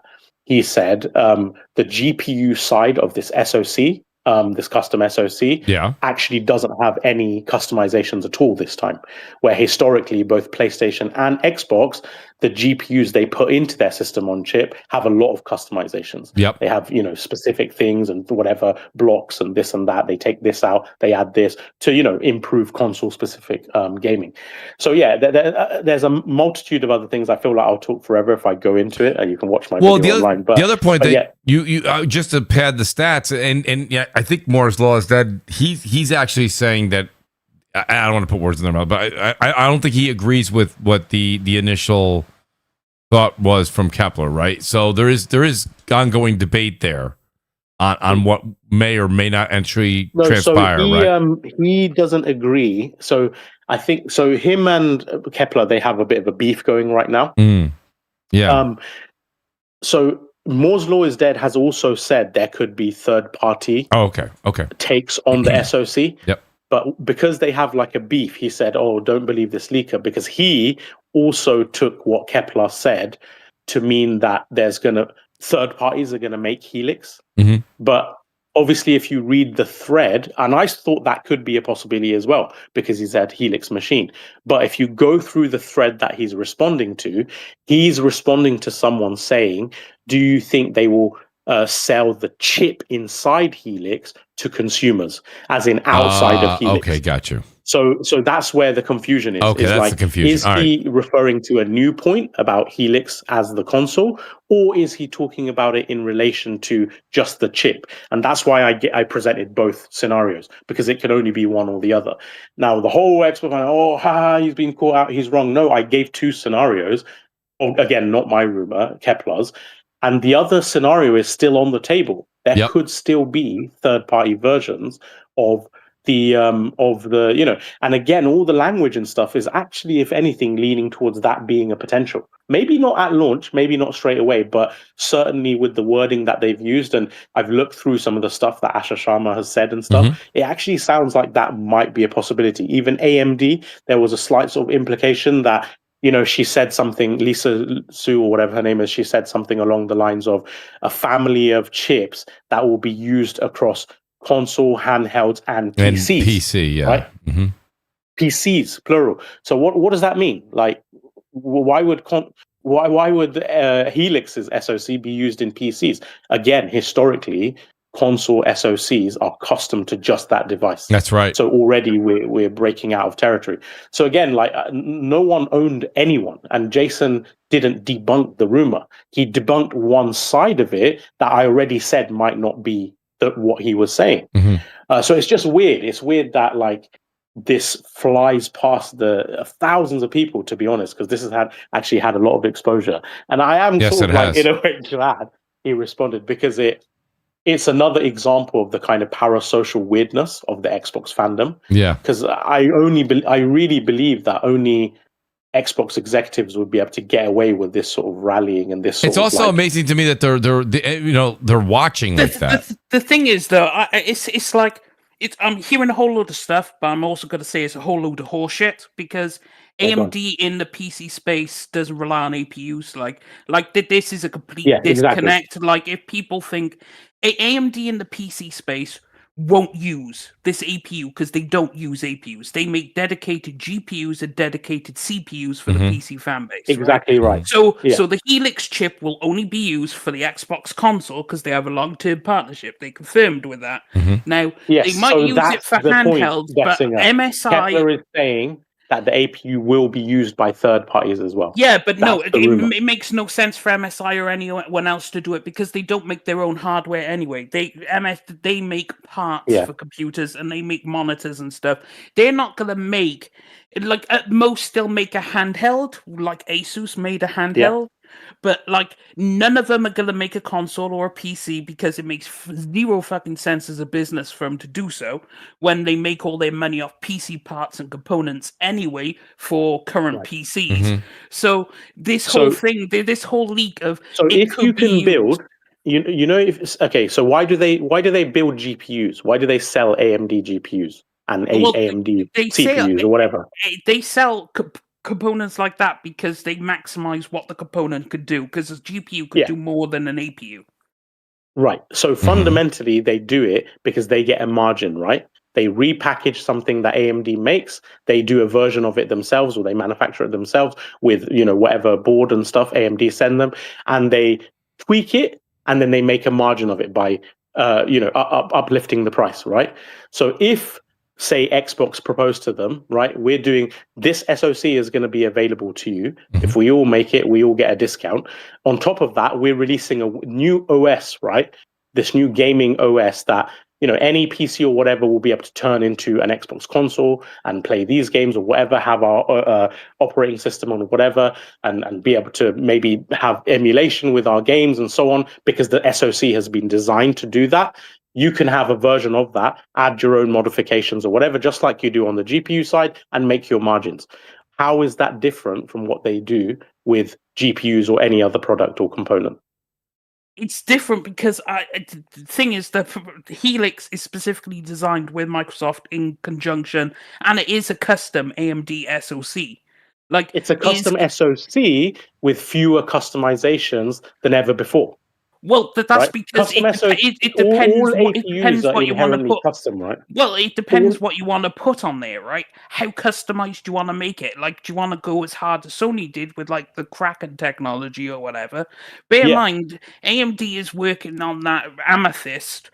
But Amethyst is already available right now. Parts of that are already available right now, AMD. Like, that's not an exclusive thing to PlayStation or anything. Like, you can get the neural rendering and shaders right now on AMD. Like, they released it as part of Redstone, AMD Redstone. Yeah. Like, so yeah, you're right. But what PlayStation is most likely going to do, obviously I don't know. I'm just going by all their previous console releases. They probably will have some sort of custom hardware blocks on there to do specific tasks, just like they do with PS5. PS5, the entire I/O system is multiple different custom blocks, DMA controllers, and all sorts of things. Right? They have co-processors to do with the decompression and all sorts of things. Right? So there is a lot of different things on their APU that is custom. Right. Yep. Now, again, another one of and I'm glad you brought up the SoC, right? Because I noticed one of the community notes on my tweet, they said, don't use, Kepler is unreliable. He said there will be no customizations on the GPU. And they put a link and they said, look, here's AMD admitting that it's a custom SoC. And I'm like, these people who are doing this community notes don't have a fucking clue about technology. Just because it's a custom SoC, it does not mean that the GPU side of things is going to have lots of customizations or any customizations. If you go to Kepler's post, he says the GPU side of things, as in the GPU part of the SoC, isn't going to have any customization. He never said it's not a custom SoC. Obviously, it sounds like he's in chip development or something based on the way he speaks about, all AMD chips and all sorts of things. So obviously he knows that. He's purely speaking about the GPU side. Nib, I have a question for you when you're done. I do have a question for you. Yeah. No, but tying back to what you're saying, Defsinger, it sounds like because this is going to be broader use, it won't have as many of those customizations or any on the GPU side. Well, no, but you're also discounting that because it's designed to run Xbox and PC games, you don't want it as custom as a PlayStation 1, because the PlayStation 1 isn't going to be running PC games. It's just going to be running PlayStation games. So you can't afford to have it heavily customized. Otherwise, the PC games you want to run on your box... You just nailed why but then there's more likelihood of a third-party version. No, but there isn't more. It's just to help PC development come across to the console. If it plays PC games like Asha Sharma said today, literally said, and play your PC games, then it is essentially a PC, right? Well, no, it's a hybrid. The console and PC. It's a hybrid. So what I would say is, and what I've said many times, all we need to learn is, does it play PC SKU versions of games, or will it have a custom for new games? I'm not talking about BC games. It'll just play one SKU a game, and it'll just be for developers. So which SKU is it going to play? Right. No, is it going to play custom? It's no longer going to be an Xbox SKU and a PC SKU. It's just going to be Xbox SKU. Because no. But what I'm saying is it going to be able to play PC games on Steam? Well, if everything comes true and the Steam launcher is on their day one, then yes. So there we go. And that would be a reason why other PC manufacturers would be interested in it, right? Because you're describing is a pre-made PC. It's no different than the ROG Ally X. I don't understand. How are we differentiating the two? You're literally describing a pre-made PC, a pre-built PC. But then, as he said, it's a first-party. Helix is a first-party. Well, they're going to have a first-party That's what I was. First party just means made by your own manufacturer, right? First party. Right. It doesn't mean there's not going to be third party versions. No, but third parties wouldn't have any incentive to make one anyway, even if they wanted to. I just explained the incentive to you. The expensive is margin, is money. You make your own version of this machine. Why would ROG Ally make their version of that handheld with Xbox and right? Isn't that the same concept? But yeah, but then again, okay, if you say that, why haven't these companies made a PC already? Riddle me that one. Yeah, because what I'm saying, because there's too much effort and money and cost. MSI no, there isn't. No, there is. There is, though. I just explained the cost ramifications, right? With these things, there's economies of scale discount, right? Traditionally, right, no one has made a PC that is like a super cheap mass consumer bought OEM PC that is pre-built, right? You know, no one's done that before. This is going to be the first time. So they have more incentive than ever before. Obviously, the console SKUs in the past, like I said, they were never available to third parties, and they were only made for the purpose of playing console games. This will be the first time where theoretically a console is actually a pre-built PC. So of course they're going to have newfound incentive to potentially make it. Again, I'm not saying this is for definite. I'm saying this is what I'm not saying it's going to happen. That's right. It's a possibility, but I'm not saying it's going to happen. Right? Yeah, possibility, but I give it a 1% out of 99. Wow. 99% chance it doesn't happen. Maybe let's just see. Maybe a little. Let's just see if Kepler's right or not. Maybe a little higher. Makes no sense. Maybe a little higher. Yeah. No, I wouldn't go a little higher because it makes no sense too for these companies. Like, yes, they make the ROG Ally, but if you notice, handhelds as far as they go, because that's about all they can manage. Because if they go beyond that, even then, the ROG Ally has its issues. It's like if you want to go into it. Nib, let me ask you a question. If MSI, if they were going to do it though, would they have the Xbox? Would they have the Xbox UI built into it? No, or yes? Yes, because Xbox is planning to release that UI to be able to be used on any device, right? Right. Even the ROG Ally is getting the Ally. That small caveat right there is what makes the incentive worth it. Now, because they could always have done it, like you said, but now not really. Because because the reason they're doing that is because Steam OS is being made available to everyone, and Steam OS is superior to the Xbox and Windows OS when it comes to gaming, and Steam is perpetuating now amongst a variety of handhelds beyond Steam. Agreed, but now Steam Deck. But now they'll have their own. They go and use our OS. So but now they'll have. But now they could create one that has Steam and Microsoft on it. Yeah, and it's designed for an SoC that is going to have broader use, right? I'm not saying it's going to happen. I'm just saying to you, I see the possibility. Obviously, you have to be able to run both PC and console games. It has to be a hybrid, right? It's not going to be a dedicated console, so it's going to be halfway between a PC and a console. It's going to straddle the middle line, right? It's going to be half and half. Right. And obviously, but it's going to be Helix itself, and the chip is custom made under contract with Microsoft, a multi-year contract they have to make this chip. And AMD, if they wanted to put stuff out into the PC space, they're going to release a new GPU and a new CPU. They're not going to release a fucking APU for people to use. Like, no, but the whole point is, what if this APU? Because remember, for AMD, it doesn't matter whether it's a GPU or an APU. They're just looking to make money, right? If they think there's a viable market of consumers who want like a more affordable pre-built high-performance PC. I say more affordable in relation to building a PC of similar spec separately, right? Obviously, it's still going to be expensive. But if they see a market for that, and Xbox wants other people on board because they'll save on economies of scale, because they're like, okay, if we only envisage selling this many of them, it'll cost you this much. But if you can get more parties on board to buy the SoC for their own modifications or whatever, then you'll get this discount. It's a possibility. Think about it. MSI. I'm MSI, right? They come to me with this proposition. Okay, so I can tweak this. I can add a bit more RAM, or I can increase the clock speed like it's an overclocked version. Add this much on top, right? Make this much extra margin. What's the incentive not to do that? Again, if there's money to be made, you're going to try and make it, right? So you're saying there's no incentive for them to do it. I don't see why there wouldn't be.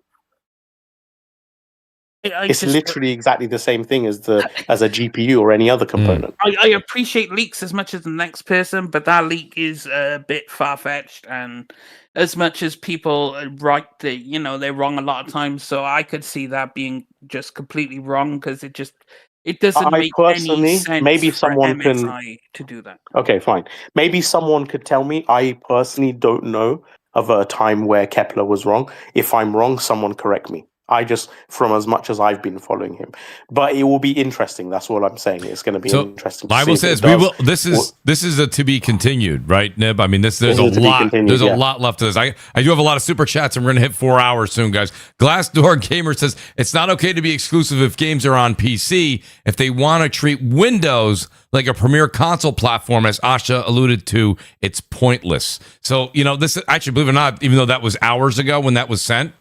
Literally has something to do with what we're talking about right there. If it's going to be a situation where they focus on PC and the games are going to be more Steam, right? They're going to be on Steam. I think if you put Steam on this console, I don't know. I think all the stuff in the aspirations of the Xbox camp of having exclusivity and having the Xbox brand be back, I think it's a Steam box.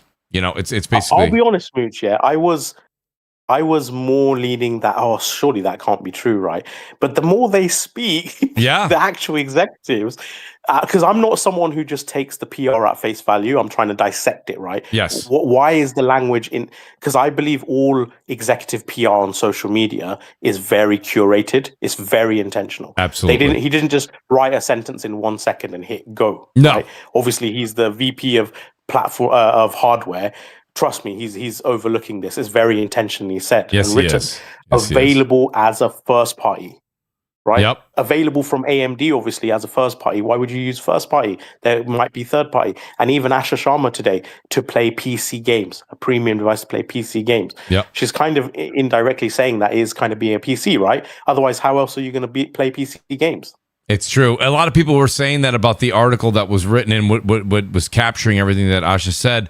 And people were saying basically they only paid attention to that little bit at the end there where they said they'll reevaluate the exclusive. And that's what everybody ran with. They missed that whole thing about PC. And, when you look at the grand scheme of things, I think what everything was going to be as far as when Phil and Sarah were running it, I think that a lot of that still stands. Is Asha coming in and putting her fingerprint on certain things, fixing certain things like Crap said that Phil ignored on the Xbox console, taking care of a few requests that are out there? Absolutely. Will she do a couple other things? She reduced the price of Game Pass, but she also took the biggest game out and broke the biggest promise, which was all first-party Xbox games go into Game Pass day and date. That is no longer the case anymore. That is no longer the case anymore. Let me tell you something else, Mooch, which if it is actually a PC, right, but they have exclusives, theoretically what you're saying is you've got PC exclusives. And obviously they have an incentive on PC. They have Windows as a platform. They're afraid of Steam. So maybe they could just try and push PC gaming more with as in like PC exclusive games, because that way people are moving away from console and towards the platform that they already have an OS footprint in, right? Right. So there are other ramifications here as well. It's not just so. It's going to be really interesting. That's all I'm saying. It really, really is. I'm actually very excited. I see Crap's tweeting right now too. I'm very excited now about June 7th to see how they do their wording for their showcase. If they actually put the PS5 logo on there. I think if their intention is to put these games on PS5, I think the logo's still there. Why would you take it off? I don't really know why you would take that off. So we'll see. That's going to be interesting. Real quick here. And by the way, I want to say another thing as well, right? One more point. I did muse, and again, I could be wrong. So we're just theorizing, right? That one of the reasons PlayStation is moving away from PC could also be because Xbox is moving more towards PC, right? It's PC. More of a threat now. It's more of a threat. They got Steam Machine, and if the Xbox new console is a PC, essentially, like a hybrid or whatever, and you can play Steam games. Hypothetically, you would eventually have basically play PlayStation games on your Xbox, right? That's right. So again, that's another reason that they might be threatened by it, and why conversely Xbox might do the opposite, right? Because they're both trying to corner those markets or whatever. But yeah, it's an interesting thing. Well, it will be a PC, but it's all consoles at the end of the day are PCs. They're just stripped down PCs. But it's like the thing is it will be a PC, but it'll straddle the line between being a console. No, and but PC. that is. I think that's such a reductive way of saying things because yes, they use PC, architecture, x86, etc., but they're very intentionally customized. Even the OS, even Xbox OS, right? Yes, it's based on a Windows kernel, but it's so heavily modified, right? It's not like the Windows you have on your computer or even on the Asus ROG Ally. It's like much more bespoke. And obviously PlayStation console, even more bespoke. It doesn't even use friggin' DirectX. It uses its own custom API. It uses, GNM, it's not GNME, sorry, AGC and AGCX. So these are very customized, bespoke pieces of equipment. They don't even have friggin' system RAM, dude. They only have video RAM. They don't have, system RAM page in and check in and everything like that. They have unified RAM. But, exactly, right. But they use the PC tech, which trickles down to them. So all the tech that will be in the PS6 is PC tech, just stripped down to be suitable for the console, and then they'll add their own extra software layer on top. That's what I'm saying. But fundamentally, not even extra software. It's like it's going to be RDNA 5. Guess what? RDNA 5 will be RDNA 5. Okay, look at the PS5 Pro, right? Stripped down version. Right, but look at the PS5 Pro. PS5 Pro, like if we're talking customizations, right? The base is like 2.5x, right? In order so that they can have porting compatibility. Whereas the FP16 it has dual FP, like RDNA 3, right? So it's 67 teraflops FP16 and only 16.7 teraflops FP32. That's never happened before, right? So it has an aspect of RDNA 3. Then on the RT side of things, it has RDNA 4 ray tracing features set or whatever, and as well as a custom AI block that's, again, closer to what FSR4 has with RDNA 4. So it's like a mix of RDNA 3, and RDNA 2.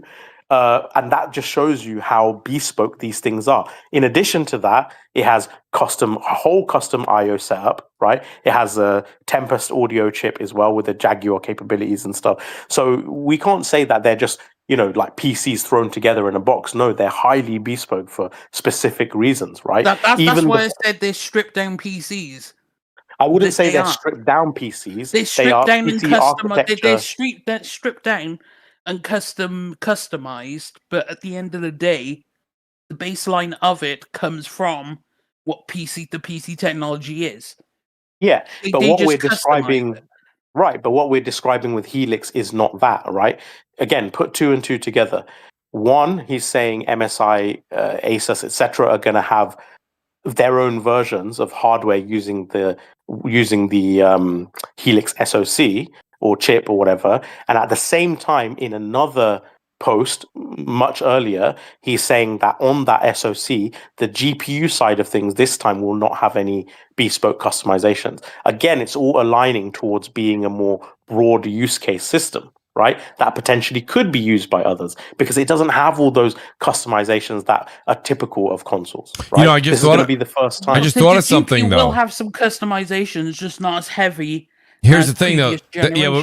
We're hitting semantics here. I'll be honest with you. I'm hearing both of you guys. Here's my thought, though. The initial thought at Xbox, this is just hypothetically thinking, could be start off like Death Singer saying, no, this is going to be a console hybrid PC, but Xbox exclusively. And if it doesn't do what they think it's going to do, they open the market, Nib, and then what you're saying, the door opens. Possibly. Right? Because the possibility, because even Death Singer said the possibilities there. In the post thread, it says maybe a year or two after.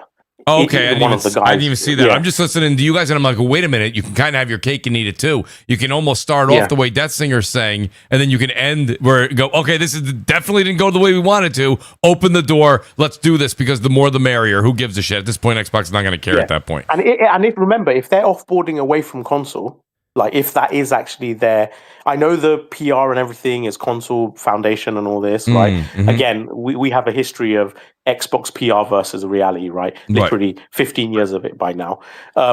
if they are actually offboarding away in the next generation, again, it makes sense, right? This is the way to do it. It does. Because you maintain some sort of Xbox PC base without having to do it yourself. It's there for the taking, no matter how Xbox wants to go. They can do the fork in the road at any point. Exactly. The thing, also, but back to the thing, modern gaming consoles, they are x86 64 architecture, which is the PC architecture. They use GPUs and CPUs from AMD, but they're highly customized hardware. But they are essentially stripped down PCs designed for efficiency and affordability. So you take the raw power of the PC and you take it down to be affordable and efficient, which is what the consoles are. You look at the consoles, they're very power efficient and they are very affordable compared to PCs. So you take what's available and you customize it to meet these two targets, which is, but at the end of the day, their core architecture is the exact same as PC. So they are essentially stripped down, customized PCs at the end of the day. Yeah, but they're not PCs. That's what I'm trying to say. No, so yes, they use PC architecture. You can't buy the exact PS5 GPU. You can't buy the PS5 CPU because the CPU in the PS5 doesn't even just do CPU things. They have a million other things helping it do tasks that a CPU typically does. So again, it's like a completely different thing. It's not really even comparable. So there's literally like at least 5 or 6 things on the hardware. I'm not talking software API, hardware blocks doing things that CPUs typically do on the PS5. It's a heavily customized, stripped down version of a PC. Essentially, they customize it with their own hardware, with their own stuff. But at the end of the day, it's the exact same architecture as a PC. The only difference is what you've done is made it affordable and efficient.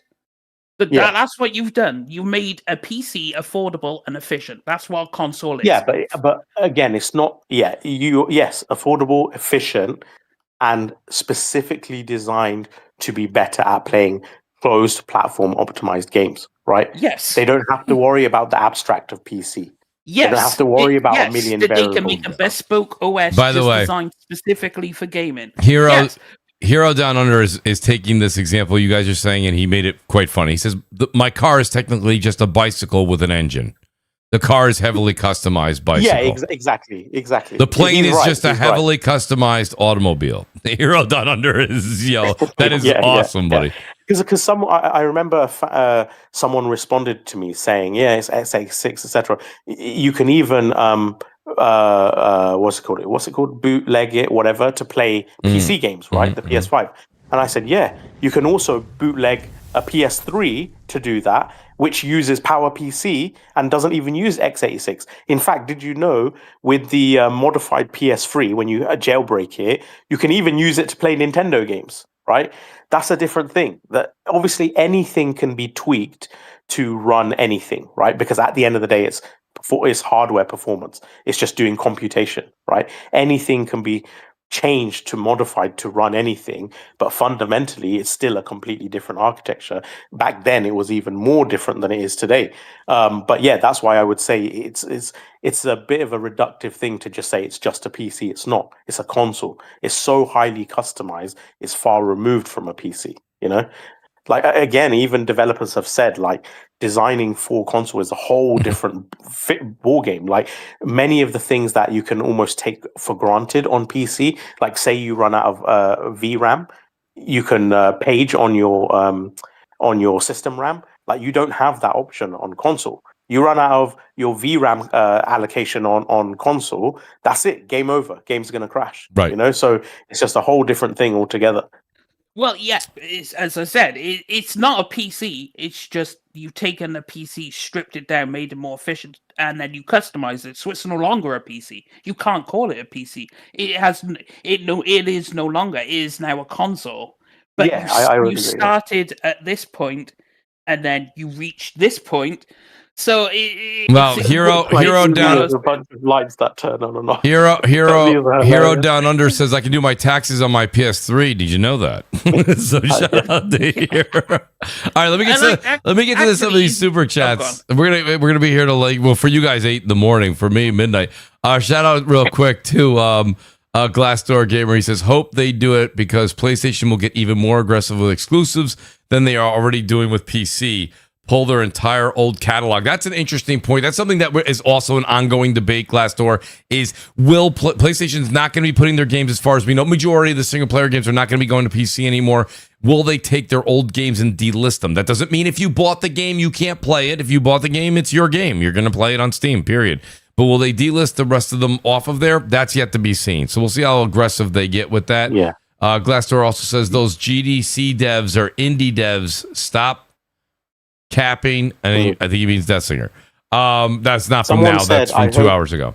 Next gen games are more original and innovative. I think we are going to get that because through the Insomniac leak, interestingly, one of the things it revealed was that they're actually working on 2 new IPs in future after X-Men, right? After Wolverine, and then after Wolverine. Yeah, one and is X-Men. an X-Men one, yeah. Yeah, and then it says a new IP in 2031, and then I think they have another new IP block further down the line. I think mid-30s, 2030s or something. That would be cool. But yeah, and then obviously we've got Intergalactic, and I believe a few of the other studios are working on new IPs. So I think we will get something. I think it will be a bit more divergent. No, AAA are just going to play it safe because too much money's on the line. And they're not going to deviate too much from the path because that is AAA standard. They spend 300 million on the game. You can't afford to take liberties and risks in your game. It's going to be stock standard Naughty Dog. They're going to adjust the formula a bit, but it's going to be what you expect from Naughty Dog because that game will have so much money put into it that it needs to do numbers. So that is AAA. I'll go out on a limb. I know it's a new IP, but I mean, you had Last of Us 1, from what people say, sold better than Last of Us 2, right? But Last of Us 2 still numbers. I think we talked about this a few weeks ago on the podcast. Last of Us 2 last reported Last of Us 2 actually sold faster than Last of Us 1. Did it? It's just people. Yeah, it did. People compare. I'm talking about overall. Weird. When people discuss sales and they hate a game for reasons, they never adjust for the concept of time. They'll compare like 5, 6, 7 years of sales on one game to like 1 or 2 years of sales on another. I think, but the numbers we saw for Last of Us 2 was over 10 million, right? 10 million, yeah. And we had a person from HBO or whatever on LinkedIn. Yeah, he said after the Last of Us season 2, it helped. I can't remember what he said. I don't want to get it wrong, but it was something high. He said like it helped move, just in that small window, another 2 million units or something like that. And so that's in addition to whatever sales it's collected after that as well. So do you think Intergalactic sells 10 million? Yes. It depends how good it is, but yeah, I think so, yeah. If it lives up to the hype. Not out the gate. Not out the gate. No. Over time. I would reckon you'll probably do like 20 million or whatever. I would say over 10 plus would be the number if it lives up to it. It's new big game, and it's not The Last of Us or Uncharted. Right. So, people are going to be interested. Well, you also have to, I think it's fair to put that little bit of an asterisk there. As the game does also have to qualify. It can't be, like we said with Bungie earlier, you can't just say, oh, it's a Bungie game and it's got to be this. It's got to be Naughty Dog and it's got to live up to Naughty Dog's expectations. So yeah, I agree with you guys. I think it'll be over that. Shout out to Zigzagging. He says, Death Singer, put your seatbelt on. He goes, Death Singer makes me feel violent. He'll get on here and something like 60% of the time it works 100% of the time. Yo, I didn't even see that before. It's great. When we talk about like innovation, yes. I think maybe Death Singer and me as coming from, I'm not expecting because it's very hard to do something you've never done before with how saturated gaming is, right? Mm-hmm. It's very difficult. Obviously, indie games, because of the budget and scope or whatever, and the visuals, they can do things, they have a bit more scope to amend things, right? But I would consider Death Stranding a very unique game or innovative, if you want to call it that. Yes. And even what's it called? For Returnal, I would say is pretty unique, right? Just doing that bullet storm thing in the with what's it called, roguelite or whatever, and the procedurally generated. To me, those things in the AAA space are unique enough, like, divergent enough from what we've had. And like, I never played anything like Death Stranding before, really. So I do think we might get, I'm not saying like indie level like uniqueness, but I do think even AAA could still do things that surprise and intrigue. I agree with you. The thing is, it's like Kojima is an exception to the rule. You can't use Kojima because Kojima's in his own space where he could do whatever the hell he wants, and it's just gonna work because it's Kojima. Like, Kojima is an anomaly in the gaming industry, so I wouldn't compare anyone to Kojima. When he makes Death Stranding 2, whatever his next project is, I guarantee you people are going to absolutely fall out of their chairs, standing ovations, crying tears of joy, wiping their eyes. Yeah. Because it's a Kojima game and he'll be doing something completely fucking out of the ballpark that no one ever thought of, and he'll just create his own genre of a game. Like, I agree. Obviously, we're going to get those tried and tested, right? That's going to be the bulk. But I do think, like, we don't know what Media Molecule's working on right now. I'm sure whatever they're working on is pretty, interesting and unique. And we'll see. We'll see. There's a few of the developing studios and creative folks like Cory Balrog that we don't know what they're working on. I mean, Cory's thing is kind of leaked. It's nothing, written in stone yet, but a lot of people feel that it's going to be in that God of War world. I thought it was going to I thought he was going to completely step out. Whatever her name is. Yeah, is it Faye? Or no, it's not. I think so, yeah. Listen, I'm excited for it, but I would also be excited if it was something completely outside of God of War. So whatever he's got, up his sleeve, I'm here for it.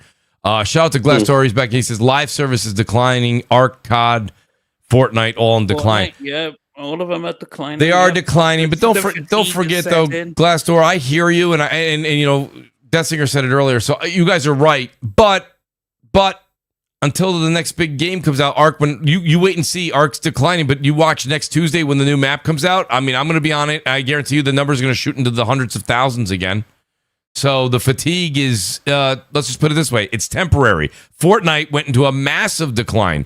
And then they brought out their legendary maps again, their OG maps, and shot right back to the top of the charts. And I mean, they've been hovering in very decent numbers recently. Shout out to Bespoke. He says, what is a Bungie game? And then he puts Bungie in quotes. Does not make games. Devs do. How many Halo Destiny devs are still there? Did Deathsinger really compare a new IP to a Marvel? Interesting. For one, it's not a new IP. For two, Marvel is not a new IP. But Marvel, right? I didn't compare. Marvel Rivals, I don't think you meant Marvel Rivals. I think you meant a new IP to a Marvel, meaning like the Marvel of what they created in the past.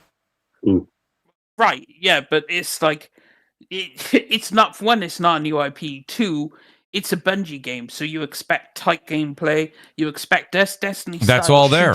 That's all there. It does have. Yes, it has all that. Mm-hmm. So it is a Bungie game in all of its flaws, plus all of its pros. All the cons and pros are very Bungie coded. It is a very Bungie coded game. You could definitely tell Bungie made this game. Mm-hmm. That's why I say it's a Bungie game. You don't play the game and go, oh, Embark made this game. Yeah, but again, I like Riot Games made this game. I like my McDonald's analogy earlier, though. You know what I mean? That's when you go to McDonald's. Okay, and I know it's an American thing, but I know McDonald's is basically all over the world now. So you go in there. Exactly what you're talking about. You know what I mean? I watch videos on food all the time. Yeah. You know what I mean? You have the Arch Deluxe and you have the Big Mac. The Big Mac is by far the clearest. So Big Mac is the Destiny and Halo of Bungie. I understand that, but what did Detsinger just say? When you play a Bungie game, you expect the mechanics, the firing, this and that, the gun to feel so great, the blah, blah, blah. Well, guess what? When you go to McDonald's, you still got the fries. It's not, you still got the McDonald's experience, everything that you exactly wanted. The only thing you're going to walk out and say is, I like the Big Mac better than the Big Arch Deluxe.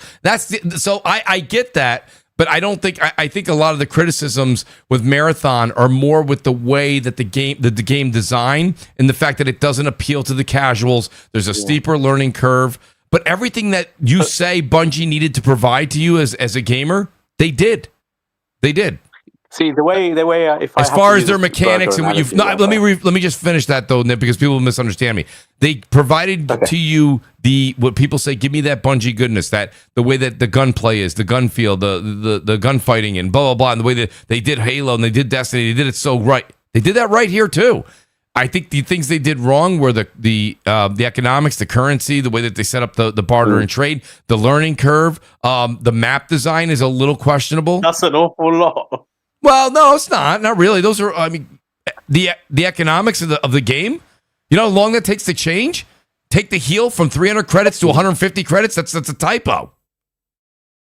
That's not that much. I didn't say change the way the game is played. I said the currency, the economics. That part's a mess. Right now, you can go out and play Arc Raiders one round, and you can come back with enough material to make a ton of bandages and a ton of shield rechargers in one round. You can't do that in marathon. And I know hardcore marathon people will say I'm wrong, but like you'd have to really go out there and like I'm just saying, like you go out, it's 1,200 credits to refill your for 3 heals and 1,200 credits for your shield rechargers. It's just it's a lot of currency in the barter system. Yes, you can go out there and find all the biomass and things like that, but like it takes time and it's not as fast and as intuitive as, let's say, Arc Raiders, and that's what everyone's comparing it to. You know, and also, I could say it's a Bungie game because guess what? Who makes the game? Who plastered their name over it? Who hyped it? I didn't say you can't say it's a Bungie game, but I think when you say I want to get a Bungie game and I expect to get Bungie like Bungie-esque out of it, it's there. Yeah, but go on. I know you. Look, I can see you and Guapzilla. You guys really enjoy Marathon. I can't really speak because I've only played the beta, right? But I will say from playing the beta, and I remember really clearly playing the Destiny beta, and it blew me away, right?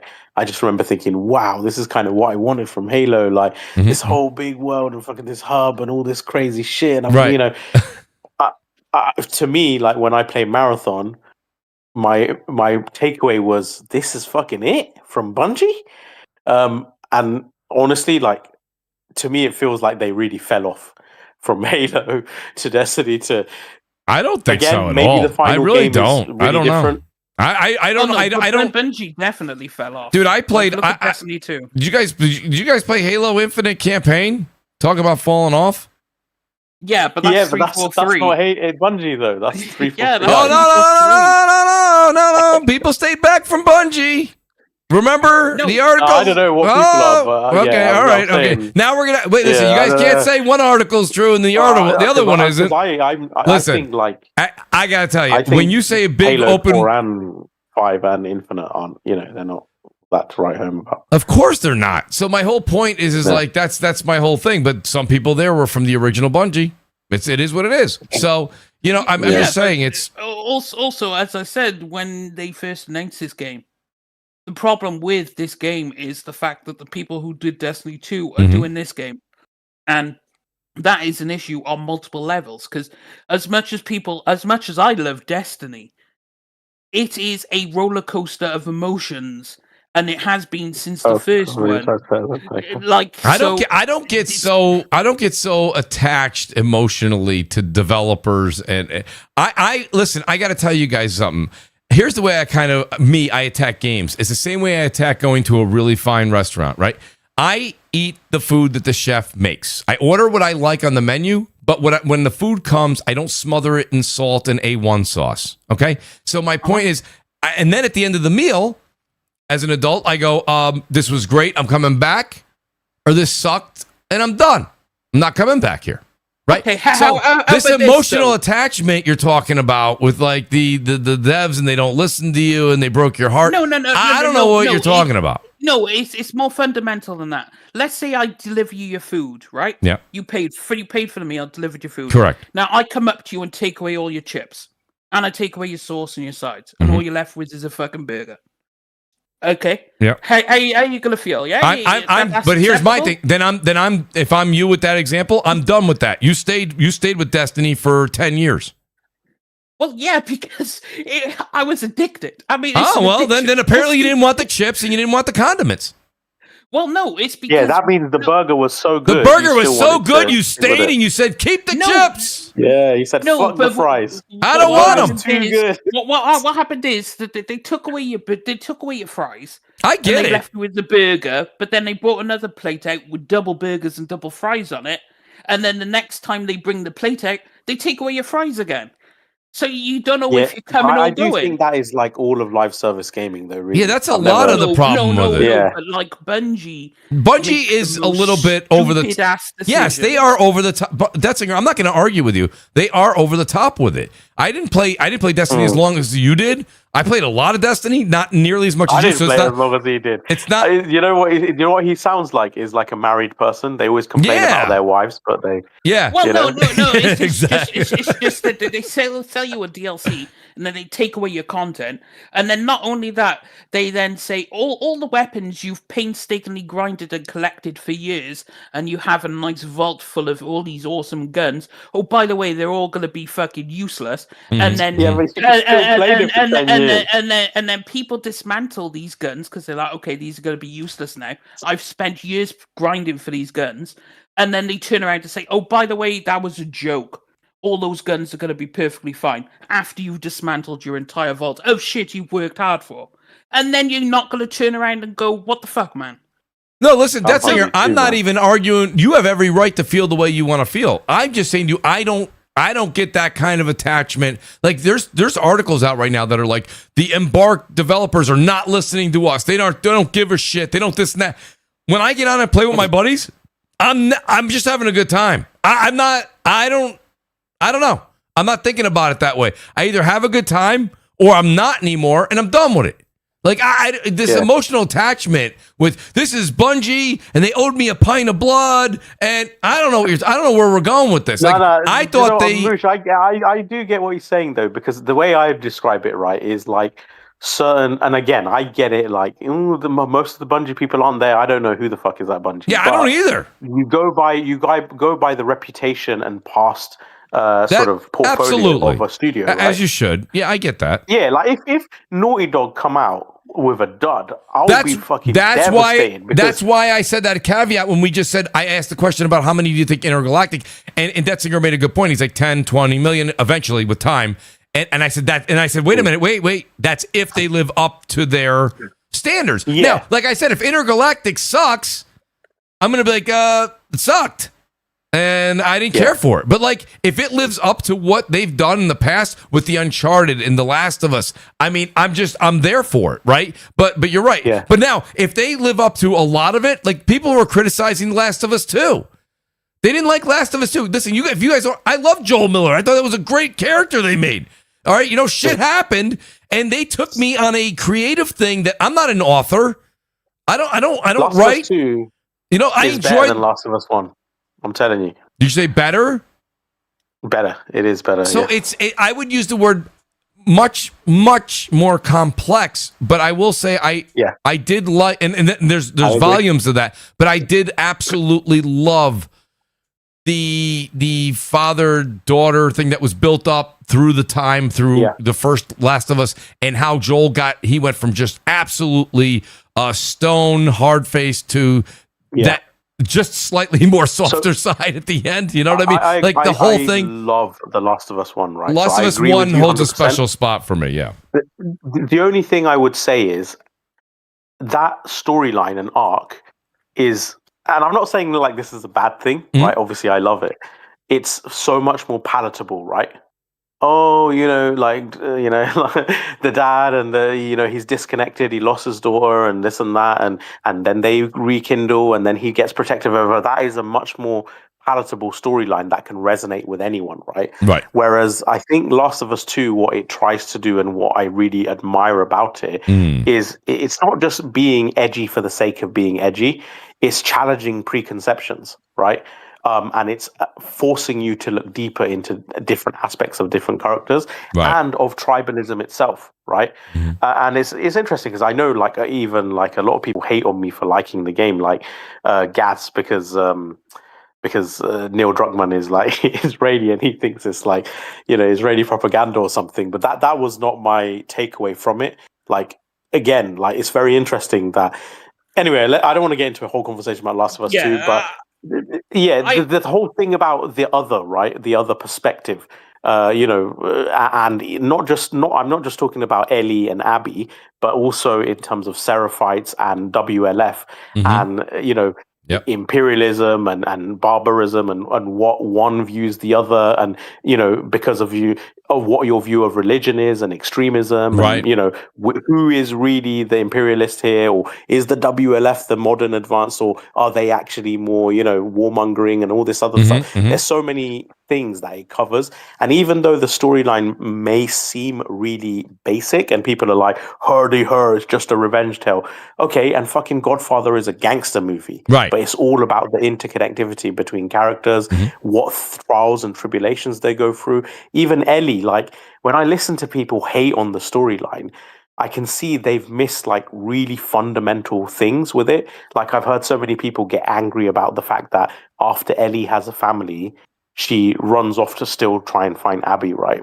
And it's like, did you not miss the part where she's literally suffering from PTSD? Yeah, basically, and even in her book, she's like scratching out Joel's eyes. She needs to finalize that part of her life because she cannot sit still and can't move on mentally in the state that she is. Even though she's in an unbelievably great state for an apocalyptic world, she can't live in that situation until she has closure. You want to know what my favorite part about The Last of Us 2 is? Joel in 1.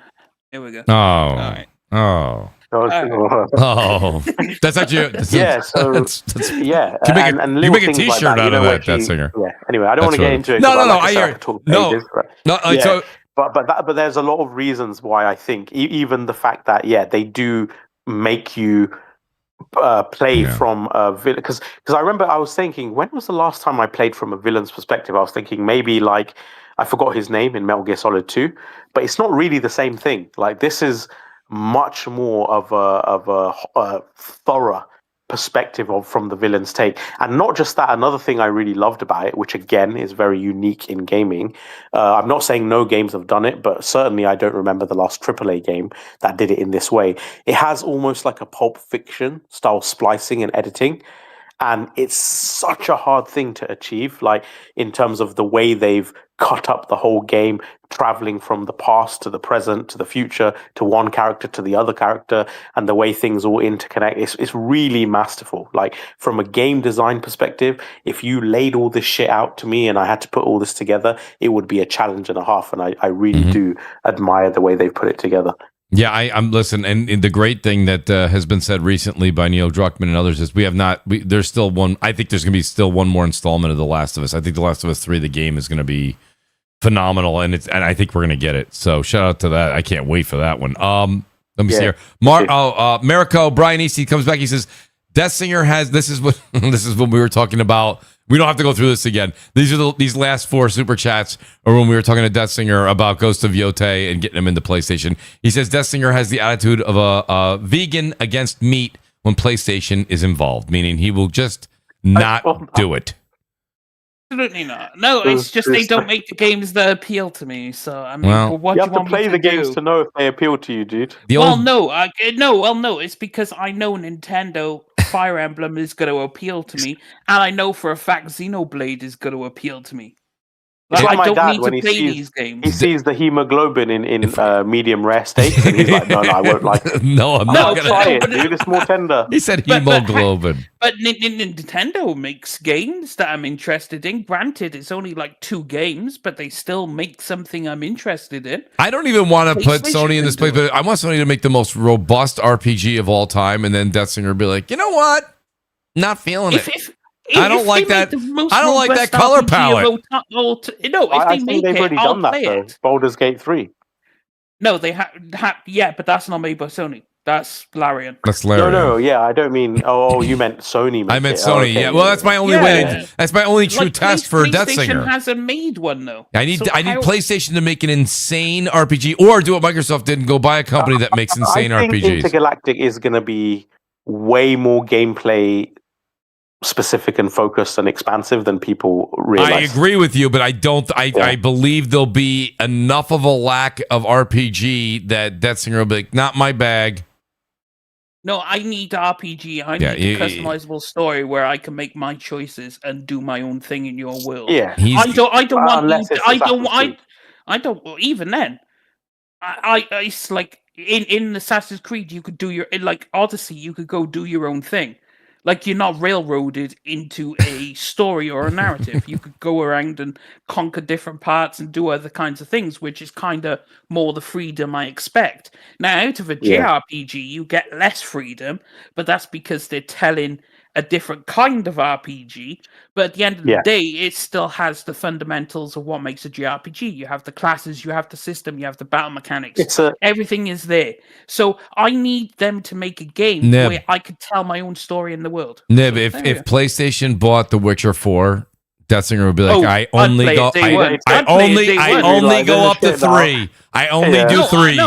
I only do 3s. I play it day one I will because say there's no it's way I'm playing The Witcher. One really interesting thing, like, again, I do enjoy RPGs as well and having my own story per se, but it's weird that because you love so vehemently to make your own story and be your own person, right, in your games, whereas I enjoy more to live someone else's experience. And the reason I like that is because I find divergence in my own personality appealing or interesting, because I'm not a fucking this and that, or I can't predict what Ellie's going to do or what Abby's going to do and this and that. And whereas when I'm making my own choices, I'm kind of taking some of the intrigue and suspense away because they're doing what I tell them to do. That's right. So it doesn't have that I want to be brought along in a story. I've also always thought, like, this is just, I have a lot of strengths. We all have a lot of strengths. One of my not strengths, I'm not an artist. I don't write. Okay. I don't draw. So, like, I don't need to sit down and play a game where it's like, do you want to go left, right, north, or south, Mooch? Listen, just tell me where the fuck to go. Let me blast everything in the way and acquire more skills. See, that is the difference, though, because I prefer it when you allow me to go, well, if I want to be the biggest evil prick in the entire world, I could do that. But if I want to be goody two-shoes that I never put a foot wrong, I can also do that. I can be how I want to be at any given particular time and make choices. Evil actions will still be made by you, though. You're still controlling it. Whereas this is more like, what the fuck did this person do? Well, not necessarily, because the world will react to your choices, right? That's also how I like the reactivity. Your choices. I want me to be the main character. I want me to be that there's a story. Go save the world, but go do it however you want to do it. Instead of going from A to B, I want you to tell me go A to B, but go any which way you want. Yeah, no, I get. Listen, that's personal. That's personal preference. I enjoy doing that. I get from time that. to time too. But I get Crimson Desert. Crimson Desert is the perfect example of what I like. Crimson Desert, right there. That is the definitive how I like to play my games. So I am thoroughly direction and just zoom. I am thoroughly impressed with Crimson Desert and what I've seen. But a lot of the stuff that people love about it is the reason that I have yet to play it. To me personally, it looks like a huge sandbox of do whatever the fuck you want to do. And that's why it's fun. And for me, I told you guys, I was never a Legos kid. Like, here's 85,000 blocks, make your own adventure. And I was like, nah, not doing it. Not doing it at all. You know what I mean? It's like the way... Don't care. The way I was going to say this, I was going to ask you something, right? What are your favorite stories in games? Because this is the interesting thing about what he said, make your own story, right? I would say, like, when I think of my favorite stories ever in games, like The Last of Us 2, Red Dead 2, BioShock, and they're all curated stories. I can't actually think of any, even Final Fantasy 7, right? Like, I love it, and Final Fantasy 6 as well. But even though they are RPGs, they are still pretty, it's a pretty fixed story. There's not much in the way of like, those to me are some of the best ever. And I would be curious to know what Death Singer says, because, like The Witcher 3 is a fantastic overarching story, but there's so much and so everything to do. Like, you're not railroaded into a story. Like, for example, when you go to like a specific part of the map, or you could skip this area, you don't have to go to this town, you can go over here. What would be your favorite stories in games of all time? Steve's favorite stories would be Baldur's Probably. Would it be my favorite? No. Hold on, let me. My favorite would be Chrono Trigger. That'd be my favorite story. Real quick, and you answered the question. Ernest, let me just hold on a second. Ernest Griffin in the chat, buddy. I didn't respond to you because you're 40 minutes late, buddy. We were talking about Marathon and Halo 40 minutes ago, buddy. I don't even know what you're talking about. He's like, nice response. He goes, what does Halo have to do with the fact that we were talking about Bungie and you said, what about Halo Infinite? No. Yeah, but we were talking about it in context of he was, because Detzinger was going back and forth with the whole what I expect from Bungie. Well, Bungie made Halo. That's where that came from. And and then he used a reference, and my reference was, well, what have they done for Halo Infinite and this and this and this? And that was the context. I don't remember. That was 35 minutes ago, Ernest. Thanks for catching up. Hit the fast forward button. I don't know what he's talking about. He just said that was just a random. Xbox fanboys do. You did an Xbox 2 instead of a Sony 2. You know, I don't know. I don't know what he's talking about. He literally pulled something for 45. It's a 5-hour podcast. He's like, Mooch, you know, an hour and a half ago you said Halo. Yeah, I did. I don't know what the hell you're talking. I don't remember, but I'll have to go back and then I'll answer you, Ernest. I'll see you next week. I'll give you an answer. We talked about Marathon for literally 45 minutes, 40 minutes ago. I don't know what the hell you're talking about. Yeah. How can you say Halo, Mooch? I mean, you know what I mean, Mooch? Halo. That's Bungie made Halo, but I don't know why you'd bring it up. Quiet. Go ahead. I'm sorry. I was going to type all that, but it's a lot easier to just tell him to fast forward the damn podcast. Go ahead, please. Thank you.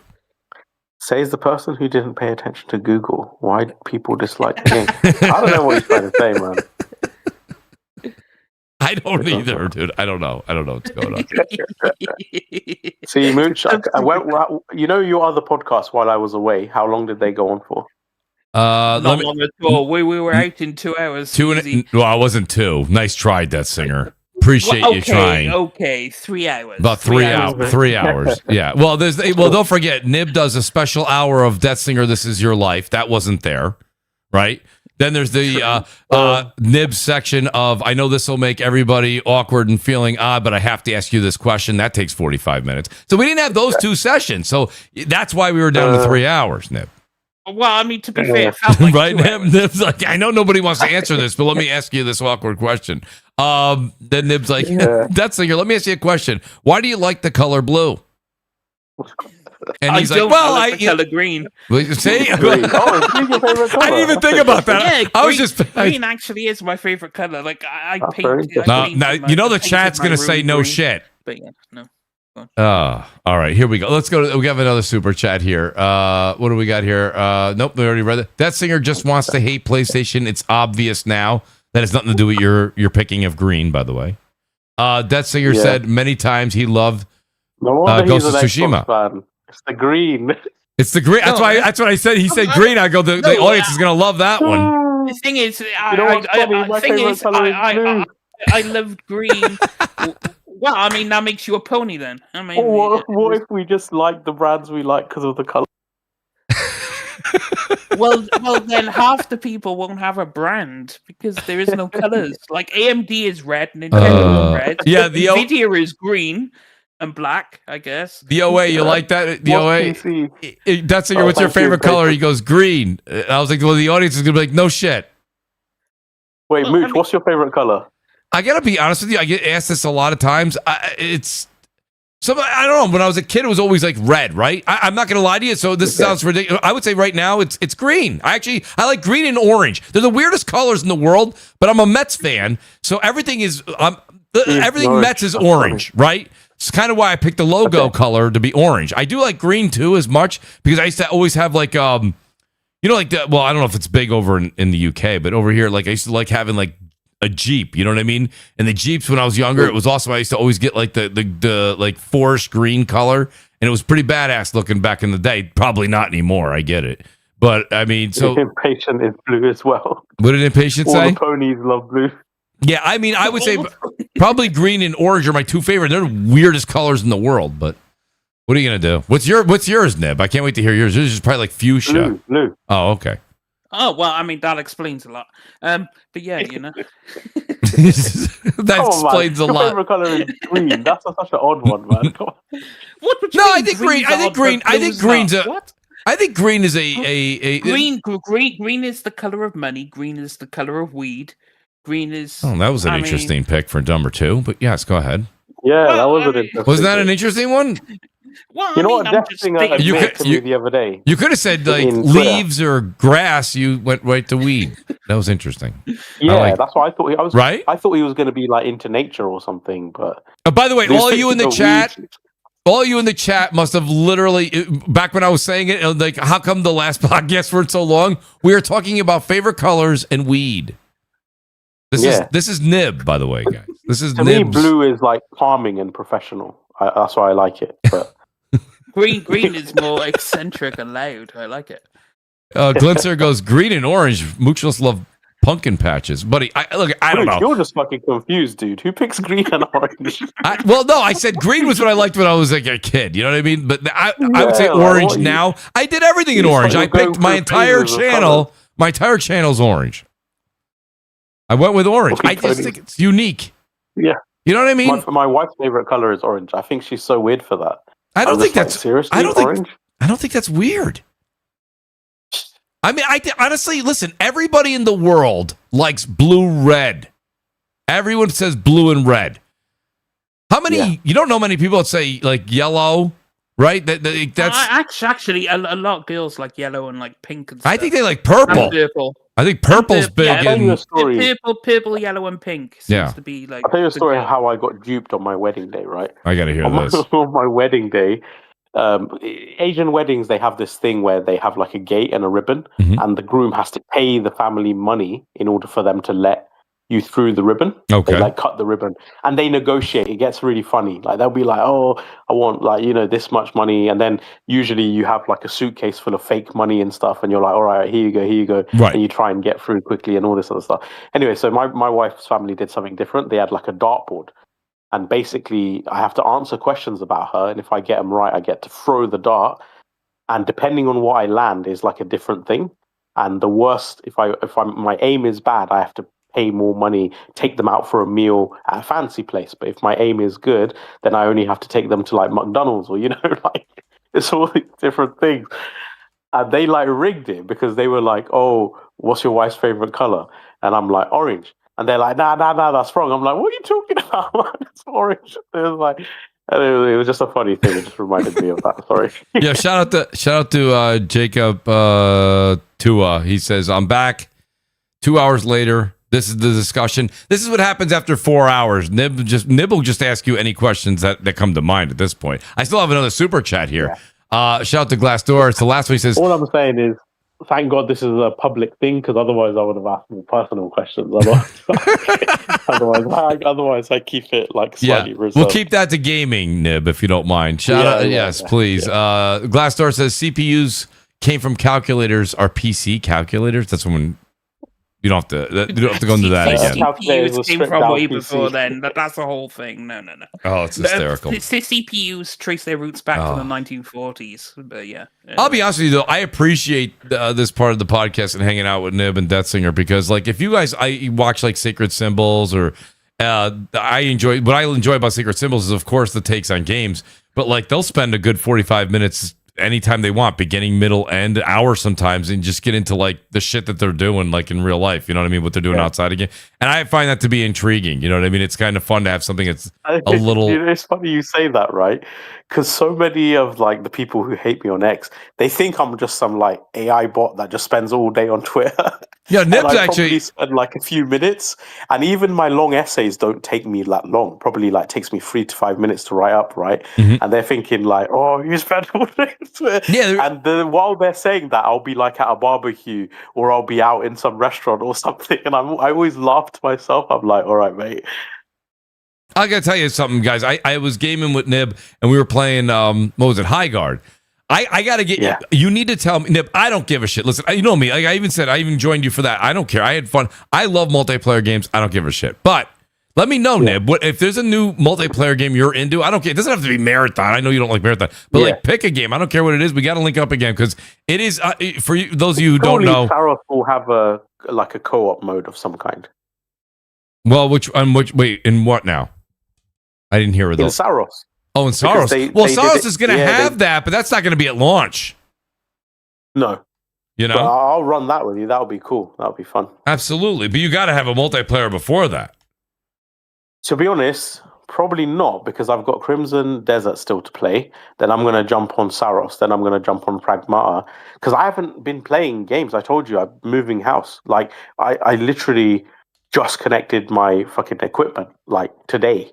All this time I've been fucking Bob the Builder, just making furniture and, painting and shit. So it's just like, I wasn't on your podcast. I only just got internet. Like, was it yesterday or today? I can't remember. Like, yeah. But yeah, I need to catch up on all the gaming now. I mean, you do, but what are you going to jump into then? Are you going to play Pragmata before Saros? That's a game you could probably run through. No, I'm going to carry on with Crimson Desert. Oh, you are? Okay, all right. Yeah, then I'll move over to. I'm going to break my own rule and move over to Saros, and then I'll probably play Pragmata after that, and then go back to Crimson Desert. What's after Saros then? What we 007. Oh shit! Got to play that. Fuck. Yeah, I'm definitely playing that. The problem with long games like Crimson Desert is like sometimes they're just too long for me. You can miss me with 007, so it's fun. Yeah, 007 is gonna be good, Detzinger. I think you're. Yeah. I think it's gonna be pretty fucking good, dude. I'm telling you right now. But not my type. No, I'm good. I don't like Hitman at all. This is not gonna be like Hitman. I'll tell you right now. I love Hitman. I don't like this. This is no. See, Crimson Desert is so long. The fact that Nib has played it like half of his life and he's only a quarter of the way through. I paused playing it because I needed to play Replaced. Well, you have to. You have to pause it to like just get married, have a family. Like the thing goes on and on and on and on. The thing is, though, with Crimson Desert, the story's not so complex that if you pause it, you don't know what you're coming back to when you come back. Because the story is not that deep. If you pause it and you come back, you're gonna be lost and confused where the story is. Like, you mean in Crimson Desert? No, you can. From what I hear, almost everyone I know that's hundreds of hours, and I know a couple people that are 200-300 hours in. They're like, yep, I put it down. I'll play another game. I'll come back to it. But they kind of no-lifed it for the first month. I'm not gonna lie to you. I mean, they played the shit out of it. Wait, the OA, sorry, in the comments. Yes. What do you mean, Lana Del Rey? What does he mean? I'll play just because of Lana Del Rey. Lana Del Rey? It's because Lana Del Rey did the theme song. She did the song, yeah. Oh, sick. Nice. She did the song for it. Yeah. Yeah, I won't talk you into it, that singer, but I'll tell you right now, you if you do have free time, you may want to reconsider that thought on 007. I'm good. I'm good. It's not for me. He's so decisive. See what I mean? It's not just a PlayStation. It's like I skipped RE9. It's always PlayStation, but it's not always only PlayStation. I'm skipping everyone's games because they don't appeal to me. I got other stuff to play. I'm good. Oh, you know what? Skipped Requiem. Yeah. You skip RE9? It's not my bag. It's not my bag. Oh my god. Wait a minute. When does listen? Hey, Glinser, when does Lego Batman come out? Because I'm being told by people that they're like it's going to be amazing. No, Lego Batman might actually be up my because I like the Lego games. Dude, they are saying that everyone. I know so many people that I would never expect that want to play that or like I'll be there. I'm like, holy shit! It looks really good. I'm going to run something really random past you, right? You give me your opinion. Sure. Okay. So in my new living room, I have to wall mount because it's got fucking wall mounts already in the thing. Yeah. And it's got like a port to bring the cables down and all that shit, and I don't want to mess with that. Yes. So, you know the new Samsung, I forgot what it's called, like the new 2026 OLED? Yes. Apparently the Samsung one this year is the best OLED. That's a QLED. QD OLED, yeah. QD OLED. Yeah. Usually I go with LG, but this time I'm thinking Samsung. Mm-hmm. But the Samsung, I don't know if you've seen it, but it's like a stainless steel brushed frame around the edge. It looks like a picture frame. Yes. Would you buy an OLED that has a really visible frame to look fancy on the wall like it's a picture, or would you think that would interfere too much when you're viewing and playing games? That's an outstanding question because all of mine, I'm LG OLED throughout the house. I would say that might bother me a little bit. A little bit. I don't think that would, like, if you were like, here, Mooch, this is a phenomenal TV, and you gave it to me, I probably would enjoy the shit out of it. Because I'm trying to weigh it up, because to me, like, I feel like it would bother me, but at the same time, if you're not into TVs and you're just a random guest and you come in and see a slick looking fucking frame, you would think it's like a picture frame, yeah. Exactly. It might look better than a traditional just flat screen. I can't really decide. I will tell you this. So and you don't need to hear this from me. Whatever you choose, 2 weeks after you put it on the wall, you're going to get used to. So it's not going to bother you. I don't think it's going to ruin your movie at all. Yes, you'll think about it every couple of, first movies, maybe even a month. But then after that, you're just going to be like, it's just going to fade into the background. So I don't think it really ultimately matters. I would like to see, if you get a chance, DM me. You don't have to send the whole TV, but send me a picture of it. I want to see just how much. Yeah, what's the thickness of it? I mean, is it like a quarter of? Is it a quarter of an inch? Yeah, no, more than that. I would say it's like 1.5 inches, 2 inches. 1.5 inches? Yeah, it's like a proper frame. Like it. Oh, they're doing it deliberate then. Yeah, it's a lifestyle thing. Oh, I mean, do you have a very are you making a very modern room as far as style? Particularly. Because I think that metal exposure. Everything is oak wood. No, see, I think that exposure of metal makes it a very, you're doing a modern kind of look, Yeah, true. So if you're not doing that, you make your TV, it may stick out. You know what I'm saying? I don't know. I personally would probably go. But I'm a traditionalist. You know me. I'm kind of setting my ways in a certain way. I would like to have I like the TV to just like sink into the wall. You know what I mean? Like it's just there. Yeah, I get you. But my wife is saying she doesn't want because I'm going to get a very big TV for my room. Yes. And she's like, she doesn't want the TV to be like engulf the whole room. Yeah. So wait. So for the family room, she's leaning towards the Samsung one or no? The frame, yeah. Because she's saying at least it will be more of like a visual feature than just a block of black sort of thing. So I get where she's coming from, but if she doesn't want to have the 77 or 86 or 98 inch TV you're going to get in there be the focal point, putting a very loud border around it doesn't help it hide. Yeah, true. That's what I don't get. I get her point. If she wanted to be more stylistic, then I'm like, yeah, go for it. First of all, it's not going to look bad. Let's just put that out there. It's not going to look bad at all. But I just think that if you're trying to be like, I don't want the TV to be this monstrous thing that takes up the first thing people see when they walk in this room, the big, huge border around it that's shiny may give it away. Yeah, but I think the thinking is people are going to think it could be a picture frame. Whereas if it's just a black block, it's obviously going to be. I get that. Yeah. She wants to be able to put like not necessarily family photos, but maybe Art Deco kind of pictures, things like that in there, and have that as a picture frame. That would look pretty cool. I get that. This Ship Jordan's asking me, Mooch, how about a re-release of Halo 2-3 multiplayer outside of Master Chief Collection to get people fired up about Xbox again? Here's the thing. I say this with a lot of older games. Same thing with Gears Reloaded.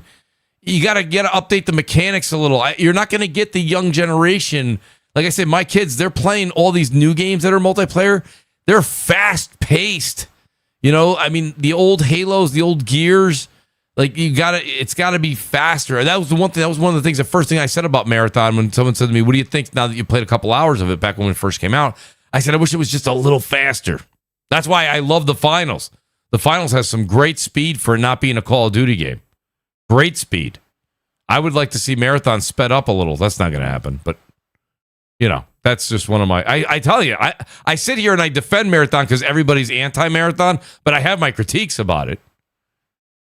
So I don't know if a Halo 2-3 multiplayer outside of changing... They'd have to do some major changes, Jordan. Mooch, be honest, right? So obviously I get my monthly check from PlayStation. How much are Bungie paying me? I get a free hat. I got a free hat. A free chair and a hat. Yeah, I got. Well, no, the chair didn't. It came broke. No, I'm kidding. Right? Imagine that chair.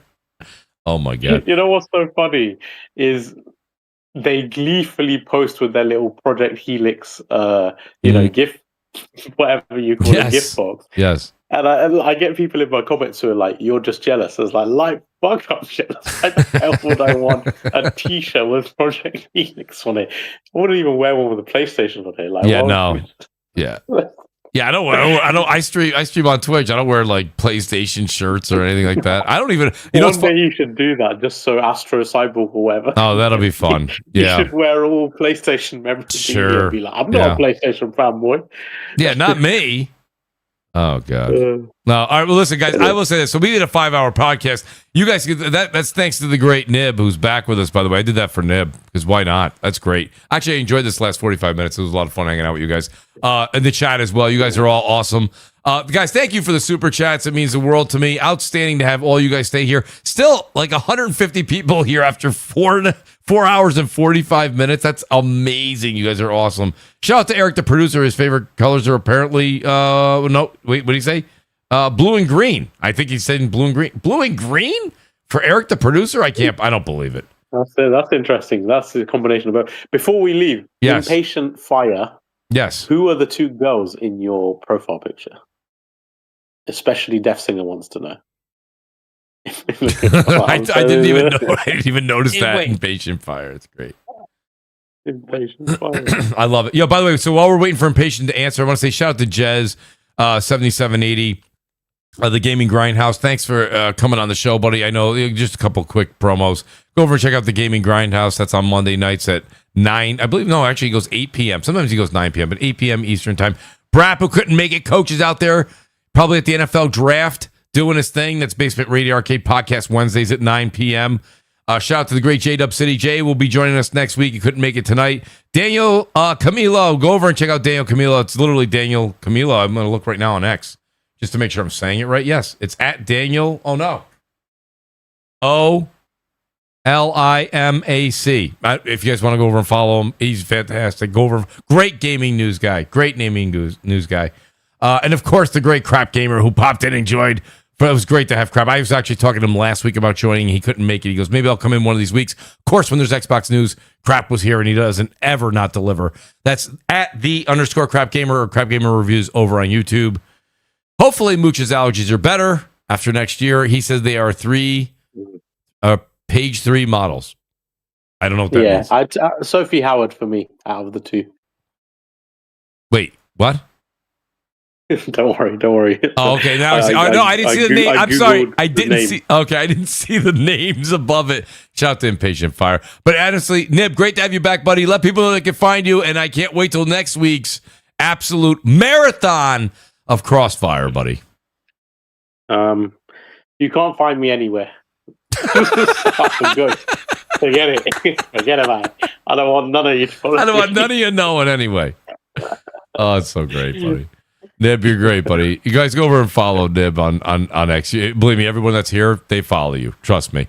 The great Nib, everybody who's with us. Death Singer, I appreciate you as well, buddy. You're probably going to make yourself, well, if I know you, well, I'm just kind of stereotyping UK. You're probably going to have like some eggs, beans, sausage, and a biscuit, I would assume very shortly.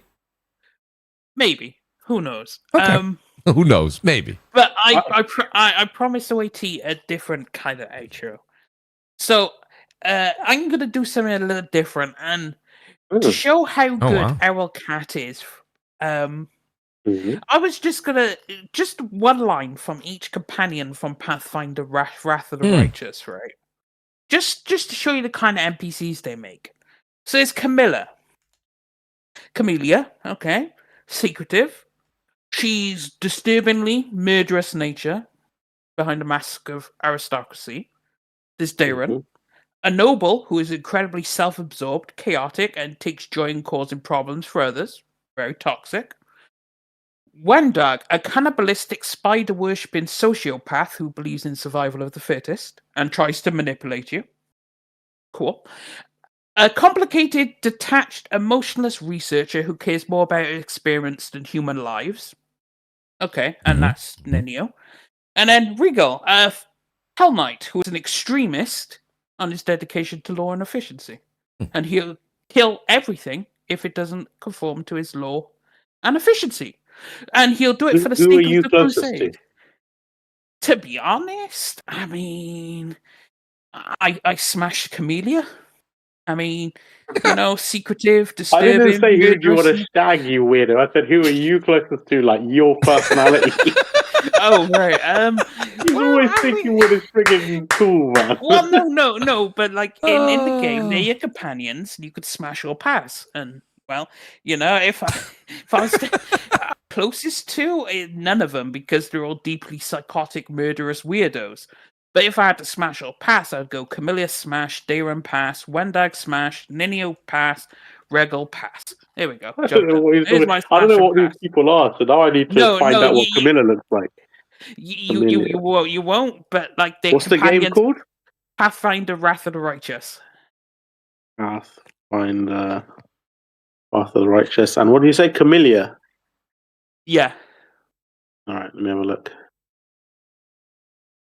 See, she alright, knows. Yeah, she's right, alright. Right, she's alright, despite her being a murderous, secretive. Wait, when did this game come out? Wrath of the Righteous came out. Gotta